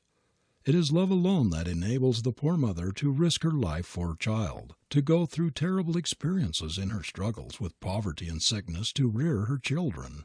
A burden half as great which had no love in it would crush the life out of her. But love lightens the load, takes the sting out of poverty, the pain out of sacrifice. The same thing is true of the loving father, though his burden in the nature of things is rarely as heavy as the mother's. But he is often virtually a slave for half a lifetime or more for those he loves, and if he is a real man he does not complain. Love lightens the burden and cheers the way. Where the heart is, there the burden is light.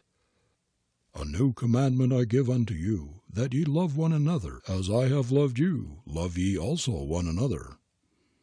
In the literal fulfilling of this command lies the salvation of the world. Among the many noble souls of our time who have tried to live in accordance with it, one of the most conspicuous was Count Leo Tolstoy. In one of his own beautiful stories, Tolstoy shows how everyone, no matter what his station or how poor his circumstances, may do this, by following the Master's example in treating every human being as we would a loved member of our own family. A very devout Russian peasant, so runs the story, had prayed for years that the Master might sometime come to his humble cabin home. One night he had a vision in which the Master appeared to him and told him he would come to his cabin the next day. Filled with joy, the peasant awoke. So real seemed his vision that he arose and immediately went to work putting his cabin to rights and preparing for the unexpected heavenly guest. A terrible storm of sleet and snow raged throughout the day. While performing his simple household duties, heaping fresh logs in his crude fireplace, preparing his pot of cabbage soup, the Russian peasant's daily dish, the man would look out into the storm with anxious, expectant eyes. Presently he saw a poor, half-frozen peddler with a pack on his back struggling toward the light, but almost overcome by the fierce blasts of snow and sleet that beat upon him. The peasant rushed out and brought the wayfarer into his cabin. He dried his clothing, warmed him, fed him some of the cabbage soup, and started him on his way again, comforted and rejoicing. In a little while he saw another traveler, a poor old woman, trying feebly to beat her way against the blinding snow. Her also the compassionate peasant took into his cabin. He warmed and fed her, wrapped his own coat about her, and, strengthened and encouraged, sent her too on her way. The day wore slowly away, and darkness approached, but still no sign of the master. Hoping against hope, the man went once again to his cabin door, and looking out into the storm, he saw a little child, who was utterly unable to make his way against the blinding sleet and ice. He took the half-frozen child in his arms, brought it into the cabin, warmed it and fed it, and soon the little wanderer fell asleep before the fire. Sorely disappointed because the master had not yet appeared, the peasant sat gazing into the fire, and as he gazed, he fell asleep. Suddenly the room was radiant with a light that did not come from the fire, and there stood the master, white-robed and serene, looking upon him with a smile. "Ah, master, I have waited and watched all this long day, but thou didst not come." The master replied, "3 times have I visited thy cabin today. The poor peddler whom thou rescued, warmed and fed, that was I. The poor woman to whom thou gavest thy coat, that was I. And this little child whom thou hast saved from the tempest, that is I. Inasmuch as ye have done it unto the least of these, you have done it unto me." The Christ vision faded. The peasant awoke. He was alone with the child, who was smiling in its sleep. But he knew that the Master had visited his cabin. "The love of God, I said, and the words through all my being went. A sudden shudder of light, the firmament, no otherwise seems riven by the red, jagged lightning flash that quivers overhead, when for an instant heaven and earth are blent. For a dazzling space in my heart was rent, and I beheld, but all had fled, nor has returned, yet on my way, along the pave or through the clanging mart. Sometimes a stranger's eye falls full on mine. You too? We have no speech, we make no sign, but something seems to pass from heart to heart, and I am full of gladness all that day." C. A. Price in Scribner's Magazine. End of chapter 9.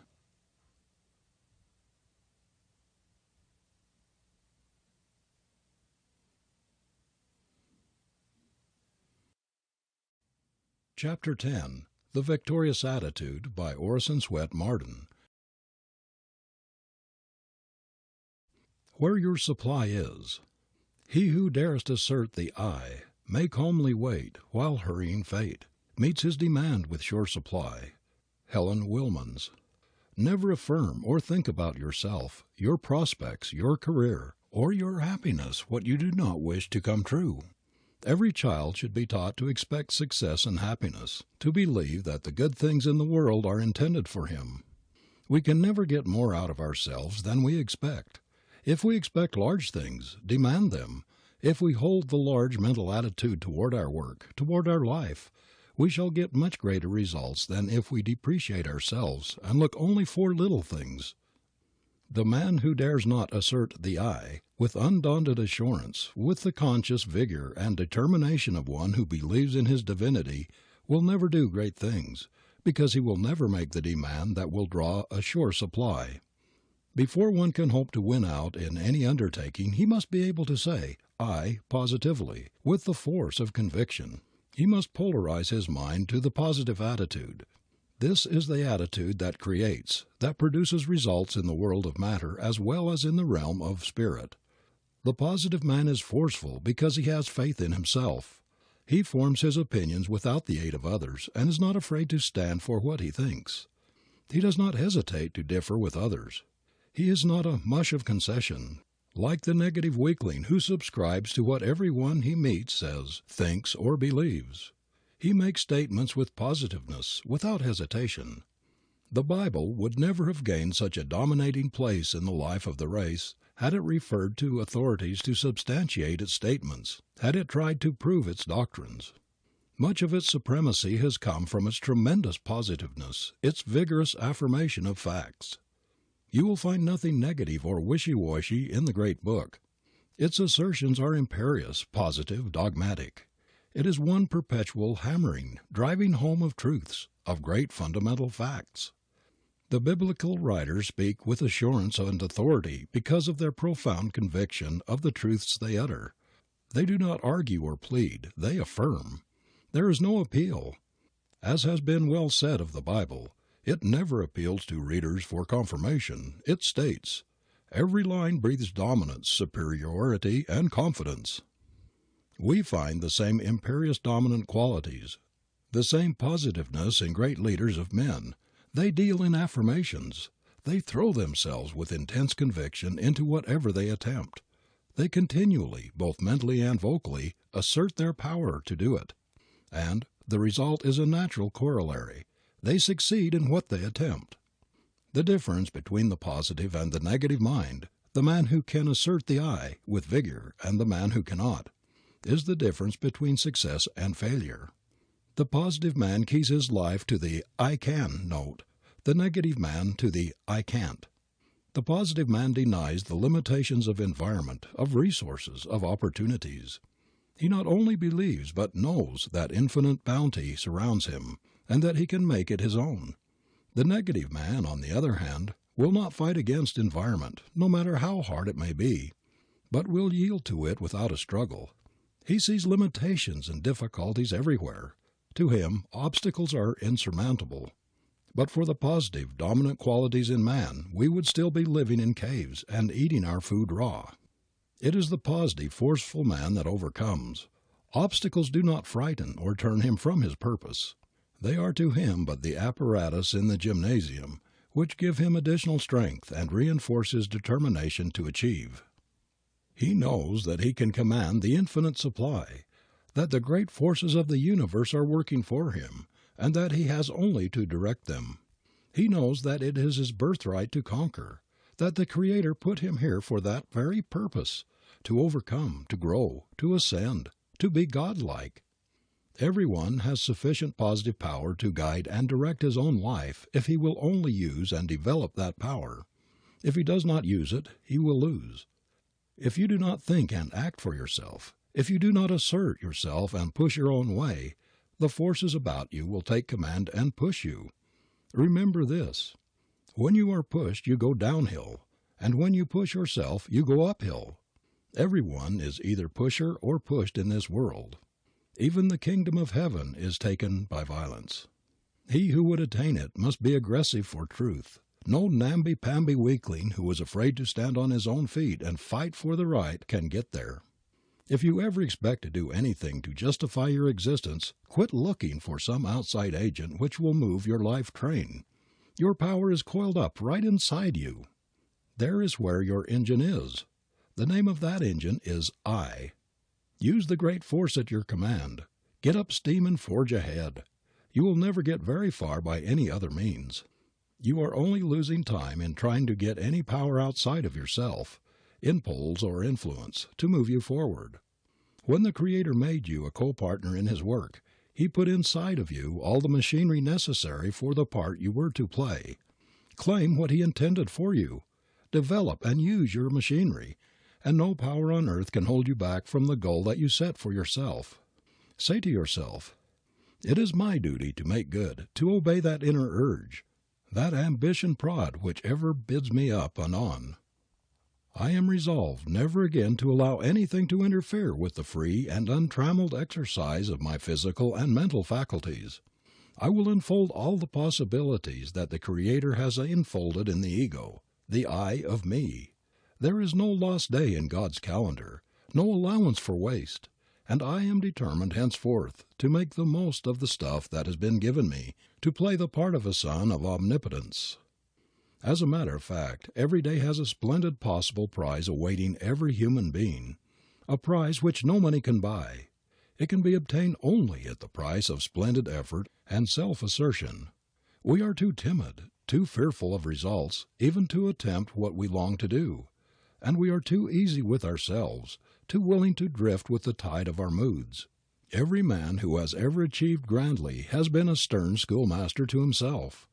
He has incessantly affirmed his ideal and held himself unwaveringly to its realization. By cultivating the positive we drive out the negative. This is a psychological law. It is to empty by filling. Affirmation is always more potent than negation. Professor Halleck says, "By restraining of an emotion we can frequently throttle it. By inducing an expression we can often cause its allied emotions." Professor William James makes a similar statement. "Refuse to express a passion," he says, "and it dies. Count 10 before venting your anger and its occasion seems ridiculous. Whistling to keep up courage is no mere figure of speech. On the other hand, sit all day in a moping posture, sigh, and reply to everything with a dismal voice, and your melancholy lingers. There is no more valuable precept in moral education than this, as all of us who have experience know.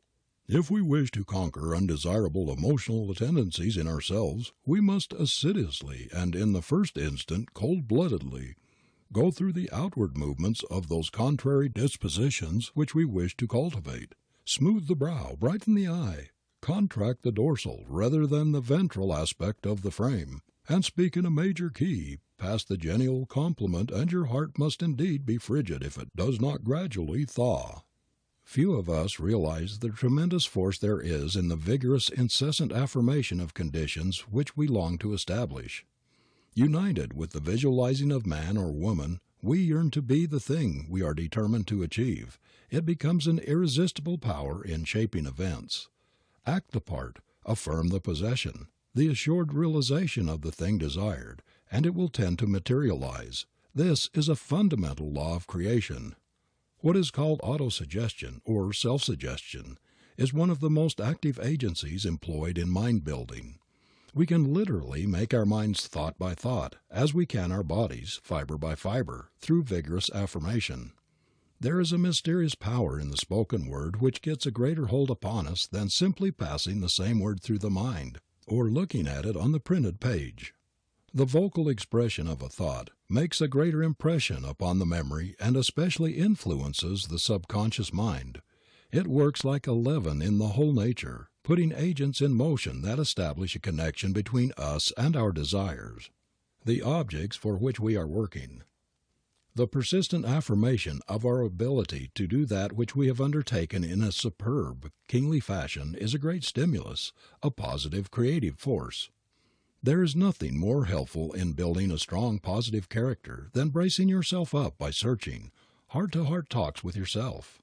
In this way, better perhaps than in any other, you can take stock of your mental assets and improve yourself along the line. If you are timid, for instance, or even feel if you are something of a coward, stoutly deny it.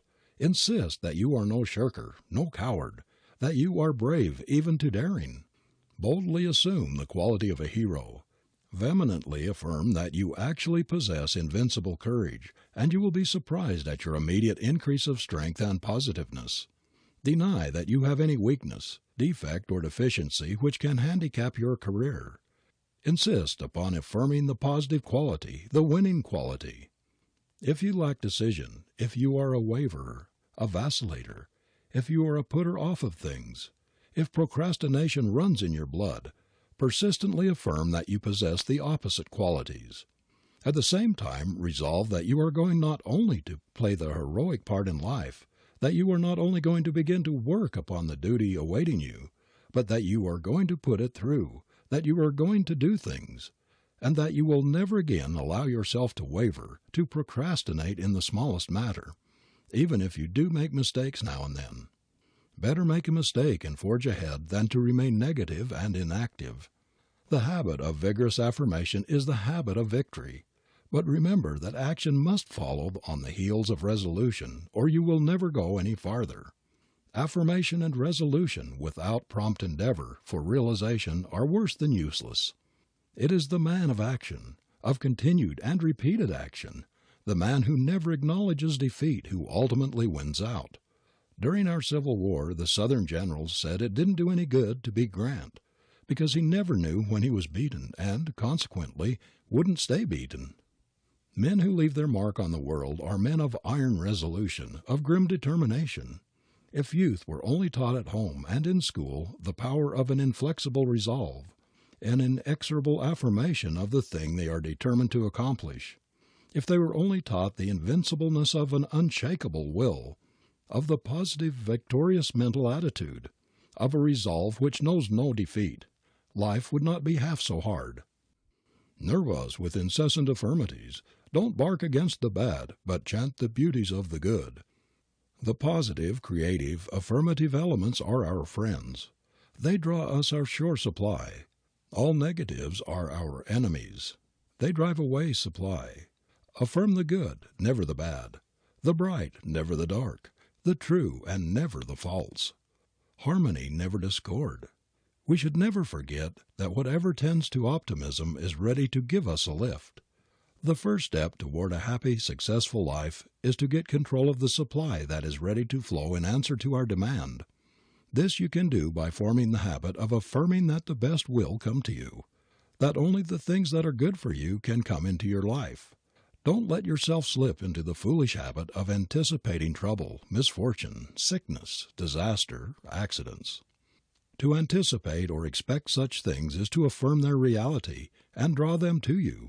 The habit of anticipating them will get them into the habit of arriving. You will thus be drawn into a current of circumstances corresponding to the character of your negative thought. Put yourself into a positive, success and happiness attitude the first thing every morning by taking time, even if only a few minutes, to communicate with the Creator. Get into tune with the Infinite, the source of your strength, the moment you awake. Keep yourself in harmony with the principle which underlies your being during the day, and your every act will be a step forward on the desired road. Say to yourself constantly, "Happiness is my birthright. I was made to exult in life, not go about with a long, sad, dejected face as though it had been a bitter disappointment, as though I were a misfit in the world. I was made to radiate joy and gladness and go through life as a conqueror. I am indeed a child of the Creator, and I know that I am. It is a positive insult to Him to go through the world as though I were a beggar, a slave. I bear the image of the King of Kings, and it is my business to make all men see the likeness. It is my duty to prove my divine heritage by radiating royal manhood." I know of no practice which will do more for one's growth and life enlargement than the habit of rising above one's moods and discouragements through perpetual affirmation of one's divinity. If, for example, you get up in the morning feeling negative, blue, and discouraged, if you don't feel like working at anything, just go off alone and have a good heart-to-heart talk with yourself, something like this: "Now look here, young man or young woman, none of this. You are going to do a grand day's work today. You are going to get right out of this condition. You have had enough of it. If you are a real man or woman, you will rise above your mood and wring victory out of this day, even though it looks so unpromising. It does not matter what comes or what goes, what happens or what does not happen. There is one thing I'm sure of, and that is I am going to be positive, creative, to get the most possible out of today. I am not going to allow anything to rob me of my happiness, or my right to live this day through from beginning to end, and not merely to exist. I do not care what comes. I shall not allow any annoyance, any happening, any circumstance which may cross my path to rob me of my power and peace of mind. I will not be unhappy today, no matter what occurs. I am going to enjoy it to its fullest capacity. This shall be a complete day in my life. I shall not allow the enemies of my happiness to mar it. No misfortune in the past, nothing which has happened to me in days gone by, which has been disagreeable or tragic. No enemies of efficiency shall be guests in my spirit's sacred enclosure today. Only happy thoughts, joy thoughts, friend thoughts shall find entertainment in my soul this day. No negative thoughts, none of my enemies shall gain admittance to scrawl their hideous autographs on the walls of my mind. There shall be no admittance today except to the friends of my best moods. I will tear down all black, sable pictures and hang in their place pictures of joy and gladness, of things which will encourage, cheer, and increase my power. Everything which ever handicapped my life, which has made me uncomfortable and unhappy, shall be expelled from my mental kingdom this day and every coming day. If you make a resolve like this every morning and live up to it during the day, you cannot help being positive, productive, creative.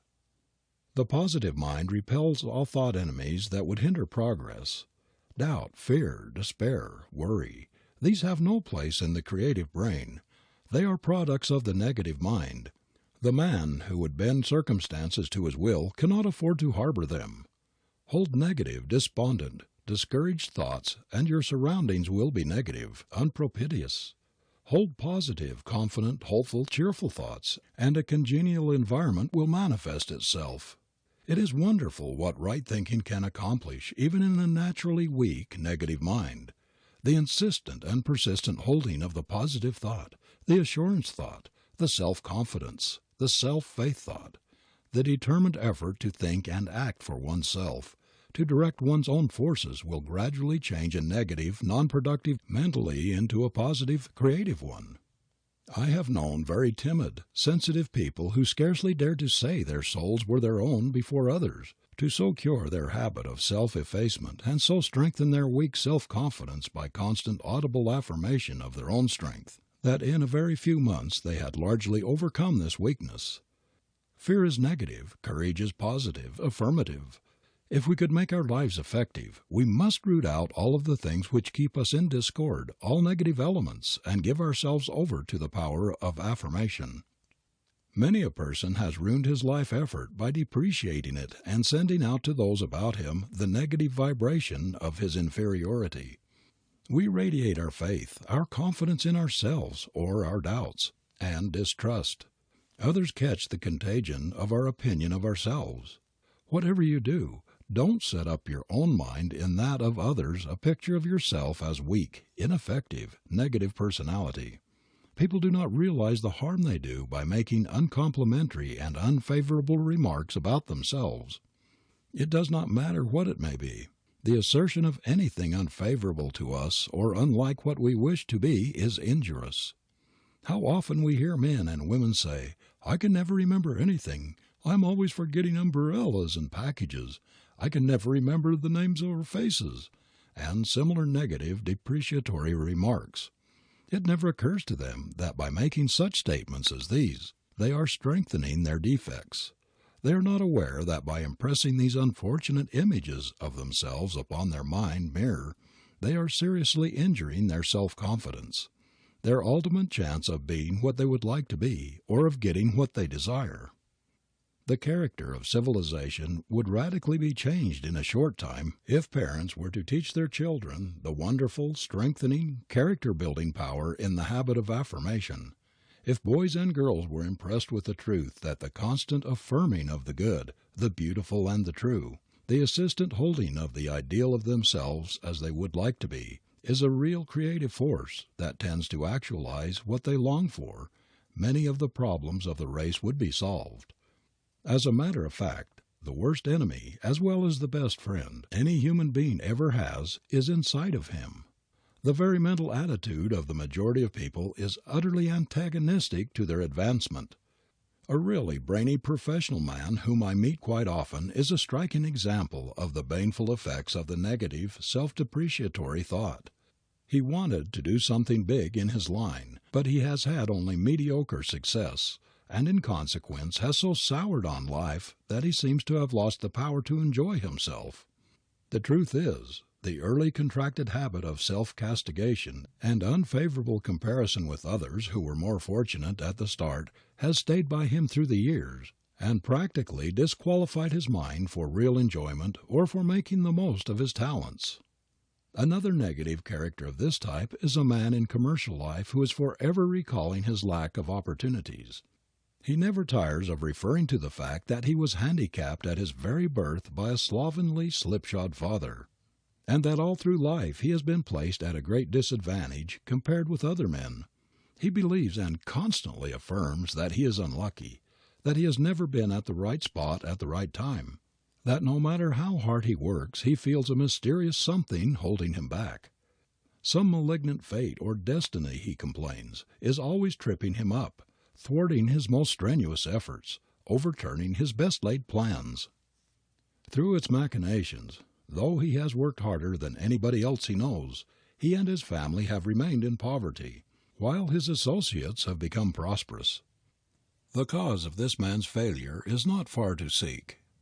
It is plain that he started wrong and has been going wrong ever since. He has been talking failure all of his life, affirming hard times, poverty, ill luck, and disappointment. He has been sowing thistles and all sorts of ill weeds in his garden, and yet he wonders why his harvests have been so stingy, so blighted, and overshadowed by weeds. Affirmations, acts, motives, ambitions, mental attitudes are seeds sown in human gardens. Their character determines what our harvests shall be. Our future reaping depends entirely on our past sowing.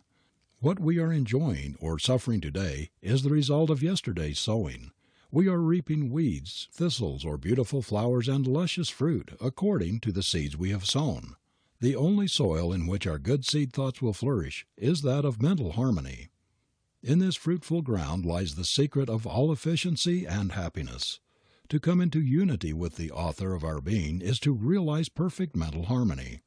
And this is the first requisite of an efficient life, a goal that can be reached only by the road of constant, unfailing affirmation. When you long for something that is perfectly legitimate for you to have, sow your affirmation seed in perfect confidence that it will bloom in reality. Say to yourself, "Our Father, Mother God, is no respecter of persons. He is not partial in his treatment of his children. They all have the same rights, the same privilege. He will give me through my own effort what I need, what I ask for. The poorest, most ragged wretch that crawls has just as many hours in his day as has the ermine king. I can and I will do what I long to do. I will be what I desire to be." Affirm this again and again to yourself. Do not wait for an opportunity. Make your opportunity. The power of affirmation will work miracles for you. Most people seem to think that if they were only in an ideal environment, without worry or anxiety regarding the living-getting problem, if they were free from pain and in vigorous health, they would then be perfectly happy. But, as a matter of fact, we are not half so dependent for happiness upon environment, upon circumstances, as we imagine we are. False ambition, envy, and jealousy are responsible for much of our uneasiness, our restlessness and discontent. Our minds are so intent upon what other people have and are doing that we do not get the tithe of the enjoyment and satisfaction out of our own work, out of our own possessions, that they should afford us. We think so much about what others have and spend so much time wondering why we cannot have similar things that we do not see the beauty, loveliness, and sweetness in our own environment. We question and envy when we should affirm and realize. We neglect the most potent means within our grasp, the miracle working power of affirmation. The supply will come in answer to our demand. Every one of us has an inalienable right to be comfortable, prosperous, free from anxiety, in short, to be happy. Man was not intended to be a worrying machine. The fundamental principle of the human constitution is based on harmony, and when we are in harmonious relations with the universe, we attain the maximum efficiency of power, of usefulness to the world. It is then we get the maximum enjoyment and happiness out of life. Is it not worthwhile to get into such relations?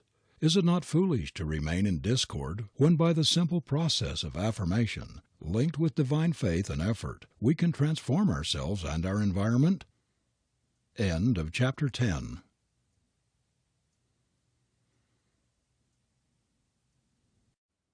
Chapter 11.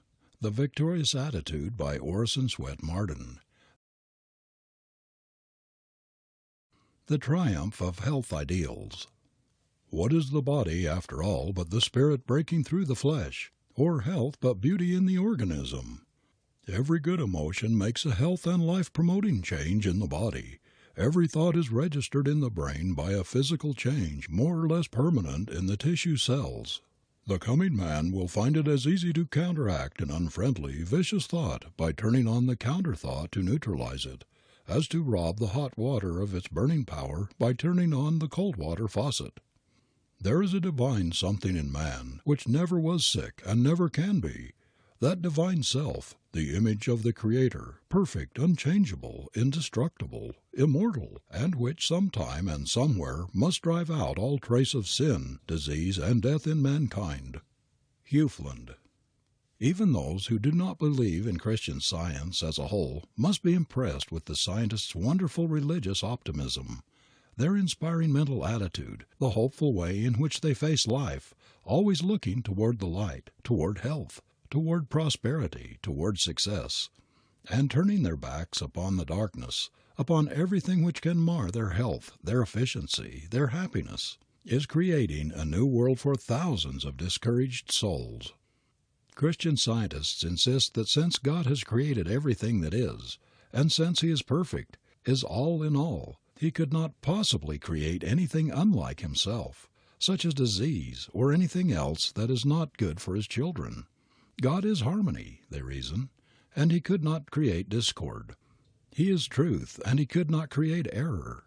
God is love, and He could not create the opposite of love, hatred, jealousy, envy, selfishness, any evil emotion or passion.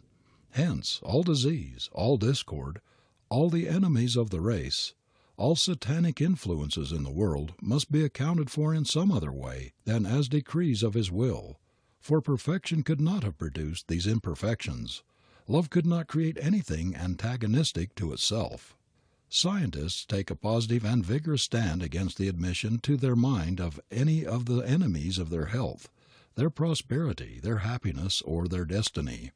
Not only is all thought of failure and poverty banished, but they close the portals of their mind against fear, worry, and anxiety, against the ravages of jealousy, the poison of hatred, envy, and selfishness.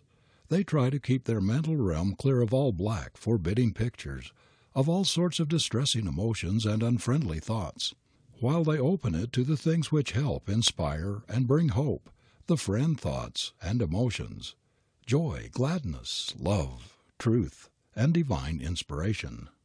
They believe that all human beings were not only made to be healthy but also to be happy, successful, prosperous.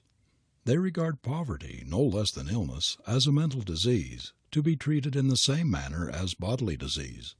And this cheerful religious optimism which they try steadily to maintain is not alone a healing force, but is also a great disease-resisting power. Health, wholeness, is one of the most important and necessary factors in attainment of those things which every normal human being desires: peace, power, plenty, success, and happiness. The scientist's religious optimism is a potent force for placing the mind in the most favorable condition for the attainment of all these things. It removes all hindrances to full, complete self-expression. It is just as necessary to hold the victorious attitude toward health as it is to hold the victorious attitude toward our career and everything which affects it. It is just as necessary to get rid of our doubts and fears regarding our physical well-being as it is to get rid of our doubts and fears regarding our ability to succeed. If we would be strong and vigorous, it is quite important as to visualize health, to hold the health ideal, to keep the perfect health picture constantly in the mind, as it is to keep the prosperity, the success ideal in the mind when we are striving for an independence. The habit of always holding a high ideal in our health, of thinking of ourselves as well, vigorous, physically and mentally perfect, will go very far toward building up a strong disease-resisting barrier between ourselves and all our health enemies.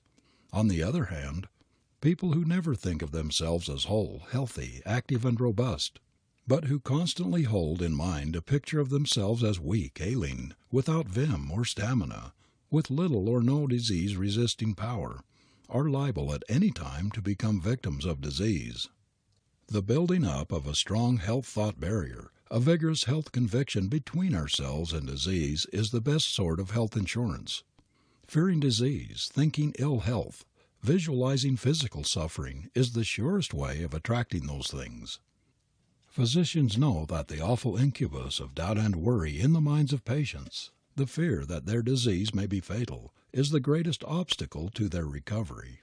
We head toward our doubts, our fears, our convictions regarding our health, just as we do toward our doubts, fears, and conviction regarding other things. If we are convinced that we are not going to be strong, rugged, virile, if we fear that we are likely to develop inherited weakness and disease tendencies, we are headed toward these conditions and will probably realize them. On the contrary, if we hold the victorious attitude toward health, if we visualize the health ideal, the health conviction, we head mentally toward health. And what we head toward mentally is the pattern of that which is continually being built into our life structure. A healthy body is healthy thought externalized. Man's normal condition is that of robust health, vigorous vitality, tremendous power of endurance. The Creator evidently intended the human machine to run harmoniously, without friction, without weakness or disability of any kind. The created is part of the Creator, an indestructible part of Him. When we rise to a full consciousness of this, we shall be victors over disease instead of victims of it. We shall be conquerors instead of slaves of conditions. Nearly a century ago, a celebrated German physician said that there is something in man which was never born, is never sick, and never dies, and that it is this something, this omnipotent force within, which in reality heals our diseases. No matter what we may call it, this something that repairs and renews is one with the force that creates us. We may name it variously the God principle, the Christ within us, the divine principle, the omnipotent force, or anything else we please. The name doesn't matter. All mean the same thing, that is, the creative, the all-sustaining force that holds the universe in harmony. There is something in you that is lord over your physical organs. There is a power in you, back of the flesh, but not of it, which dominates the flesh, and that is the real you. Your partner in that power is the intelligence that created you. You are indissolubly interlinked with that intelligence. You can no more be wiped out of existence than the Creator who made you, because you are an immortal expression of Himself. You are His masterpiece, and His work must partake of His qualities, of His perfection, of His omnipotence, of His omniscience. The trouble with us is we do not rise to the power and dignity of our divinity. We do not half believe we are divine. We have a sort of vague theory that we are mere puppets, thrown off as separate units into space, without any vital connection with the power that gave us life. This false theory is causing our sufferings. The reason why we are such shriveled scrub oaks of human beings is found in the dried up, mean, stingy ideal of ourselves, which we have been taught to hold. We have been reared to think of ourselves as poor miserable worms of the dust, unworthy to come into the presence of our Father Mother God, even though we are fashioned in His image. Instead of carrying through life an ideal of our mental and physical perfection, we carry an ideal of a defective, diseased, physically and mentally imperfect being. The mind being the molder of the body, the life-giving process within us build the sort of body that answers to the model in the mind, the ideal which we hold of ourselves. What we really believe ourselves to be, we tend to become. We keep our minds filled with all sorts of discord, sick pictures, and of course all of these mental images reappear in the body, react upon the life. On the other hand, every time we affirm that we are one with the creative force of the universe, that nothing can separate us from our oneness with the One, we tend to build our bodies into the ideal state of perfect health, mental, physical, and moral wholeness. If we could hold continually to the ideal of our wholeness, and visualize ourselves as perfect beings, even as He is perfect, and constantly try to live up to our ideal, any tendency to imperfection, to discord, to disease would be eliminated. We are only just beginning to realize the tremendous import of the idea that we really fashion our bodies to correspond with our thoughts, that we are co-creators of ourselves with the divine power which is back of the flesh, but not of it. A prominent surgeon, in speaking of infantile paralysis, says that the physician's mental attitude toward it has a great deal to do with its cure. and that he should hold firmly in the mind the idea that the disease is curable. Every physician should also be a metaphysician. He should be a profound believer in the principle that the power which created the patient can recreate him, can repair damages, restore diseased and lost tissues. The most advanced physicians do believe that at best they can but help nature in her healing process. They realize that the same power which created the patient is present in the healing of every wound, every broken bone and every hurt we suffer. The surgeon sets the bone, dresses the wound, but the same power that first created the flesh and bone must do the healing. The mental healer vigorously denies the reality of disease in the sense that truth is a reality. To him, all is infinite mind and its infinite manifestation, as Mrs. Eddy says, and therefore all must be good. Only the good can be real, as God made all that is. The persistent denial that anything could exist which the Creator did not create, and that He could make anything unlike Himself, is one of the fundamental principles of the Christian Science faith. To the healer, health is a vital, immortal principle, the everlasting fact, and disease, although it seems painfully real to the sufferer, is but a false belief. The healer holds in mind only what he desires to establish in his patient's mind. He shuts out everything else. Health is what he wishes to establish, and to do this he holds incessantly and tenuously to the health ideal. He refuses to see the sick, diseased man or woman, and persists in visualizing the ideal one that God intended. To him, the defective, deficient, suffering being which disease and physical discord have made is not the real man or woman. That being is only a travesty of the ideal, perfect creature the Creator planned. He does not allow himself to think of or to picture disease symptoms. To visualize the physical appearance of disease would be to acknowledge its reality, and this would be to defeat his healing. He could not, for example, cure cancer or tuberculosis while mentally picturing the horrible symptoms of these diseases. He wishes to keep all such things out of his mind because of their baleful suggestiveness. Visualizing them would merely etch their reality deeper and deeper into his consciousness, and the suggestion would be conveyed into the patient's consciousness. The mental healer's aim is to produce in the mind of the person he is treating a consciousness of the scientific reality of health and of the unreality of disease. It does not matter how the disease symptoms may contradict his principle, or how loudly pain may scream for recognition, he persists in considering disease unreal and in holding the scientific sense of health as the reality. He relies wholly upon divine mind as the great healing potency, and steadily affirms his patient's oneness with his divine source, and that disease cannot exist in the divine presence. At the very outset he encourages his patient by affirming that, however his physical discord or disease may seem to him, it cannot affect the God image in him, because that is perfect, as God Himself is perfect, and that in reality there can be no disease. Truth and harmony, he asserts, are the great facts of life. Error is not a reality, but merely the absence of truth. Discord is not a reality, but merely the absence of harmony. He assures him that he is God's child, and that God's image cannot be sick, distressed, or diseased. Of course, he says, this seems very real to you, painfully real, but it is not reality in the sense that truth is a reality. This is discord, the absence of harmony. And divine harmony will antidote all discord just as truth will neutralize error, and as love will neutralize all hatred, jealousy, or revenge, or as confidence, self-assurance will neutralize fear, doubt, or self-depreciation. The healer holds continually the healing suggestions and concentrates on arousing in his patient expectancy of relief by bracing his hope, confidence, assurance, and faith in divine mind that restores, renews, and heals. He tries to stimulate and put into active operation the healing potencies latent in him, to awaken in his mind the lost divine image, and to impress upon him the idea that this divine image cannot possibly be dominated or in any other way affected by disease.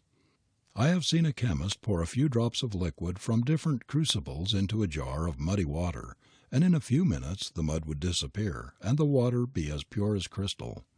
This is in effect what the mental healer does in treating a patient. No matter what the disease is, his great remedy lies in mental chemistry, in neutralizing, destroying the error with its natural antidote.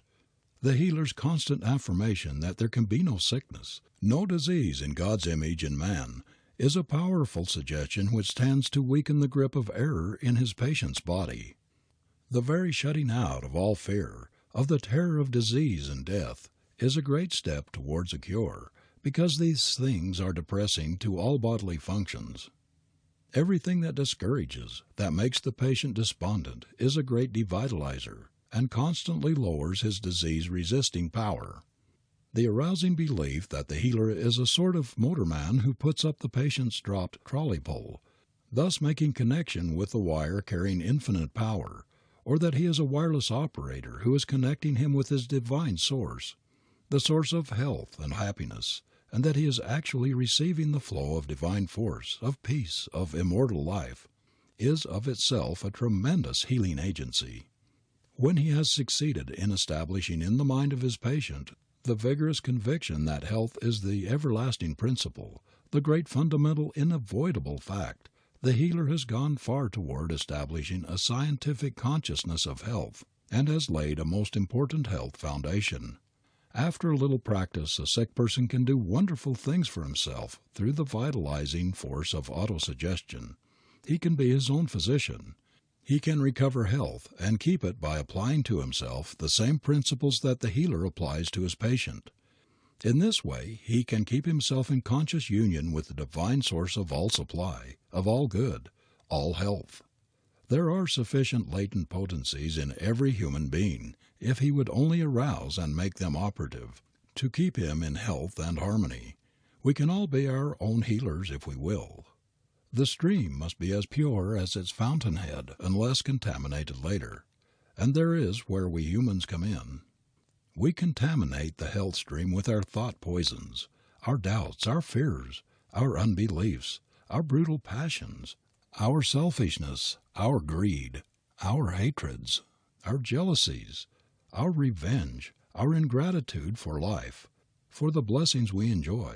All of these things tend to pollute the stream which we receive pure as it flows from the crystal fountain, the divine source of all good. But the practice of divine chemistry will enable us to clear up our muddy life streams.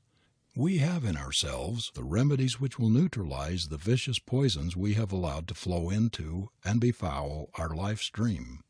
We can, by the right use of our powers, purify it, as the chemist purified the jar of muddy water. By right thinking we can neutralize the poison sewage of our bodies, just as the chemist can take the foul sewage water which flows out from a city, and by the help of chemicals neutralize all the filth, making it absolutely pure again. By applying their antidotes we can neutralize the poisons of disease, the results of wrong thinking and living, which sap and embitter our lives, which make us suffer from all sorts of ills and leave us unable to accomplish 1/10 of what we might if we had that splendid physical and mental vigor which is normal to humanity. We must offer the same uncompromising opposition to the reality of all kinds of disease, mental and physical, that the mental healer does. We must see ourselves as he sees his patient, in the wholeness, the completeness, the Creator intended. It is the ideal man or woman we must visualize, never the one weakened, deformed by horrible diseases or their symptoms. By recognizing only the real man or woman, unaffected by wrong thinking, we cut off the vicious effects of the mental enemies which are fighting to perpetuate disease or other unfortunate conditions. The constant holding of the health ideal, of the truth thought, the health and prosperity thought, the optimistic thought, the kindly, cheerful, helpful thought, and the shutting out of all their opposites, not only help to restore health, but also tremendously the disease-resisting power. Right thought is health, efficiency, and happiness tonic. The vital thing in establishing health is to adopt the victorious attitude toward it as toward every other good thing we desire. If we wish to have abounding health, and who doesn't, we must cultivate implicit faith in health as our birthright, in the truth that, being the children of perfection, we must partake of the qualities of perfection, and hence be free from the imperfection of disease or sickness. Without faith in our wholeness we are not, and cannot be whole. Without faith in the healing power of divine chemistry, no healing is possible either by patient or healer. The patient may not always have a conscious faith, but the healer has, and a similar faith is aroused in the patient later, as he begins to feel the divine power operating and working like a leaven in his nature. There is no one thing that is emphasized so much in the Bible, and especially in Christ's teachings, as faith. Every benefit, every healing depends for its efficacy on the sufferer's faith. In all of his healing, this one condition of faith was imperative. According to thy faith be it unto thee. When the disciples told their master that they could not heal certain cases, he rebuked them, and told them that they had failed because of their lack of faith. According to thy faith be it unto thee, he reiterated constantly. He recognized the great healing power of faith, and impressed upon his followers the truth, that without it no healing was possible. Every physician knows that his patient's faith is in his power to cure him. In the efficacy of the remedies he applies are curative agencies. Faith in medicinal remedies is what makes them effective. It is faith that furnishes the potency of thousands of so-called remedies which have no intrinsic value whatever. We all know how the visualizing of disease and the fear of it affect the mind in undermining the health ideal. Confidence in our health is really its sustaining and buttressing power, for the moment we destroy this we lessen our resisting power and invite disease. The image, perpetually held in the conscious mind, becomes indelibly etched in the subconscious mind, and the body conforms to the thought. To attain perfect health we must hold the image of physical perfection. We must constantly keep in mind this ideal state. We must build ourselves thought pictures of a superb body in all its strength and wholeness. We must relentlessly strangle every image of weakness or disease, every sick suggestion that would blur the picture of perfect wholeness and harmony into which we wish to grow. What a revolution we would make in our lives if we could only learn to live this health ideal instead of its opposite, the disease ideal. Every child should be reared to think health instead of disease, should be made to realize that health is the everlasting fact, that disease is not a necessary evil, and was not intended for us, that it was not intended we should suffer. If the young mind were saturated from infancy with health ideas and ideals, it would build up a strong disease-resisting power that would make it immune to all health enemies. If every child were trained to believe that he was a God in the making, that he had within him the embryo of divinity which ought to develop into a godlike being, we should not have so many mental and physical Lilliputians. One of our great health troubles lies in the fact that we have been accustomed from childhood to lay too much emphasis on matter, on the support of the body. As a matter of fact, the mind is everything, but mind is not confined to the head alone. We are all mind. We think all over. We live all over. Our sensations are the intelligent expression of all the cells of the body. The body is a great cooperative institution composed of billions of cells. Some of these cells have a higher functioning quality than others, but they all have their appointed places. Every cell is an important member of the body corporation and has a voice in the government of the whole. When we are wounded or diseased, for instance, billions of these tiny cell repairers, healers, renewers, health builders, rush instantly to the wounded part to repair and restore the injured tissues. We are all conscious that there is continually going on within us these repairing, renewing, reinvigorating as well as healing processes. We feel that there is a marvelous and beneficent intelligence ever working miracles within us, a power which heals our wounds and cures our hurts. Whence comes the intelligence which governs and directs the work of these little builders and repairers? It comes from the within of us, for our objective mind is comparatively passive in the process. But the great intelligence back of the flesh, which keeps the heart beating, the lungs breathing, and all the various bodily functions in activity, never ceases working, and never leaves us for an instant. It permeates every atom of the body, illuminating each separate cell with a reflection of its own light. Scientists are making marvelous discoveries regarding the location of the seat of intelligence, mind. Until recently it was supposed to be confined solely to the brain. But now we know the mind, the brain, or the thinking part of us, extends the entire length of the spinal cord, that there is gray brain matter everywhere in the sympathetic nervous system. In fact, recent experiments indicate selective power in the cells all through the body. Regular gray matter has been found in the fingertips of deaf, dumb, and blind people, thus showing that wherever there is a need there is intelligence.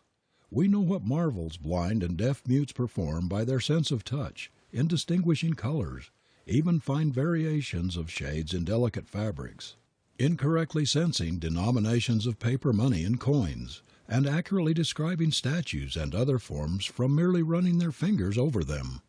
This shows that intelligence is everywhere in the body. Some of our foremost scientists now believe that the cells composing each organ form a sort of cooperative community intelligence, which presides over that particular organ. They hold that the bodily organs have what may be termed minds of their own. They are virtually connected with the so-called spinal column brain and the solar plexus brain, as well as with the brain proper. This theory is borne out in fact. We know how quickly the stomach sympathizes with the mental attitude, how it responds to our thoughts, our emotions. Also, how quickly the heart, the kidneys respond to our mental states, fear, worry, joy, anxiety, love, hate, jealousy, whatever emotion dominates us. If there were not a very intimate connection between the brain and the stomach, and the same principle applies to the heart, the kidneys, and other organs, the digestion would not be affected so seriously by our changing moods and emotions. Inasmuch as it is so affected, is it not reasonable to assume that the stomach cells are influenced by the thought which you project into them? Is it not reasonable to assume that by sending into these cells black, gloomy, discouraging pictures of indigestion and dyspepsia, you injuriously affect them? If these cells have intelligence, and if they respond instantly to our different mental states, as we know they do, isn't it natural that they should be correspondingly affected by our opinion of them, by our lack of confidence in them, our suspicion of their ability to digest our food properly, by the constant complaining of our stomach and our miserable digestive apparatus? Give a dog a bad name and you might as well kill him, is an old saying. In the same way, impress, force home on your stomach, your heart, your liver, or any other bodily organ the conviction that it is inefficient, weak, good for nothing, and in addition swallow a mouthful of mental dyspepsia with every mouthful of food, and sooner or later it will accept your verdict and be just what you claim it is. In other words, instead of handicapping them by wrong thought, we must give our bodily organs a fair chance to do their legitimate work. If we expect them to act perfectly, as the Creator intended they should, we must treat them as we would treat our children. We must by right thinking help them to be normal instead of making them abnormal by doubting, being suspicious of them. We must visualize them as our co-workers, our partners, our friends, not as our enemies, our tormentors. Just think of the horrible pictures of the various organs people get from medical books, which describe minutely symptoms of diseases which they imagine they have. Many people never visualize a normal picture of themselves. They never think of themselves as the perfect beings God intended them to be. What they hold constantly in mind is a picture of an abnormal, diseased, weak, defective creature. They picture their stomach, their liver, their kidneys, their heart in a diseased, imperfect condition instead of regarding them as friends, as members of the same family. They look on them as malicious enemies who cause them constant suffering. "Oh," they cry out, "I've got such a miserable stomach, I can't eat anything. Everything I eat hurts me. My treacherous old heart, how it pumps. I can't walk or do any of the things I like because of it. My liver is all upset. I seem to be out of kilter everywhere. My kidneys are affected, my back troubles me, and I really might as well be dead." Such a horrible visualizing and belittling of the hard-working bodily organs would ruin the health of the best trained athlete. If you would be a friend to yourself, you must be a friend of your organs, which are so intimately and sympathetically connected with your brain-mind, the central station of your body. You must believe in their perfection, in their normal functioning. You must picture them trying to help you to carry out your great life purpose instead of working at cross purposes with you. You must have confidence in them. Think of them as your friends instead of enemies handicapping your success and ruining your chances in life. Replace the pictures of diseased organs with their opposites, pictures of their wholeness, their completeness, their soundness, and you will find yourself coming into health and power. Assume the victorious attitude and think of yourself as an absolutely perfect being, divine, immortal, possessing superb health, a magnificent physique, a vigorous constitution, a sublime mind. Every morning when you rise, before you go to bed at night, and whenever you think of it during the day, stoutly affirm the fact of your perfection physically, mentally, and morally. Constantly assert mentally, and when alone orally, I am health because I am of God. God is my life. He is the creative power that sustains and upholds me every instant. This power is perpetually recreating me and trying to keep me up to the ideal, the original plan of my being when I was created. I shall cooperate with it today and every day. I shall aim to be perfection even as my Father.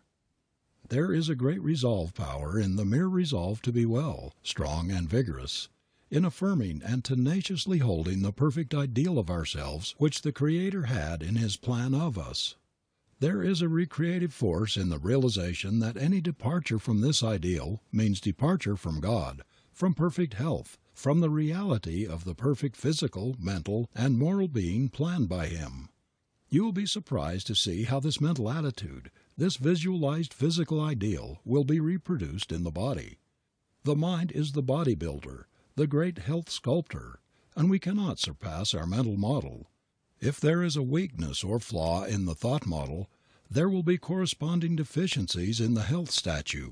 As long as we think ill health, doubt our ability to be strong and vigorous, as long as we hold the conviction of the presence of inherited weakness and disease tendencies, look upon ourselves as victims instead of conquerors of ill health. In short, as long as the mental model is defective, perfect health is impossible. Joyous, abounding health can be established just as anything else can be established, by right thinking and right living, by thinking health instead of disease, thinking strength instead of weakness, harmony instead of discord, thinking true thoughts instead of error thoughts, love thoughts instead of hatred thoughts, health thoughts, upbuilding thoughts instead of destructive, tearing down thoughts.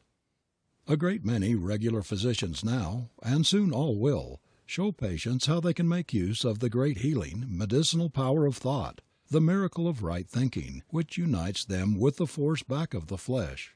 They will show each patient what attitudes of mind, what affirmations, and what autosuggestions will tend to keep him in harmony.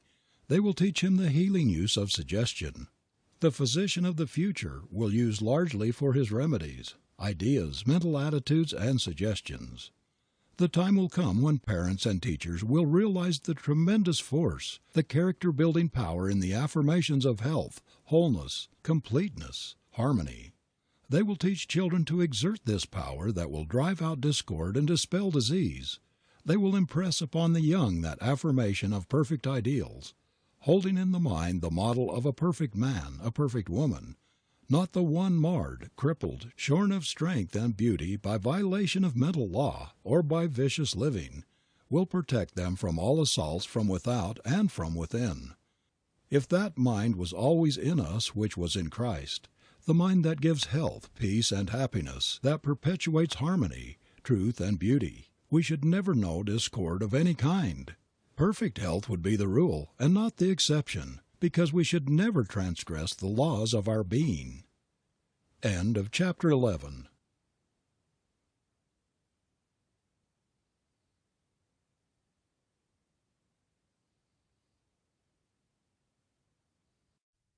Chapter 12. The Victorious Attitude by Orison S Marden. You are headed toward your ideal. Faith and the ideal still remain the most powerful levers of progress and of happiness. Jean Finot. If we are content to unfold the life within according to the pattern given us, we shall reach the highest end of which we are capable. We tend to grow into the likeness of the things we long for most, think about most. The gods we worship write their names on our faces. Emerson. In Hawthorne's story, The Great Stone Face, we have an impressive illustration of the power of an ideal. One's memory holds a vivid picture of its hero, whose mind had dwelt from childhood on the local tradition that a man-child should be born whose face would resemble that of the mountain profile above the little hamlet of his nativity, and that this child would eventually become the leader and savior of the people. So wholeheartedly did he believe the legend, so earnestly did he long for its fulfillment, and so constantly did his eyes dwell on the prophetic profile, that unconsciously his own features changed until, outwardly as well as inwardly, he completely embodied the ideal which his mind had absorbed. On every hand we see illustrations of the transforming power of the ideal. It is outpictured in the faces we see in the street, in trains and shops, in theaters and churches, wherever people congregate. How quickly we can select from a crowd of strangers the successful businessman. His initiative, leadership, executive ability speak out of his face and manner. The same is true of men in other vocations, of the scholar, the clergyman, the lawyer, the teacher, the doctor, the farmer, the day laborer. Go into any institution, factory, store, or other place of business, and you can quickly detect the nature of the ideals outpictured in the faces, in the expression, in the manner of the people you see there. Visit Sing Sing and you will see the power of the ideal which has worked like a leaven in its inmates. The criminal suggestion, the criminal thought, the criminal ideal is reflected in the faces of those who visualize crime, planned and thought out in its details long before they committed the criminal act. Whatever we hold in our minds, dwell upon, contemplate, whatever is dominant in our motives, will stand out in our flesh so the world can read it. Many absolutely authentic cases of stigmata are recorded in the lives of medieval saints, on whose bodies appeared an exact reproduction of all the wounds of the crucified Christ. Some of these cases were in convents and monasteries, and were the result of long and intense concentration of the mind of the subject upon the physical sufferings of Christ. Frequently the phenomena occurred after the austerities of Lent, during which the monks and nuns had focused more intensely and steadily upon the tortures of the Savior's passion and death. If the contemplation of those tortures, the constant mental picturing of the sufferings of the God-man, the soul's great sympathy with its ideal could change the very tissues of the body, could reproduce on it the actual physical marks of the cruel spear in the side, of the nails in the hands and feet, and of the thorns in the head, think of the wonderful possibilities in the reversal of these thoughts and this picturing. Think of what the contemplation of the wonderful work accomplished by the Savior on earth, of the constant mental picturing of His glorious life, of His tenderness and love for humanity, of His power and dignity, of His continually outpouring of Himself in service. Think of what the constant holding of such an ideal, such a model, and the perpetual effort to realize it would do for the race. We tend to become like what we admire, sympathize with, and persistently hold in mind. The hero of the Great Stone Face became the counterpart of his ideal. The history of Christianity is a continuous record of the power of the ideal to raise men and women to their highest power. St. Paul, one of the most conspicuous of these examples, is so possessed, so enthused by the inspiration of his great model that he cries, "I live, not I, but Christ in me." The contemplation of perfection is always uplifting. Nothing so strengthens a mind, enlarges manhood or womanhood, widens the thought as the constant effort to measure up to high ideals. The struggle to better our best, to make our highest moments permanent in the continual reaching of the mind to the things above and beyond. The steady pursuit of the ideal, which constantly advances as we pursue, is what has led the race up from savagery to 20th century civilization. A great artist was one day found by a friend in tears in his studio. When asked the cause of his distress, he replied, "I have produced a work with which I am satisfied, and I shall never produce another." It is said he never did. The inspiration that had urged him on was his ideal. That kept him always striving to improve on what he had previously done. Without it there was nothing to strive for. Without an ideal there is no growth. and where there is no growth there is retrogression. Without a vision the people perish. Nothing in the universe is static. None of us stands still. We are all traveling in some direction, either forward or backward. Everything depends on the ideal. What we admire and aspire to enters into the very texture of our being, becomes part of us. If we had the power to analyze any individual, we could tell what books he had read, could detect the type of his friends and associates, could name his heroes. That is, we could tell what ideals had actuated him. Parents and teachers should urge upon the young the importance of hero worship, of choosing the highest human ideals. Our lives are modeled chiefly after the pattern of the ideals of our youth, and there is no danger of too much hero worship, if only the heroes are worthy. History is full of examples of the powerful influence of ideals upon our great men. It is said that Alexander the Great always carried a copy of Homer's Iliad in his pocket, and that he never tired of reading about Achilles, the great hero, whom he was ambitious to resemble. Many a young man in this country who has been inspired, encouraged, and stimulated by Lincoln's career has not only lived a grander life and made a truer success because he molded his life after that of his hero, but he has developed many qualities in common with Lincoln which otherwise might have lain forever dormant. Many a young officer in our army is more efficient because of his imitation of Grant and Lee, the ideals which haunted his dreams and which ever urged him up and on. It is of the utmost importance to choose our ideal early in life, a high and beautiful ideal that should be our pole star, the highest and brightest light we know. A recent writer says, "My advice to all those just starting out to travel life's turnpike is, don't start until you have your ideal, then don't stop till you get it." Of course, we all have ideals of some kind when we are young, but how many of us keep them even till middle age? What young man has entered into active life without an ideal before him of what he is going to do, and how the world is going to be bettered by him? What young girl but who, leaving school, life smiling before her, dreams of the ideal love she will find, the ideal happy home she will make, and the beautiful work she will do in life with the ideal man of her girlish dreams by her side? But do the youth and the maiden hold these ideals throughout the years, with the strength of conviction that overcomes all difficulties? Or do they abandon them with the first discouragement and settle down into a commonplace existence, with interest in nothing above the material? To youth naturally come glorious ideals, not only of what one's own life is to be, but of what life in general should be, the ideal man, the ideal woman, the ideal social system, and with all these is a vague desire or intention to help toward their fulfillment, but too often the result of disappointment in the effort to better conditions is, first to give up the hope of realizing the ideal, and then to abandon the ideal itself.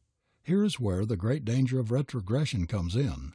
Unless the ideal be held with tenacity that no failure or disappointment can relax, it is apt to fade away after the first ardor of youth is past. One of the greatest aids to the preservation of the youthful ideal in all its freshness and beauty is to recall frequently, daily, the moral heroes who first gave one a glimpse of one's possibilities and aroused one's ambition. Recall the special books or particular chapters which fired you to emulate some noble character. Renew yourself mentally by visualizing the life and work of men and women who have wrought nobly for humanity. Think of the Washingtons, the Franklins, the Lincolns, the Emersons, the Ruskins, the Florence Nightingales, the Jane Addams, the Susan B. Anthonys, the Frances Willards, and you will be strengthened to resist the debasing influence of the fierce competition for wealth and preferment, even for mere subsistence, which in so many instances push out of sight the aspirations and ideals of youth. Keep constantly in mind the grand characters whose achievements aroused you to noble thoughts and endeavor in the springtime of life, and your standards will never drop. Character always develops according to the pattern within us. No artist could paint the face of Christ with the model of Judas before his mental vision. No great character can ever be built with low, groveling ideals in the mind. The constant struggle to measure up to high ideals is the only force in heaven or on earth that can make a life great, beautiful, and fruitful. If we would ever accomplish anything of worth, if we would ever establish our oneness with the Creator and accomplish the work He sent us here to do, we must live up to our ideal.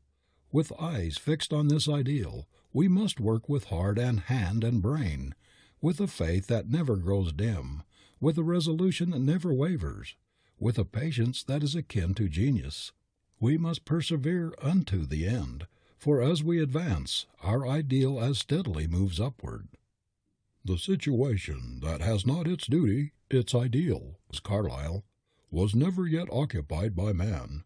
Yes, here, in this poor, miserable, hampered, despicable actual, wherein even thou now standest, here or nowhere is thy ideal. Work it out therefrom, and working, believe, live, be free. Fool, the ideal is in thyself.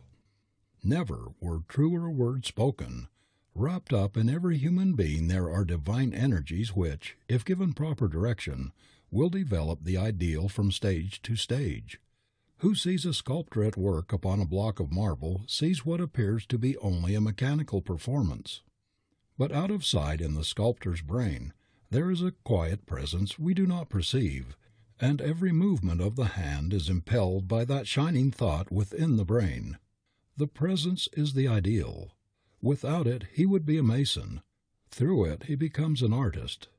The ideal is the real. By it we shape our lives as the sculptor shapes the image from the rough marble. External means alone will not accomplish this. You must lay hold of the eternal principles, of the everlasting verities, or you never can approach your ideal. Your first advance toward it lies in what you are doing now, in what you are thinking, not on some far-off height in some distant scene or fabled land, where longing without endeavor is magically satisfied. Will we carve out the ideal that haunts our souls? But here and now in this poor mean actual, here or nowhere is our ideal. In the humble valley, on the boundless prairie, on the farm, on sea or on land, in workshop, store or office, wherever there is honest work for the hand and brain of man to do, within the circumscribed limits of our daily duties, is the field wherein the outworking of our ideal must be wrought. Your circumstances may be uncongenial, says James Allen, but they shall not long remain, so if you but perceive an ideal and strive to reach it. You cannot travel within and stand still without. Here is a youth hard pressed by poverty and labor, confined long hours in an unhealthy workshop, unschooled and lacking all the arts of refinement, but he dreams of better things. He thinks of intelligence, of refinement, of grace and beauty. He conceives of, mentally builds up, an ideal condition of life. The vision of a wider liberty and larger scope takes possession of him.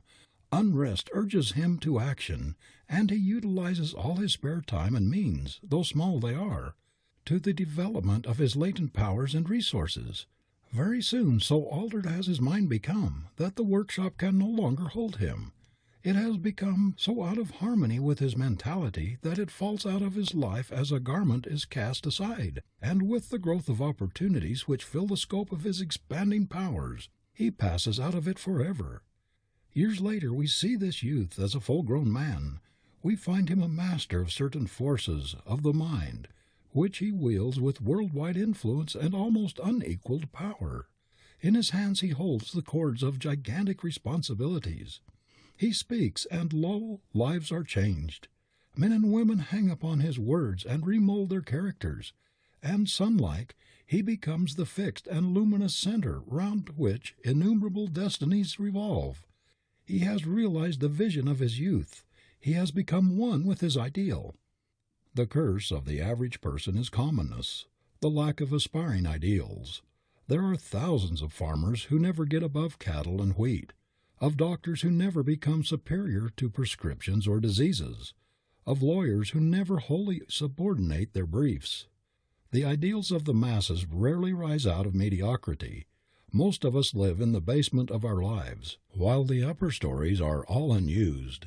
Millions of human beings never get out of the kitchen of their existence. We need aspiration and great thought models to lift us. God has whispered into the ear of all existence, "Look up!"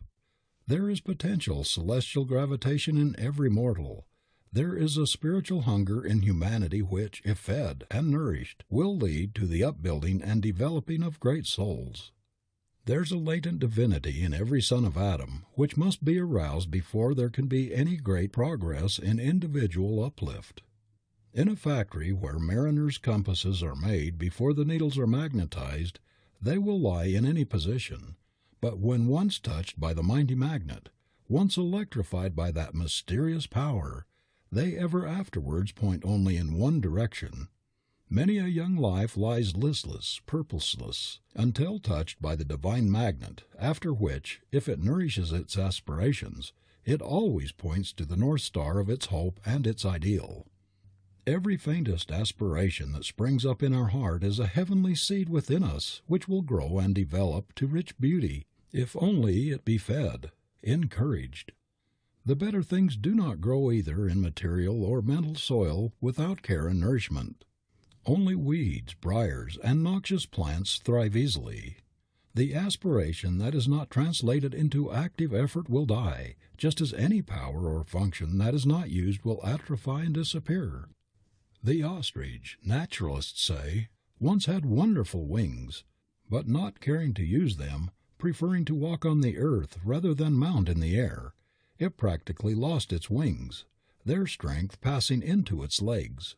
The giraffe probably once had an ordinary neck like other animals, but being long used to reach up to gather its food from the branches of trees, it lifted its body up in the upward direction until it is now the tallest of all animals, its elongated neck enabling it to gather the leaves from lofty trees. Something like this takes place continually in human lives. We rise or fall by our ideals, by our pursuit or our disregard of them. The majority of us make bungling work of our living.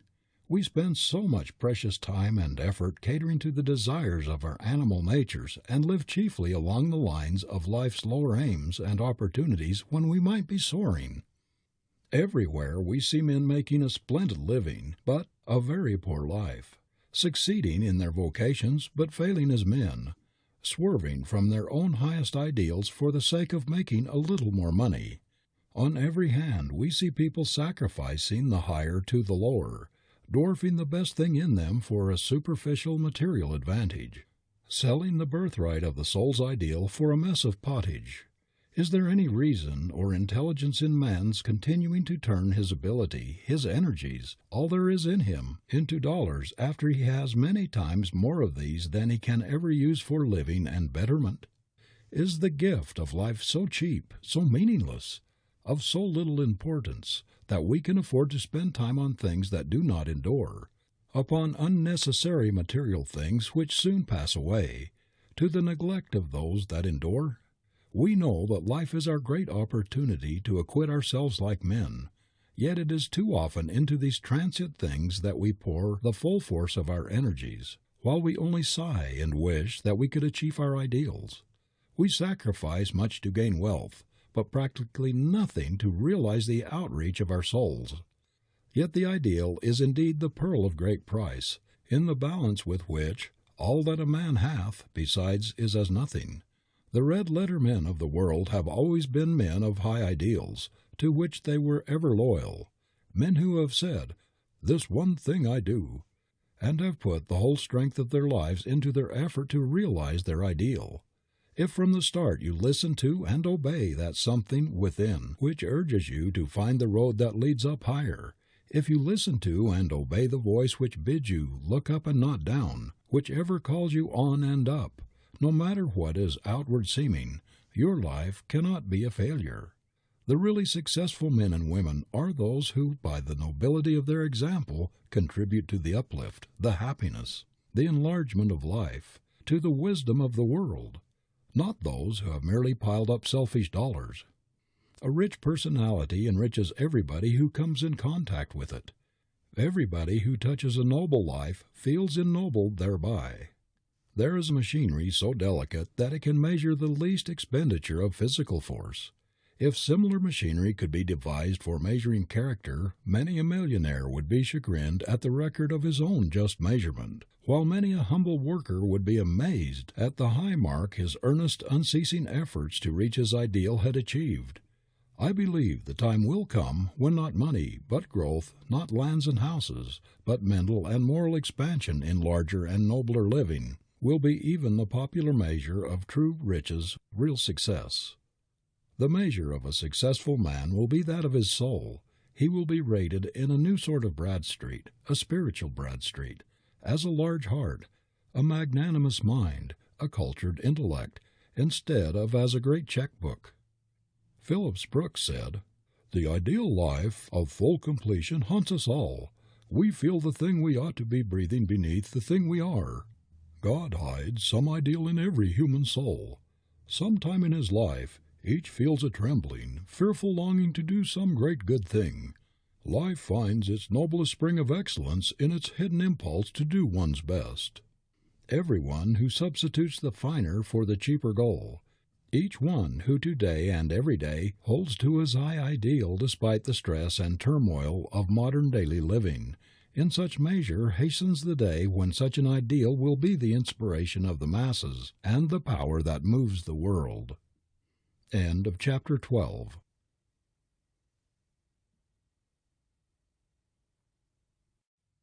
Chapter 13. The Victorious Attitude by Orison S Marden. How to make the brain work for us during sleep. Would you not think yourself fortunate to have a secretary of great ability and worth, absolutely subject day and night to your will, and so susceptible to instructions that even your slightest mental suggestion would be faithfully carried out? If you had such a secretary, and knew that in spite of his great ability he would be able to do what you suggested only in proportion to your belief in his power to do so, would you not be careful to entertain no doubts of his ability to carry out your wishes or suggestions? Now, just substitute for this personal secretary your subconscious self, that part of you which is below the threshold of your consciousness, and try to realize that this self is actually the sort of secretary I have endeavored to describe, capable of carrying out all your desires, of executing all your purposes, of realizing your ambitions, to the exact extent of your belief in its powers, and you will get some idea of what it can accomplish for you. This secretary is closer to you than your breath, nearer than your heartbeat, a faithful servant, walking by your side all through life, to execute your faintest wish, to carry out your desires, to help you to achieve your aims. Every bit of help, of encouragement, of support you give to this other self will add the magnificence, the splendor of your destiny.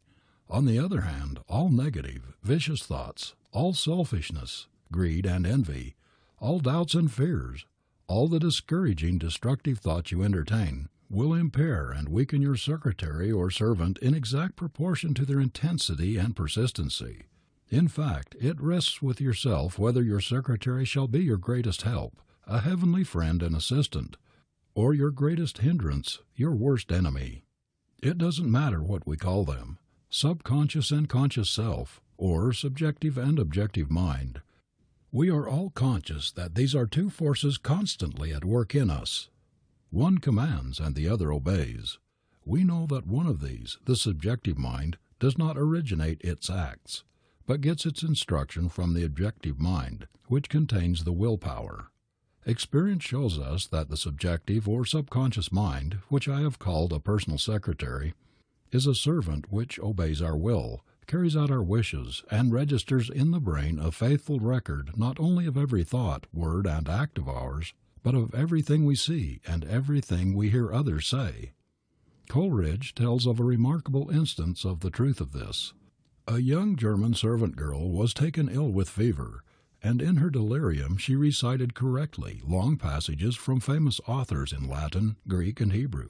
Scholars were called in to hear this uneducated girl speaking fluently tongues of which she had no knowledge in her conscious moments, and to tell, if they could, what it meant. They were much puzzled and could make nothing of it, but later the miracle was explained. Years before, it seems, the girl had lived in a minister's family, and was accustomed to hear the master recite the classics aloud. She had listened attentively, and her subconscious mind had faithfully recorded every word in her brain, and reproduced what it had heard when the objective mind was quiescent. Numerous instances might be cited to show that our subconscious mind is the record storehouse of all that has ever happened to us. Every thought, every experience, whatever passes before the eye, or that we see or hear or feel is registered accurately in our brain by our subconscious mind.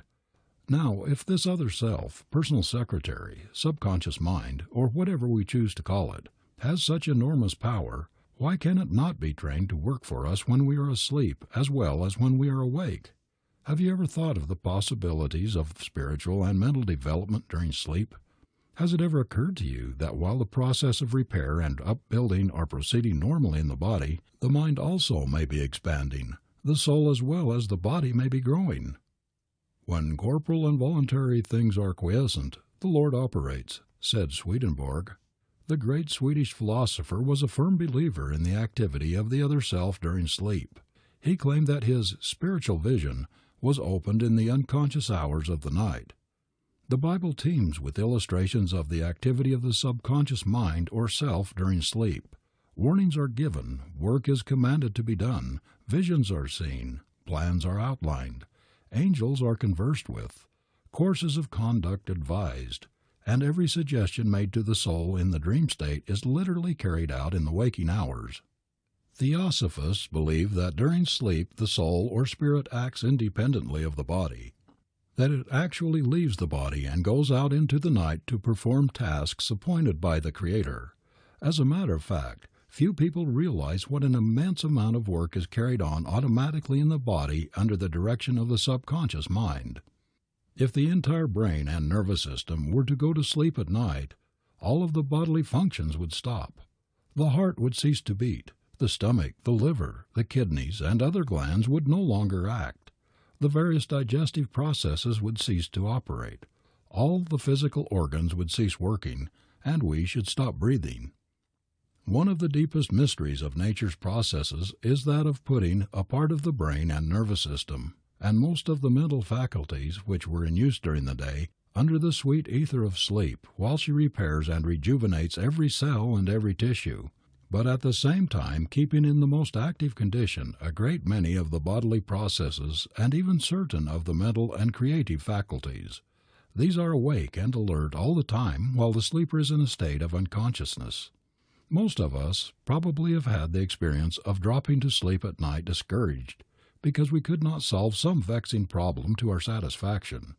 It may have been one in mathematics during our school days, or later on, a weightier one in business or professional life, and behold, in the morning, without any conscious effort on our part, the problem was solved, all its intricacies were unraveled, and what had so puzzled us the night before was perfectly clear when we woke up in the morning. Our conscious, objective self did not enter the mysterious laboratory where the miracle was wrought. We do not know how it was wrought. We only know it was done somehow, without our knowledge, while we slept. Some of our greatest inventions and discoveries have been worked out by the subconscious mind during sleep. Many an inventor who went to sleep with a puzzled brain, discouraged and disheartened because he could not make the connecting link between his theory and its practical application, awoke in the morning with his problem solved. Mathematicians and astronomers have had marvelous results worked out while they slept, answers to questions which had puzzled them beyond measure during their waking hours. Writers, poets, painters, musicians have all received inspiration for their work while the body slumbered. Many people attempt to explain these things on a purely physical basis. They attribute the apparent phenomenon to the mere fact that the brain has been refreshed and renewed during the night, and that, consequently, we can think better and more clearly in the morning. That is true so far as it goes, but there is something more, something beyond this. We know that ideas are suggested and problems actually worked out along lines which did not occur to the waking mind. Most of us have had experiences of some kind or another which show that there is some great principle, some intelligent power back of the flesh, but not of it, which is continually active in our lives, helping us to solve our problems. One of the most interesting instances of this kind is given in the biography of the great scientist, Professor Louis Agassiz, by his widow. He, Professor Agassiz, the writer says, had been for 2 weeks striving to decipher the somewhat obscure impression of a fossil fish on the stone slab in which it was preserved. Weary and perplexed, he put his work aside at last and tried to dismiss it from his mind. Shortly after, he waked one night persuaded that while asleep he had seen this fish, with all the missing features perfectly restored. But when he tried to hold and make fast the image, it escaped him. Nevertheless, he went early to the Jardin des Plantes, thinking that on looking anew at the impression he should see something which would put him on the track of his vision. In vain. The blurred record was as blank as ever. The next night he saw the fish again, but with no more satisfactory result. When he woke, it disappeared from his memory as before. Hoping that the same experience might be repeated, on the third night he placed a pencil and paper beside his bed before going to sleep. Accordingly, towards morning, the fish reappeared in his dream, confusedly at first, but at last with such distinctness that he had no longer any doubt as to its zoological characters. Still, half dreaming, in perfect darkness, he traced these characters on the sheet of paper at the bedside. In the morning he was surprised to see in his nocturnal sketch features which he thought it impossible the fossil itself should reveal. He hastened to the Jardin des Plantes, and with his drawing as a guide, succeeded in chiseling away the surface of the stone under which portions of the fish proved to be hidden. When wholly exposed, it corresponded with his dream and his drawing, and he succeeded in classifying it with ease. We are all familiar with examples of the marvelous feats performed by somnambulists. They will get up and rest while fast asleep, lock and unlock doors, go out and walk and ride in the most dangerous places, where they would not attempt to go when awake. Many have been known to walk with sure feet along the extreme edges of roofs of houses, on the banks of rivers, or close to the edge of precipices, where one false step would precipitate them to death. They will speak, write, act, and move as if entirely conscious of what they are doing.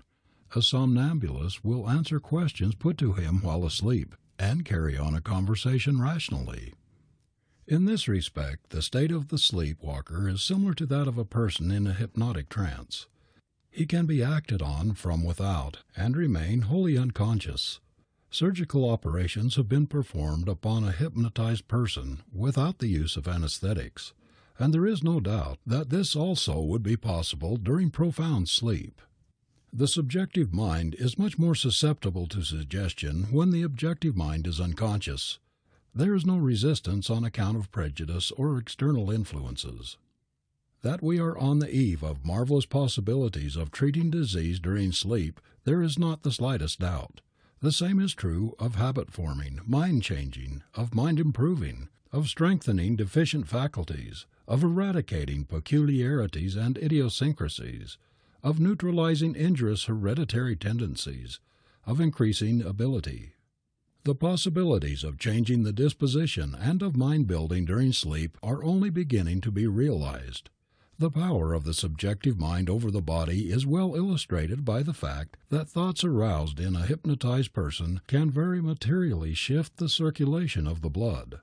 They can send it at will to any part of the body. The hypnotist can make his subject blush or turn pale, express in his face fierce anger or appealing love. He can at will produce anesthesia in any part of the body so that a needle or knife may be inserted in the flesh without causing the slightest pain. He can also impress the hypnotized person's mind with the belief that the water he drinks is whiskey, that he will actually exhibit all the appearance of drunkenness. He can make him believe that the spoonful of water he takes is full of poison, so that he will immediately develop the symptoms of poisoning. The subjective mind is not only capable of carrying out orders, but, as has already been shown, every impression made on it is indelible. How often we say, when we cannot recall a well-known name, or the details of some important event or experience, "Well, I cannot think of that now, but it will come to me. I shall think of it later." And how often have the forgotten details flashed into our mind when the occasion has passed and we were thinking of something else? Again and again we have puzzled our brains at night, trying to think of some particular thing which has gone out of our memory, only to find it waiting for us in the morning. We are beginning to realize that all of our experiences during the day, all of our thoughts, emotions, and mental attitudes, the multitude of little things which seem to make but a feeling impression, are not in reality lost. Every day leaves its photographic records on the brain, and these records are never erased or destroyed. They simply drop into the unconscious mind and are ever on call. They may not come at once in response to our summons, but they are still there and are often, many years after they have dropped into the subconscious mind, reproduced with their original vividness. I heard recently of a prominent banker who lost a very important key, the only one to the bank treasures. He claimed that it had not been lost in the ordinary way, but stolen. Suspicion at once attached to the employees. A prominent detective was placed in the bank, and after watching and questioning everyone on the staff, he became convinced that none but the banker himself knew anything about the key. Every detective is necessarily something of a mind reader, and this one, believing firmly in his own theory, suggested a simple plan for recovering the key. He told the banker to quit suspecting the employees and worrying about burglars getting the bank's treasures, to relax his overwrought mind and go to sleep with the belief that he himself had put the key away somewhere and that it would be found in the morning. "If you do this," he said, "I believe the mystery will be solved." The banker, to the best of his ability, did as the detective suggested, and on getting up the following morning he was instinctively led to a certain secret place, and behold, there was the key. He was not conscious that he had put it there, but after finding it, he had a faint recollection of previously going to this place. The banker's objective or conscious mind was probably busy with something else when he put the key away. Only his subconscious self had any knowledge of what he was doing. Then when he missed the key, his fears, his worry, his anxiety, his suspicions, and generally wrought-up mental attitude made it impossible for his subjective mind to reveal the secret to him. But after his mind had become poised and he was again in tune with his subjective intelligence, the information was passed along. Dr. Hack Tuke, a distinguished English authority on the subject, "The memory freed from distraction, as it sometimes is," he says, "is so vivid as to enable the sleeper to recall events which happened years before and which had been entirely forgotten." Now, as we have seen, the subconscious mind can perform real work, real service for us. Why should we not use it, especially during sleep? Why should we not avail ourselves of this enormous creative force to strengthen all our powers and possibilities, to piece out, virtually to lengthen our time, our lives? Think of what it would mean to us in a lifetime if we could keep these sleepless creative functions always in superb condition, so that they would go on during the night working out our problems, unraveling our difficulties, carrying forward our plans, while we sleep. We have sufficient proof already to show that they do actual constructive work, but the testimony of Dr. Tuke on this point is of interest. That the exercise of thought, and this on a high level, is consistent with sleep can hardly be doubted. He writes, "Arguments are employed in debate which are not always illogical. We dreamed one night, subsequent to a lively conversation with a friend on spiritualism, that we instituted a number of test experiments in reference to it. The nature of these tests was retained vividly in the memory after awakening. They were by no means wanting in ingenuity, and proved that the mental operations were in good form. It is now established beyond a doubt that certain parts of the brain continue active during the night, when the rest of it is under the anesthetic of sleep. But we have hardly begun to realize what a tremendous ally this sleepless creative part of the brain can be in our mental development. It is well known that most of the growth of the child, of its skeleton, muscles, nerves, and all of the 12 different kinds of tissues in the body takes place during sleep, that there is comparatively little during the activities of the day. It is not so well understood that our minds also grow during the night, that they develop along the lines of the ideals, thoughts, and emotions with which we feed them before retiring. All the analogies go to prove that the mind is always awake," says M. Chauffret. "The mind during sleep is not in a special mood or state, but goes on and develops itself absolutely as in the waking hours." As a matter of fact, We never awake just the same being as when we went to sleep. We are either better or worse. We changed while we slept. While our senses are wrapped in slumber, the subjective mind is busily at work. It is either building up or tearing down. It is my firm belief that by an intelligent, systematic direction of this sleepless faculty of the brain we can actually make it create for us along the line of our desires. As it is, most people, by not putting the mind in proper condition before going to sleep, not only do not intelligently use this marvelous creative agency, but they destroy all possibility of beneficial results from its action. It is as necessary to prepare the mind for sleep as it is to prepare the body. The following chapter offers some suggestions on this point. End of chapter 13.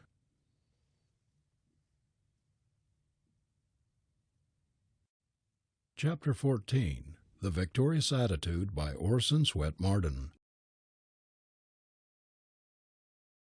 Preparing the mind for sleep. Sleep, gentle sleep, how have I frightened thee? Shakespeare. Not long ago I heard a young lady say that it was impossible for any woman to look charming or to be agreeable right after getting up in the morning.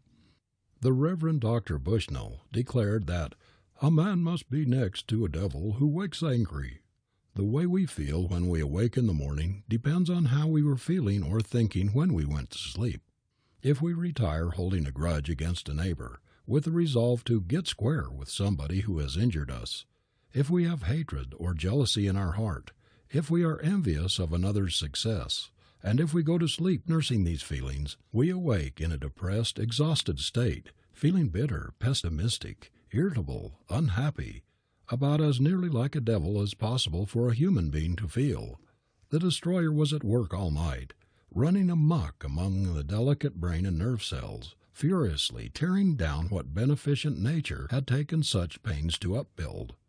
But when we take pleasant, kindly, loving thoughts to bed with us, we awake refreshed, in a happy, contented frame of mind. Our sleepless faculties spent the hours in upbuilding, performing friendly offices for us during the night. Few people ever think of preparing the mind for sleep, yet it is even more necessary than it is to prepare the body. Most of us take great pains to put the latter in order. We undress, take a warm bath, massage the face with some sort of refreshing salve, cold cream, or oil. We make sure that our sleeping room is properly ventilated and that our bed is clean and comfortable. But to the matter of preparing our minds we don't give a thought. Instead of making our subconscious mental processes build for us in the night, we allow them to tear down much of what we have built during the day. Many of us grow old, haggard, and wrinkled in the night, just when the reverse ought to be the case, for nature herself has ordained that night should be the building, the renewing time of life. If we were only to prepare the mind for sleep with the same intelligence and care that we prepare the body, if we were to give it a cleansing mental bath, wiping from memory's slate all black, discordant pictures, all the worries and fears which vexed and perplexed us during the day, instead of having the nightmare panorama passing and repassing before us during the night, robbing us of needed rest and neutralizing our upbuilding, recuperative forces, what a difference it would make in our achievement in our lives! I know men whose lives have been revolutionized by adopting the practice of putting themselves in a harmonious condition, getting in tune with the infinite before going to sleep. Formerly they were in the habit of retiring in a bad mood, tired, discouraged over anticipated evils, worrying about all sorts of things. They would discuss their misfortunes at night with their wives and then fall to thinking over the unfortunate condition in their affairs, their mistakes and possible evil consequences that might result from them. Naturally, their minds were in an upset condition when they fell asleep, and, as might have been expected, the melancholy, black, ugly pictures of the misfortunes they feared, vividly exaggerated in the stillness of the night, became etched deeper and deeper on their brains and did their baleful work, making the real rest and reinvigorating absolutely impossible. When they reformed their habits, changed their thought, and retired in a peaceful frame of mind with the intention of going to sleep, instead of tossing about thinking of their troubles, their business straightway began to improve. They were stronger, fresher, more vigorous, more resourceful, better able to cope with difficulties, to make plans and carry them out than when they were depleting their physical and mental resources by robbing themselves of their best friend, nature's restorative sleep. Many people tell me they cannot stop thinking after they go to bed. Their brains are so active, doing their next day's work, that they cannot stop the mental processes for hours. Of course you cannot stop all thinking the first night you begin to form the new habit, when you have practiced the old night thinking habit for years, when perhaps as far back as you can remember you have gone to bed every night worrying, thinking, planning ahead for days, for weeks, for months, planning ahead perhaps for the coming year. But if you persist and make it a cast iron rule to allow no anxieties or fears, no business troubles or discords of any kind to enter your bedchamber, you will succeed in accomplishing your object. Think of your chamber as the one place sacred to rest, where the things that trouble and harass and vex during the daytime shall find no entrance. Put this legend over the door or in some conspicuous place where you can see it. This is my holy of holies, the place of supreme peace and power in my life, from which all discord must be shut out. When you undress and lie down, say to yourself, I have done my best during the day. Now I'm going to drop thinking, drop worrying and planning, and get good, refreshing sleep to prepare me for tomorrow's work. Clear your mind not only of all anxious, worrying business thoughts, but also of all ill will or hatred toward another. Resolve that you will not harbor an unpleasant, bitter, or unkind thought of any human being, that you will wipe off the slate of your memory everything you have ever had against anyone, that you will forget whatever is unpleasant in the past and start with a clean slate. Just imagine the words harmony, peace, love, goodwill to every living creature are emblazoned in letters of light all over the walls of your room. Repeat them over and over until that other self, that personal secretary just below the threshold of your consciousness, becomes saturated with the ideas they convey, and after a while you will drop into slumber with a serene, poised mind, a mind filled with happy, joyous, creative thoughts. Of course, until a new habit is fixed, thoughts will intrude themselves in spite of you, but you needn't harbor them. You needn't allow yourself under any circumstances to go on thinking about business or any discordant thing after you retire any more than you would allow a madman to slash you with a knife without making an attempt to defend yourself. You can, if you only persist in the new and better way, fall asleep every night like a tired child, and awake in the morning just as refreshed and happy. Your subconscious self will, after a while, carry out your behests without any conscious effort on your part. This sleepless, subconscious self is, in fact, one of the most effective agents man has to help him accomplish whatever he desires. Insomnia, for instance, which is the curse of so many Americans, may be entirely overcome by its aid. If you are a victim of insomnia and go to bed every night with the thought firmly fixed in your consciousness that you are not going to sleep, you are, to a great extent, the victim of your belief. The conviction in your subconscious mind that there is something the matter with your sleeping ability is largely responsible for the continuance of your trouble.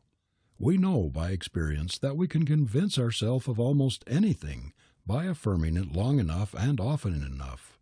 The constant repetition, after a while, establishes the belief in our minds that the thing is true.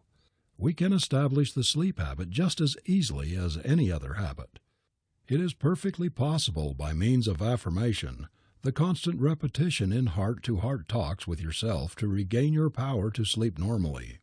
Your subconscious self, that side of your nature which presides over the involuntary or automatic functions during sleep, as well as while you are awake, as for instance, walking and other things which do not require volition of the mind or special willpower, can be made to obey your commands, or rather suggestions, to overcome insomnia. Say to this inner self, you know there is no reason why you should not sleep. There is no defect in your physical or mental makeup which keeps you awake. You ought to sleep soundly so many hours every night. There is no reason why you should not, and you are going to do so tonight. Repeat similar affirmations during the day, Say to yourself, "This sleeplessness is only a bad habit. If you were ill physically or mentally, if you had any serious defect in your nervous system which would give you an excuse for insomnia, it would be a different thing, but you haven't anything of the sort. You are simply the slave of senseless obsession, and you are going to break it up. You are going to begin right away. You are going to sleep better tonight, tomorrow night, and the next night. You are going to get through with this boogie you have built up in your imagination which has no existence in reality. Nothing keeps you awake but your conviction, your fear that you are not going to sleep. Prepare your mind for sleep in the way already suggested by emptying it of all worry and fear, all envy and uncharitableness, everything that disturbs, irritates, or excites. Crowd these out with thoughts of joy, of good cheer, of things which will help and inspire. Compose yourself with the belief that you will go to sleep easily and naturally. Relax every muscle and say to yourself in a quiet, drowsy voice, "I am so sleepy, so sleepy, so sleepy." The subconscious self will listen, and in a short time will automatically put your suggestion into practice. It is needless to say that if insomnia is a result of bad or irregular habits, the victim must first change all his habits before he can expect any relief. Man is a bundle of habits. We perform most of our life functions with greater or less regularity, so that they become practically automatic. Regularity, system, order are imperative for our health, our success, and our happiness. This is especially true in regard to sleep. We must sleep regular hours, be systematic in our habits, or our sleep is likely to suffer. If you play as hard as you work, refresh and rejuvenate yourself by pleasant recreation and a jolly good time when your work is done, and then at a regular hour every night prepare your mind for sleep, just as you would prepare your body. Give it a mental bath and clothe it in beautiful thoughts. You will in a short time establish the habit of sound, peaceful, refreshing sleep. Whatever else you do, or do not, form the habit of making a call on the great within of yourself before retiring. Leave there the message of uplift, of self-betterment and self-enlargement, that which you yearn for and long to realize but do not know just how to attain. Registering this call, this demand for something higher and nobler in your subconsciousness, putting it right up to yourself, will work like a leaven during the night, and after a while all the building forces within you will unite and further in your aim, in helping you to realize your vision, whatever it may be. The period of sleep may be made a wonderful period of growth, for the mind as well as for the body. It is a time when you can attract your desires. It is a propitious time to nurse your vision. Instead of making an enemy of your subconscious self by giving it destructive thoughts to work with, explosives that will destroy much of what you have accomplished during the day, make it your friend by giving it strong, creative, helpful thoughts with which to go on creating, building for you during the night. There are marvelous possibilities for health and character, success and happiness building during sleep. Every thought dropped into the subconscious mind before we go to sleep is a seed that will germinate in the night while we are unconscious and ultimately bring forth a harvest of its kind. By impressing upon it our desires, picturing as vividly as possible our ideals, what we wish to become, and what we long to accomplish, we will be surprised to see how quickly that wonderful force in the subjective self will begin to shape the pattern, to copy the model which it is given. In this way, we can correct habits which are wounding our self-respect, humiliating us, marring our usefulness and efficiency, perhaps sapping our lives. We can get rid of faults and imperfections. We can strengthen our weak faculties and overcome vicious tendencies which the willpower may not be strong enough to correct in the daytime. If, as now seems clear, the subconscious mind can build or destroy, can make us happy or miserable according to the pattern we give it before going to sleep, if it can solve the problems of the inventor, of the discoverer, of the troubled businessman, why do we not use it more? Why do we not avail ourselves of this tremendous, mysterious force for life building, character building, success building, happiness building, instead of for life destroying? One reason is that we are only just beginning to discover that we can control this secondary self or intelligence, which regulates all the functions of the body without the immediate orders of the objective self. We are getting a glimpse of what it is capable of doing by experiments upon hypnotized subjects, when the objective mind, the mind which gets most of its material through the five senses, is shut off and the other, the subjective mind, is in control. We are finding that it is comparatively easy while a person is in a hypnotic state to make wonderful changes in disposition and to correct vicious habits, mental and moral defects, through suggestion. There is no doubt that so far as the subjective mind is concerned, we are in a similar condition when asleep as when in a hypnotic trance, and experiments have shown that marvelous results are possible, especially in the case of children, by talking to them during their sleep, advising them, counseling them, suggesting things that are for their good. Parents should teach their children how to prepare their minds for sleep so that the subconscious self would produce something beautiful instead of the black, discordant images of fear which so often terrorize little ones before they fall asleep and when they wake up in the dark hours of the night. How often have we noticed the troubled, fearful expression on the face of a sleeping child who was sent to bed with anger thoughts, with fear thoughts in its mind after a severe scolding or perhaps a whipping. A child should never be scolded or frightened or teased, especially just before bedtime. It should be encouraged to fall asleep in its sweetest, happiest mood, in the spirit of love. Then its sleeping face will reflect the love spirit and the child will awaken in the same spirit, as though it had been talking with angels while it slept. Children are peculiarly susceptible to the influence of our thoughts, our suggestions to them during sleep. Their character can be molded to a great extent, their ability developed, their faults eradicated, and their weak points strengthened during sleep. In some ways, the suggestions made to them in that state have more effect than those made to them when awake, because while the objective mind often scatters and fails to reproduce what is presented to it, the subjective mind gradually absorbs and reflects every suggestion. Many mothers have found this true, especially in correcting bad habits which seemed almost impossible to reach while the children were awake. If you want to make your child beautiful in character, in disposition, in person, think beautiful thoughts into its mind as it falls asleep. Speak to it of beautiful things while it sleeps. I believe the time will come when much of the child's training will be effected during sleep. Its aesthetic faculties, the love of music, of art, of all things noble and beautiful, special talents, and latent possibilities of all kinds will be developed through suggestion. In the marvelous interior creative forces lies the great secret of life, and blessed is he who findeth it. Doubly blessed is he who findeth it at the start of life. End of chapter 14.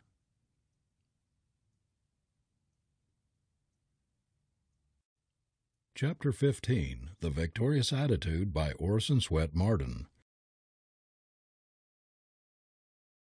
How to stay young. We do not count a man's years until he has nothing else to count. R. W. Emerson. The ability to hold mentally the picture of youth in all its glory, vivacity, and splendor has a powerful influence in restraining the old age process. Old age begins in the heart.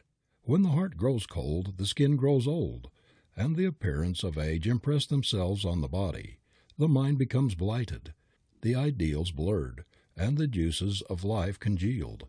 Many people look forward to old age as a time when, as a recent writer puts it, you have a feeling that no one wants you, that all those you have borne and brought up have long passed out onto roads where you cannot follow, that even the thought life of the world streams by so fast that you lie up in a backwater, feebly, blindly, groping for the full of the water, and always push gently, hopelessly back. There is such a thing as old age of this kind, but not for those who face life in the right way. Such a pathetic, such a tragic ending is not for those who love and are loved, because they keep their hearts open to the joys and sorrows of life, who maintain a sympathetic interest in their fellow beings and in the progress and uplift of the world, who keep their faculties sharpened by use, and whose minds are constantly reaching out, broadening and growing, in the love and service of humanity. A dismal, useless old age is only for those who have not learned how to live. Growth in knowledge and wisdom should be the only indication of our added years.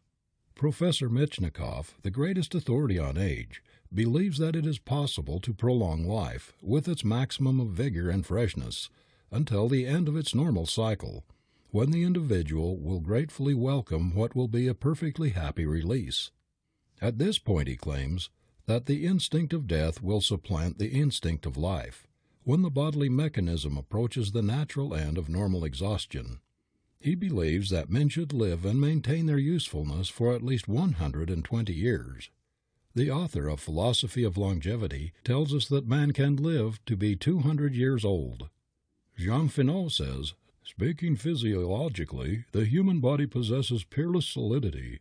Not one of the machines invented by man could resist for a single year the incessant taxes which we impose upon ours, yet it continues to perform its functions notwithstanding." What we have a horror of is the premature death of the faculties, the cutting off of power, opportunity, the decay of the body many years before the close of life on earth. We shudder at the giving up of a large part of life that has potency of work, of action, and of happiness. This horror of senility increases because life continually grows more interesting. There never was a time when it seemed so precious, so full of possibilities, when there was so much to live for, as in this glorious present. There never was a time when it seemed so hard to be forced out of the life race. We are on the eve of a new and marvelous era, and the whole race is on the tiptoe of expectancy. Never before was the thought of old age as represented by decay and enforced inactivity so repugnant to man. But why should anyone look forward to such a period? It is just this looking forward, the anticipating and dreading the coming of old age, that makes us old, senile, and useless. The creative forces inside of us build on our suggestions, on our thought models, and if we constantly thrust into our consciousness old age thoughts and pictures of decrepitude, of declining faculties, these thoughts and pictures will be reproduced in the body.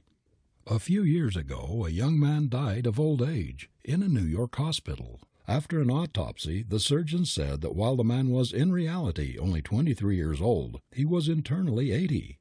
If you have arrived at an age which you accept as a starting point for physical deterioration, your body will sympathize with your conviction.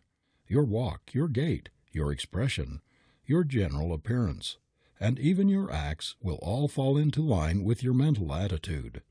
A short time ago I was talking with a remarkable man of 60 about growing old. The thought of the inevitableness of the aging process appalled him. No matter, he declared, what efforts he might make to avert or postpone the decrepitude of age, there would come a period of diminishing returns, and though he might fight against it, he would ever after be on the decline of life, going irrevocably toward the sunset, even nearer and nearer to the time when he should be useless. The conviction that every moment, every hour, every day takes me so much nearer to that hole in the ground from which no power in heaven or earth can help us to escape is ever present in my mind, he said. This progressive, ever-active retrogression is monstrous. This inevitable decrepit old age staring me in the face is robbing me of happiness, paralyzing my efforts and discouraging my ambition. But why do you dwell on these things that terrify you? I asked. Why do you harbor such old age thoughts? Why are you visualizing decrepitude, the dulling and weakening of your mental faculties? If you have such a horror of decrepitude, the loss of memory, the failing eyesight, the hesitating step, and the general deterioration which you believe accompany old age, why don't you get away from these terrifying thoughts, put them out of your mind instead of dwelling on them? Don't you know that what you concentrate on, what you fear, the pictures that so terrify you, are creating the very conditions which you would give anything to escape? If you really wish to stay the old age processes, you must change your thoughts. Erase everything that has to do with age from your mind. Visualize youthful conditions. Say to yourself, God is my life. I cannot grow old in spirit, and that is the only age to fear.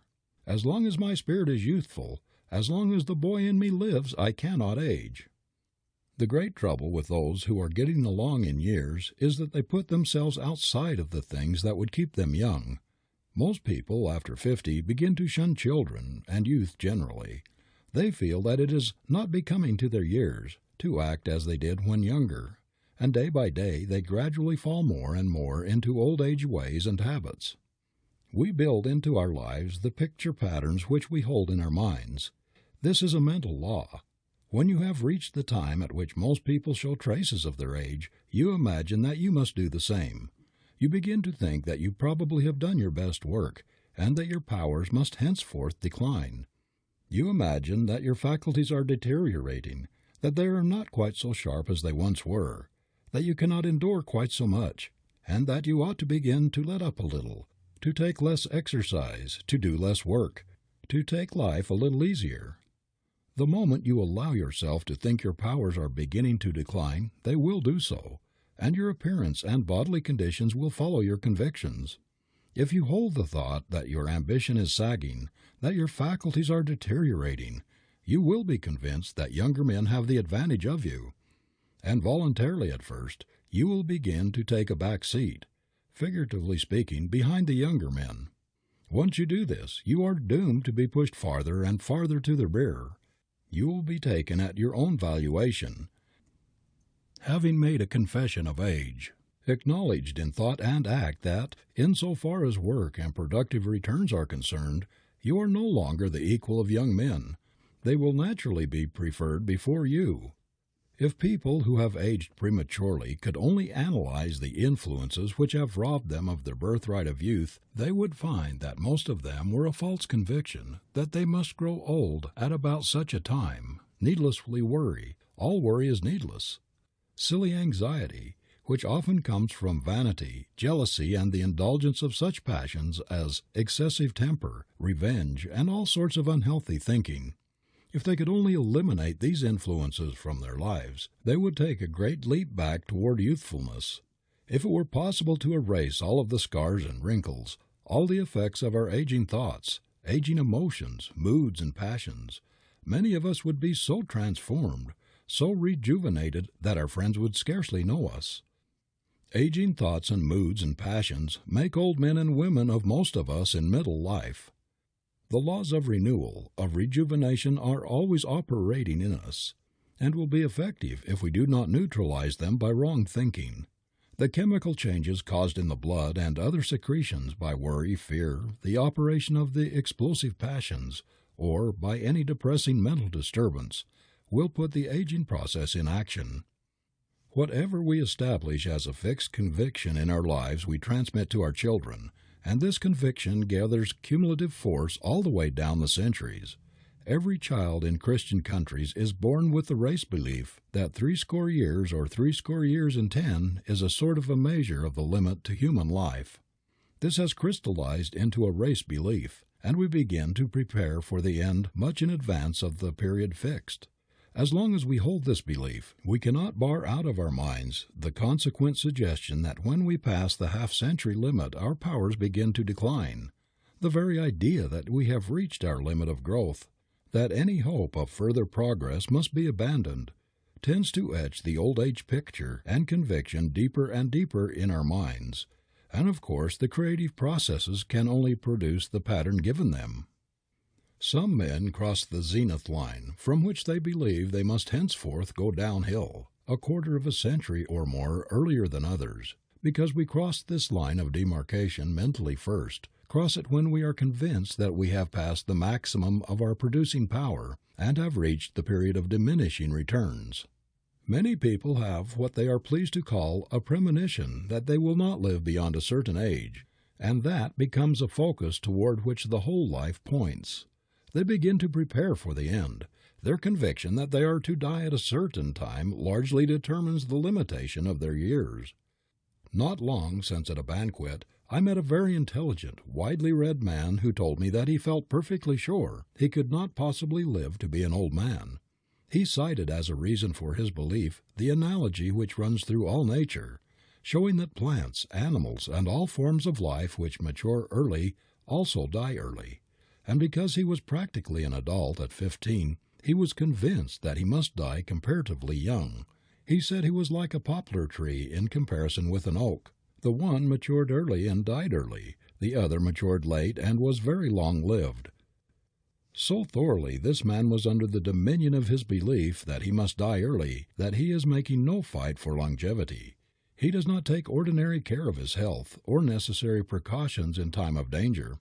"What's the use," he says, "of trying to fight against nature's laws? I might as well live while I live, enjoy all I can, and try to make up for an early death."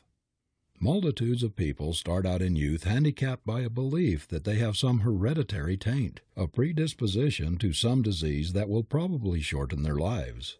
They go through life with this restricting, limiting thought so deeply embedded in the very marrow of their being that they never even try to develop themselves to their utmost capacity. Our achievement depends very largely on the expectancy plan, the life pattern we make for ourselves. If we make our plan to fit only one half or one third of the time we ought to live, naturally we will accomplish only a fraction of what we are really capable of doing. I have a friend who from boyhood has been convinced that he would not live much, if any, beyond 40 years, because both of his parents had died before that age.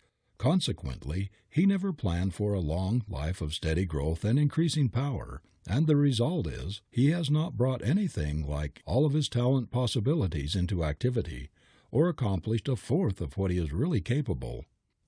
It is infinitely better to believe that we are going to live much longer than there is any possibility we shall, than to cut off precious years by setting a fixed date for our death, simply because one or both of our parents happen to die about such an age, or because we fear we have inherited some disease, such as cancer, which is likely to develop fatally at about a certain time. Just think of the pernicious influence upon a child's mind at the constant suggestion that it will probably die very young, because its parents or some of its relatives did, that even if it is fortunate enough to survive the diseases and accidents of youth and early maturity, it is not possible to extend its limits of life much, if any, beyond a certain point. Yet we burn this and similar suggestions into the minds of our children until they become a part of their lives. We celebrate birthdays and mark off each recurring anniversary as a red-letter day, and fix in our minds the thought that we are a year older. All through our mature life the picture of death is kept in view, the idea that we must expect it and prepare for it at about such a time. The truth is the death suggestion has wrought more havoc and marred more lives than almost anything else in human history. It is responsible for most of the fear, which is the greatest curse of the race. A noted physician says that if children, instead of hearing so much about death, were trained more in the principles of immortality, they would retain their youth very much longer and would extend their lives to a much greater length than is now general. I believe the time will come when the custom of celebrating birthdays, of emphasizing the fact that we are a year older, that we are getting so much nearer the end, will be done away with. Children will not then be reminded so forcibly once in 365 days that each birthday is a milestone in age.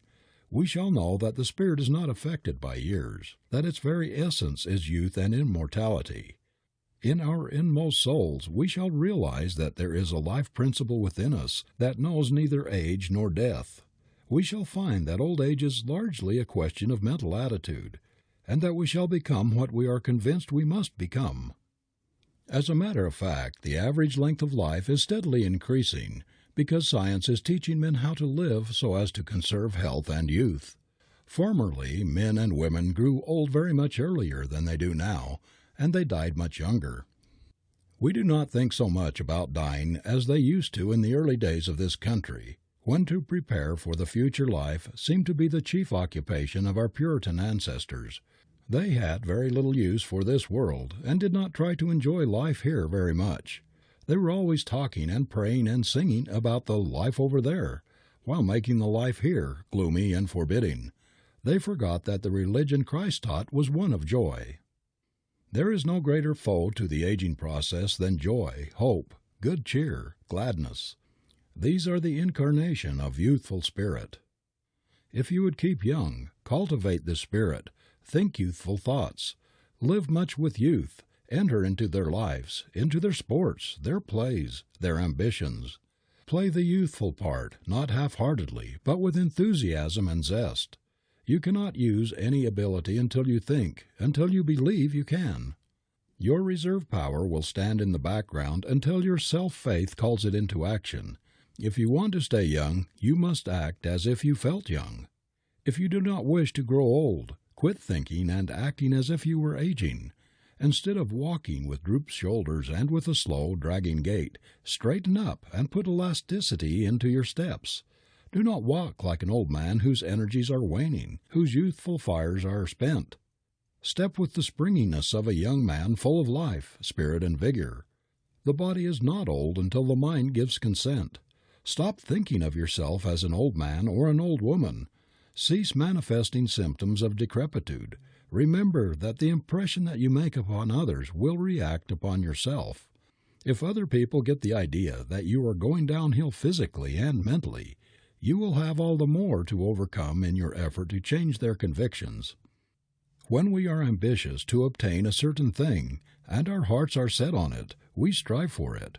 We contact with it mentally, and through our thoughts we become vitally related to it. We establish a connection with the coveted object. In other words, we do everything in our power to obtain it, and the mental effort is a real force which tends to match our dream with its realization. An up-to-date modern woman is a good example of what I mean. She does not act like an old lady, and does not put on an old lady's garb after she has passed the half-century milestone. We do not see the old lady's cap, the old lady's gown of the past anymore. Women getting along in years nowadays dress more youthfully and appear younger than their grandmothers did at the same age. They do everything to make themselves appear young. Men are much more likely than women to grow careless in regard to their personal appearance as they grow older. They wear their hair longer. They let their beard grow. They stoop their shoulders, drag their feet when they walk, and begin to neglect their dress. They are not as careful in any respect to retain their youthful appearance as women, who resort to all sorts of expedients to ward off the signs of age and to retain their attractiveness. The habit of growing old must be combated as we combat any other vicious habit, by reversing the process by which it is formed. Instead of surrendering and giving up to old age convictions and fears, stoutly deny them and affirm the opposite. When the suggestion comes to you that your powers are waning, that you cannot do what you once did, prove its falsity by exercising the faculties which you think are weakening. Giving up is only to surrender to age. We tend to find what we look for in this world, and if, as we advance in years, we are always looking for signs of old age, we will find them. If you are constantly on the alert for symptoms of failing faculties, you will discover plenty of them, and the danger of this is that we are apt to take our unfortunate moods for permanent symptoms. That is, someday perhaps you cannot think as clearly, you cannot concentrate your mind as well, you do not remember as readily as you did the day before, and you immediately jump to the conclusion that a man of your age must begin to fail, cannot expect as much of himself as when he was younger. In other words, a person whose mind is concentrated upon his aging processes is inclined to draw a wrong conclusion from his temporary moods and feelings, mistaking them for permanent conditions. The majority of people who are showing the signs of premature aging are suffering from chronic thought poison. That is, the chronic old age poison. From the cradle they have heard old age talk, the reiteration of the old age belief that when a person reached about such an age he would then naturally begin to let up, to prepare for the end. And so, instead of fighting off age by holding the eternal youth thought and vigor thought, they have held the thoughts of weakness and declining powers. When they begin to forget something, they say their memory is beginning to go back on them. Their sight will soon begin to fail, and they will go on anticipating signs of decline and decrepitude until the old age visualization is built into the very structure of their bodies. Instead of forming the habit of looking for signs of age, form the habit of looking for signs of youth. Form the habit of thinking of your body as robust and supple, and your brain as strong and active. Never allow yourself to think that you are on the decline, that your faculties are on the wane, that they are not as sharp as they used to be, and that you cannot think as well, because your cells are becoming old and hard. He ages who thinks he ages. He keeps young who believes he is young. We get a good hint of the power of mental influence in the marvelous way in which many of our actresses and grand opera singers retain their youthfulness, because they feel that it is imperative that they should do so. Had Sarah Bernhardt, Adelina Patti, Lily Lehman, Madame Schumann-Heink, Lillian Russell, and scores of other actresses and singers pursued any other vocation, they would undoubtedly have been at least 10, perhaps 20 years older in appearance than they are. There are too many exceptions to the race belief that man's powers begin to wane at 50, 60, or 70 to allow oneself to be influenced by it. We really ought to do our best to work after 50. If the brain is kept alive, fresh and young, and the brain cells are not ruined by a vicious life, worry, fear, selfishness, or by disease introduced by wrong living or thinking, the mind will constantly increase in vigor and power. Men and women whose faculties are sharp, and whose minds are keen and vigorous at 90, and even 100, prove this. I know a number of men in their 70s and 80s who are as sturdy and vigorous physically and mentally today as they were 20 years ago. Only recently I was talking with a businessman who broke down at 40 from overstrain, but who is now in his 80th year, more buoyant and elastic in mind and body than many men at 50. This man does not believe in growing old because he knows that 10 years ago he did not have a bit of the cell material in his body that he has today. "Why should I stamp this new body cells with 80 years," he says, "when not a single one of them may be a quarter of that age?" Many of us do not realize the biological fact that nature herself bestows upon us the power of perpetual renewal. There is not a cell in our bodies that can possibly become very old, because all of them are frequently renewed. Physiologists tell us that the tissue cells from some muscles are renewed every few months. Some authorities estimate that 80 or 90% of all the cells in the body of a person of ordinary activity are entirely renewed within a couple of years. One's mental attitude, however, is the most important of all. There's no possible way of keeping young while convinced that one must inevitably manifest the characteristics of old age. The old age thoughts stamp themselves upon the new body cells, so that they very soon look 40, 50, 60, or 70 years old. We should hold tenaciously the conviction that none of the cells of the body can be old because they are constantly being renewed, a large part of them every few months. It is impossible for the processes producing senility to get control of the system, or to make very serious changes in the body, unless the mind first gives its consent. Age is not so much a matter of years as of the limpidity, the suppleness of protoplasm in the cells of the body, and there is nothing which will age the protoplasm like aging thoughts and serenity enemies, such as worry, anxiety, fear, anger, hatred, revenge, or any discordant emotion. If you keep your protoplasm young by holding your youthful ideals, there is no reason why you should not live well into the teens of your second century. Constantly affirm, "I am young because I am perpetually renewed. My life comes new every instant from the infinite source of life. I am new every morning and fresh every evening because I live, move, and have my being in Him who is the source of all life." Not only affirm this mentally, but also audibly.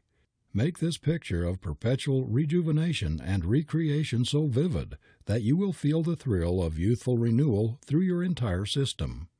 Some people try to cure the physical ravages made by wrong living and wrong thinking by patching their bodies from the outside. The beauty parlors in our great cities are besieged by women who are desperately trying to maintain their youthful appearance, not realizing that the elixir of youth is in one's own mind, not in bottles or boxes. Is there anything quite so ghastly as to see an old lady, really old because her heart is no longer young, with a painted or enameled face, dressed like a young girl? Such a woman deceives no one but herself. Other people can see the old dry skin beneath the rouge. They can see the wrinkles which she tries to disguise. She cannot cover up her age with such frivolous pretenses. The painting of cheeks, the wearing of girlish frocks do not make a person young. It is largely a question of the age of the mind.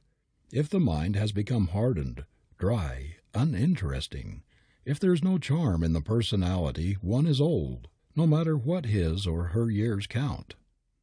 idle, selfish women of wealth who live an animal life, who are constantly doing things which hasten the appearance of old age, overeating, overdrinking, oversleeping, idling life away, having nothing to do but gratify every luxurious whim, are the best customers of beauty doctors who try to erase the marks of old age by treating the skin and hair.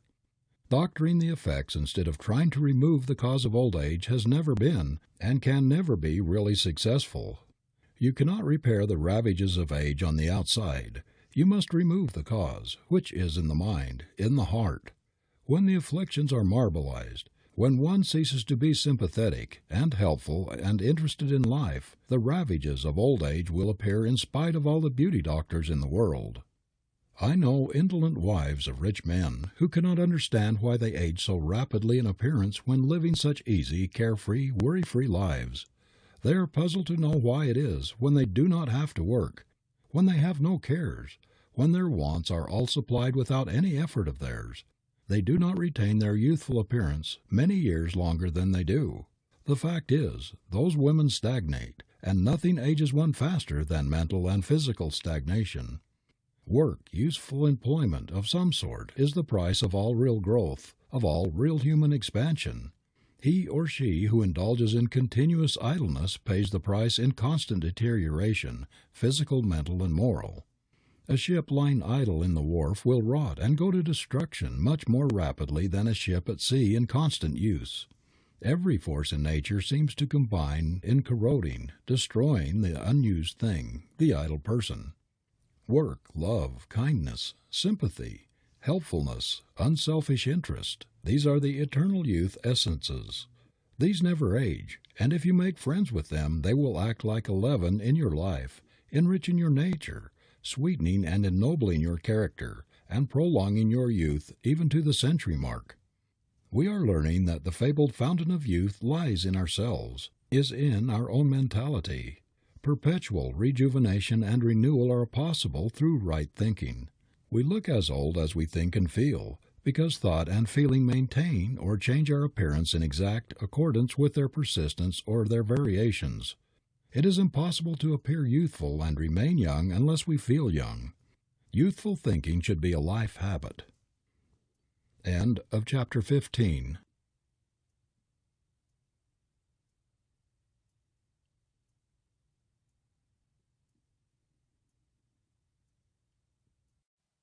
Chapter 16. The Victorious Attitude by Orison S Marden.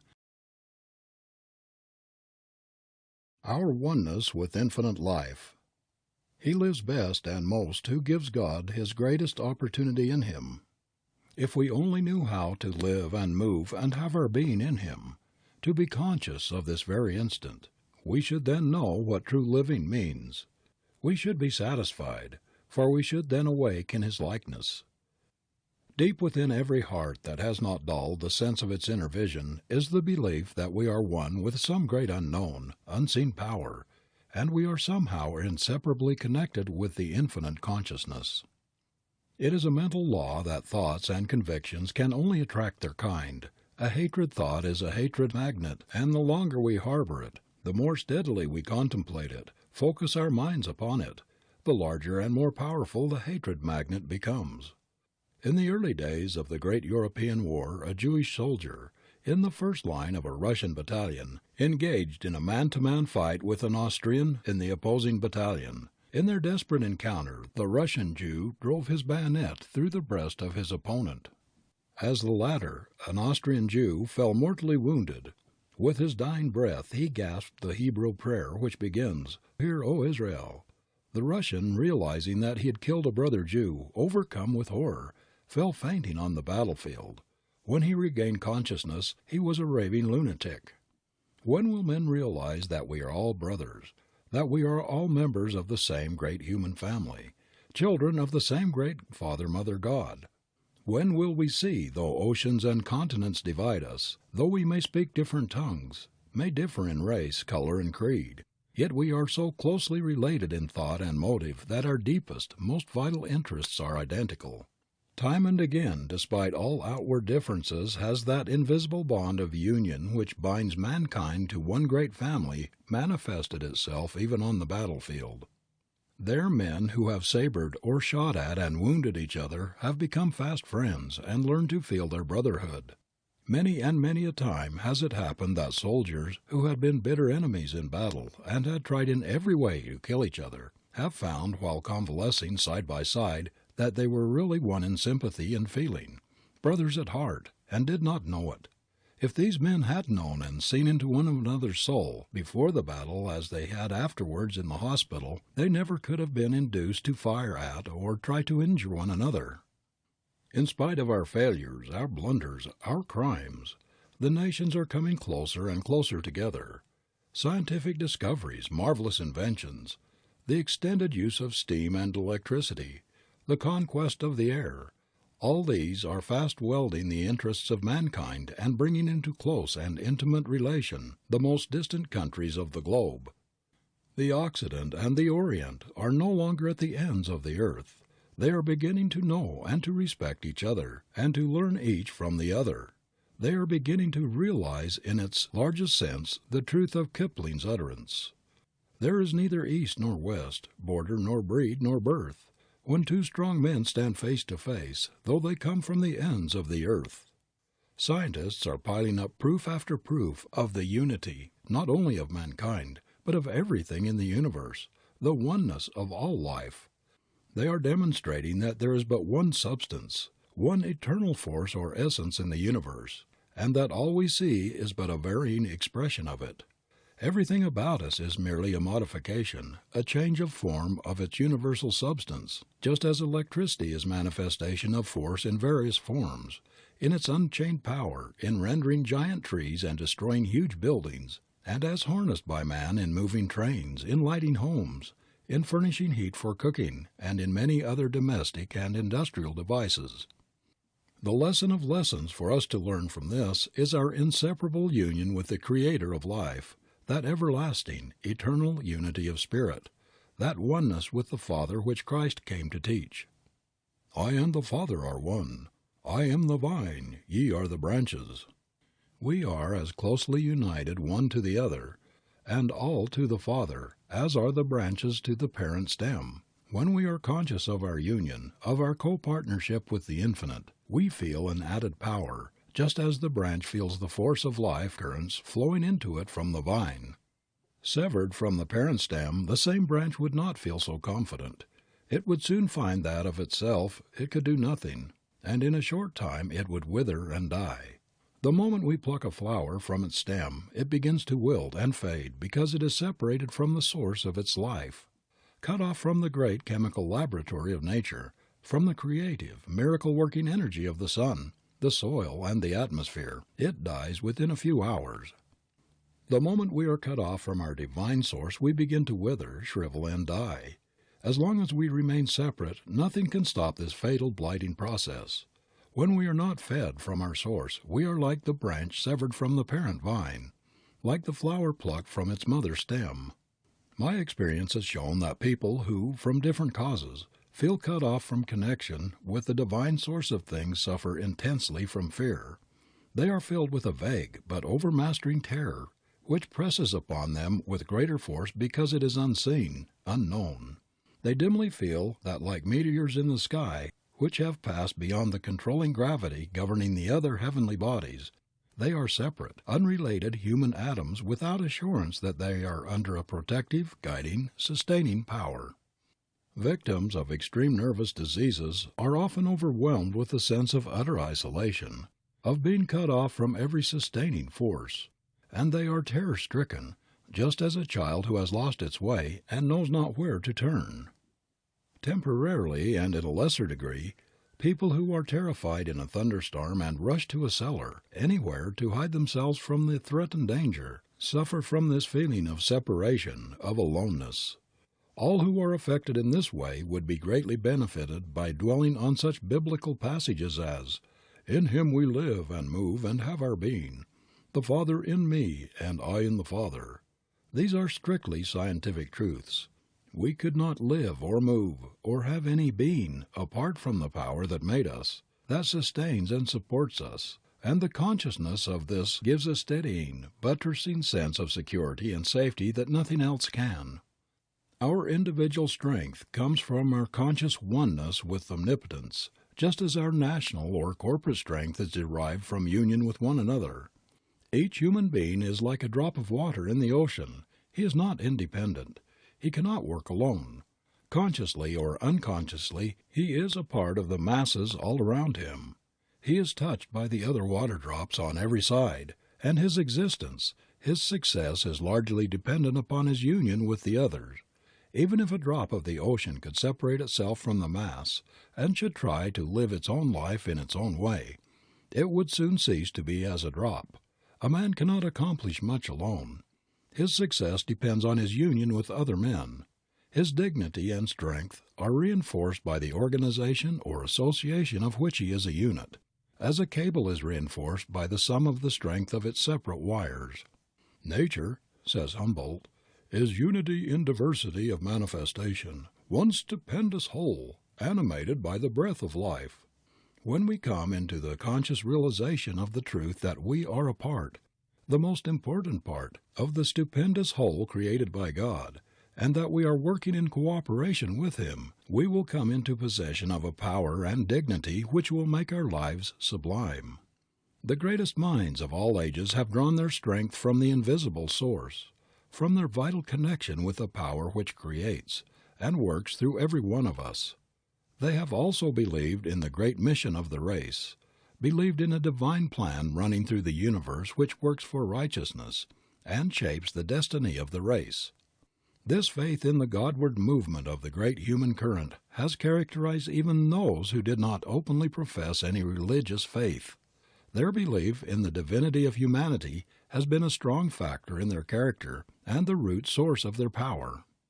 This same faith, this unquestioned confidence in the divine cosmic intelligence, has given more comfort, has brought more peace of mind and happiness to vast multitudes of human beings than any other thing. Indeed, it is the only thing that can bring us true peace, enduring happiness. There is something beside brain force needed to make a man a real constructive power in the world, and that is his divine connection, his being in the current which runs Godward. Without this essential, notwithstanding all that the mind and the body can do for us, we feel a void in our being, a great lack, a longing, a yearning for something, we know not what.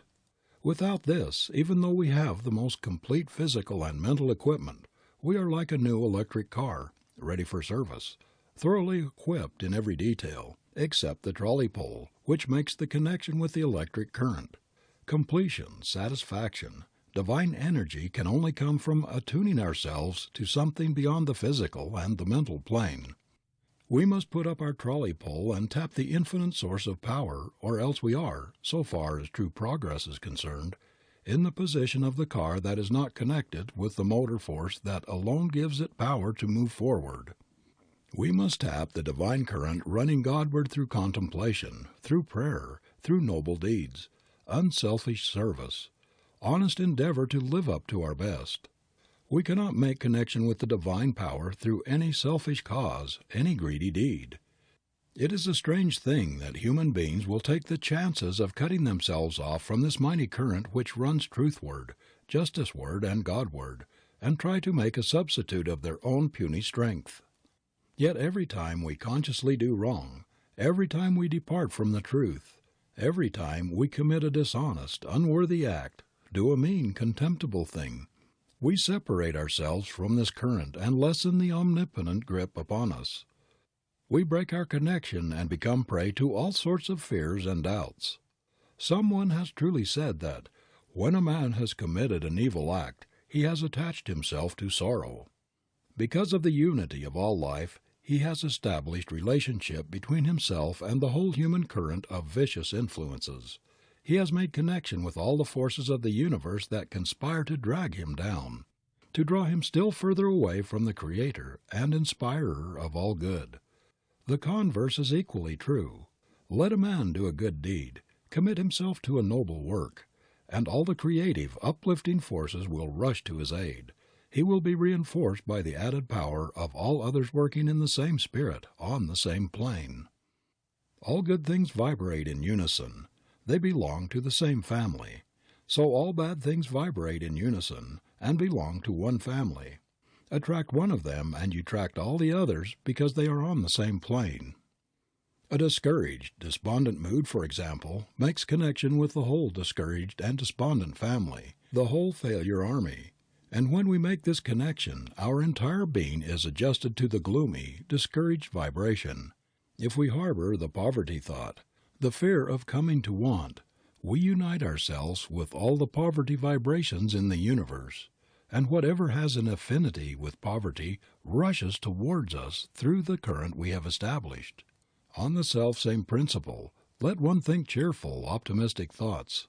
Let him make connections with the current of opulence, of the generous, overflowing abundant supply of the Creator, and he allies himself with all the healthful, productive, creative forces in existence. At one time it was thought that we could get no knowledge or impressions excepting through the five senses, but we know now that there are many other avenues by which we communicate with one another. There is a mental, a spiritual communication which is more intimate, more real than any we can make by physical contact or expression. We can sit beside those who are in sympathy with us for hours without touching them, without a word being spoken, without a look, and yet enjoy the sweetest and most delightful converse. We are conscious that our minds are intercommunicating in a deeper, more subtle, satisfying manner than is possible by means of physical contact or through the senses. In fact, there are many occasions in life so sacred that we feel mere words would profane, distress, disturb, rather than help or comfort.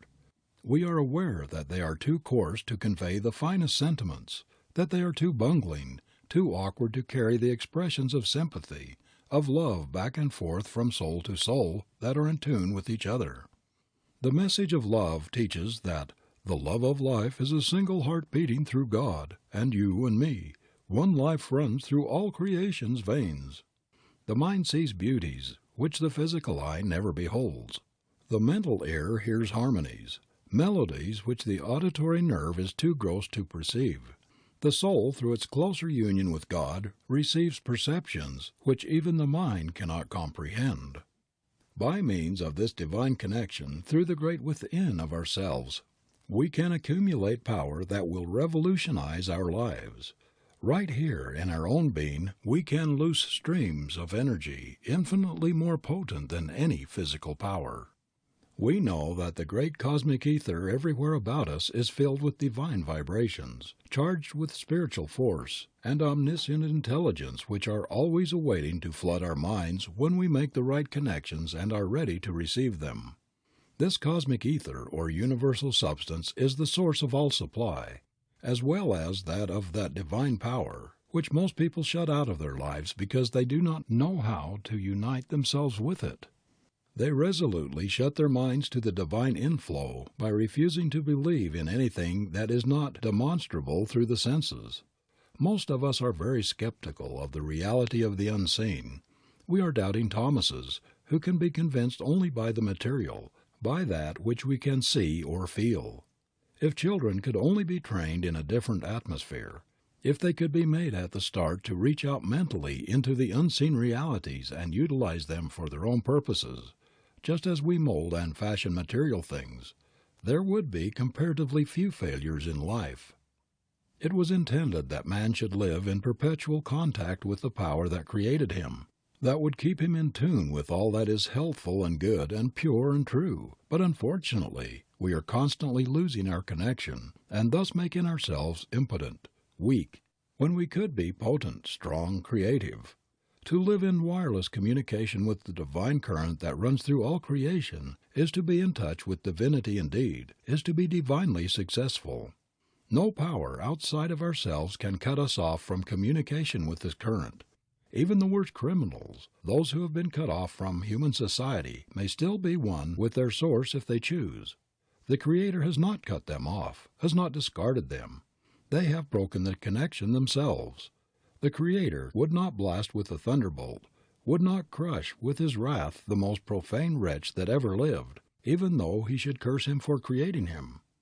The great love of the Father would still sustain him, keep him alive, feed him, permit the same beautiful sun to shine upon him as upon the greatest saint. All the blessings of nature would still be there for his enjoyment, would be given as freely to him as to the most devoted worshiper. If we could only grasp this superb truth, our oneness with the great creative principle of the universe, it would transform the race. It would banish fear. It would bring peace and harmony into our lives. It would give us a sense of security and satisfaction and happiness such as we never knew before. Until we realize our unity with God and one another, we can never grow to our full stature. We can never utilize the manifold powers at our command. Nor shall we ever reach that glorified manhood which matches the Creator's pattern of the possible man until it is ingrained into every child's nature that he was not only created by his Father-Mother God, but that he is forever after vitally connected with Him, that he is nearer to Him than his own hands and feet, closer than his own heartbeat. This oneness of the child with his Maker is the principle which must ultimately mold the race into perfect beings. End of chapter 16. End of The Victorious Attitude by Orison S Marden.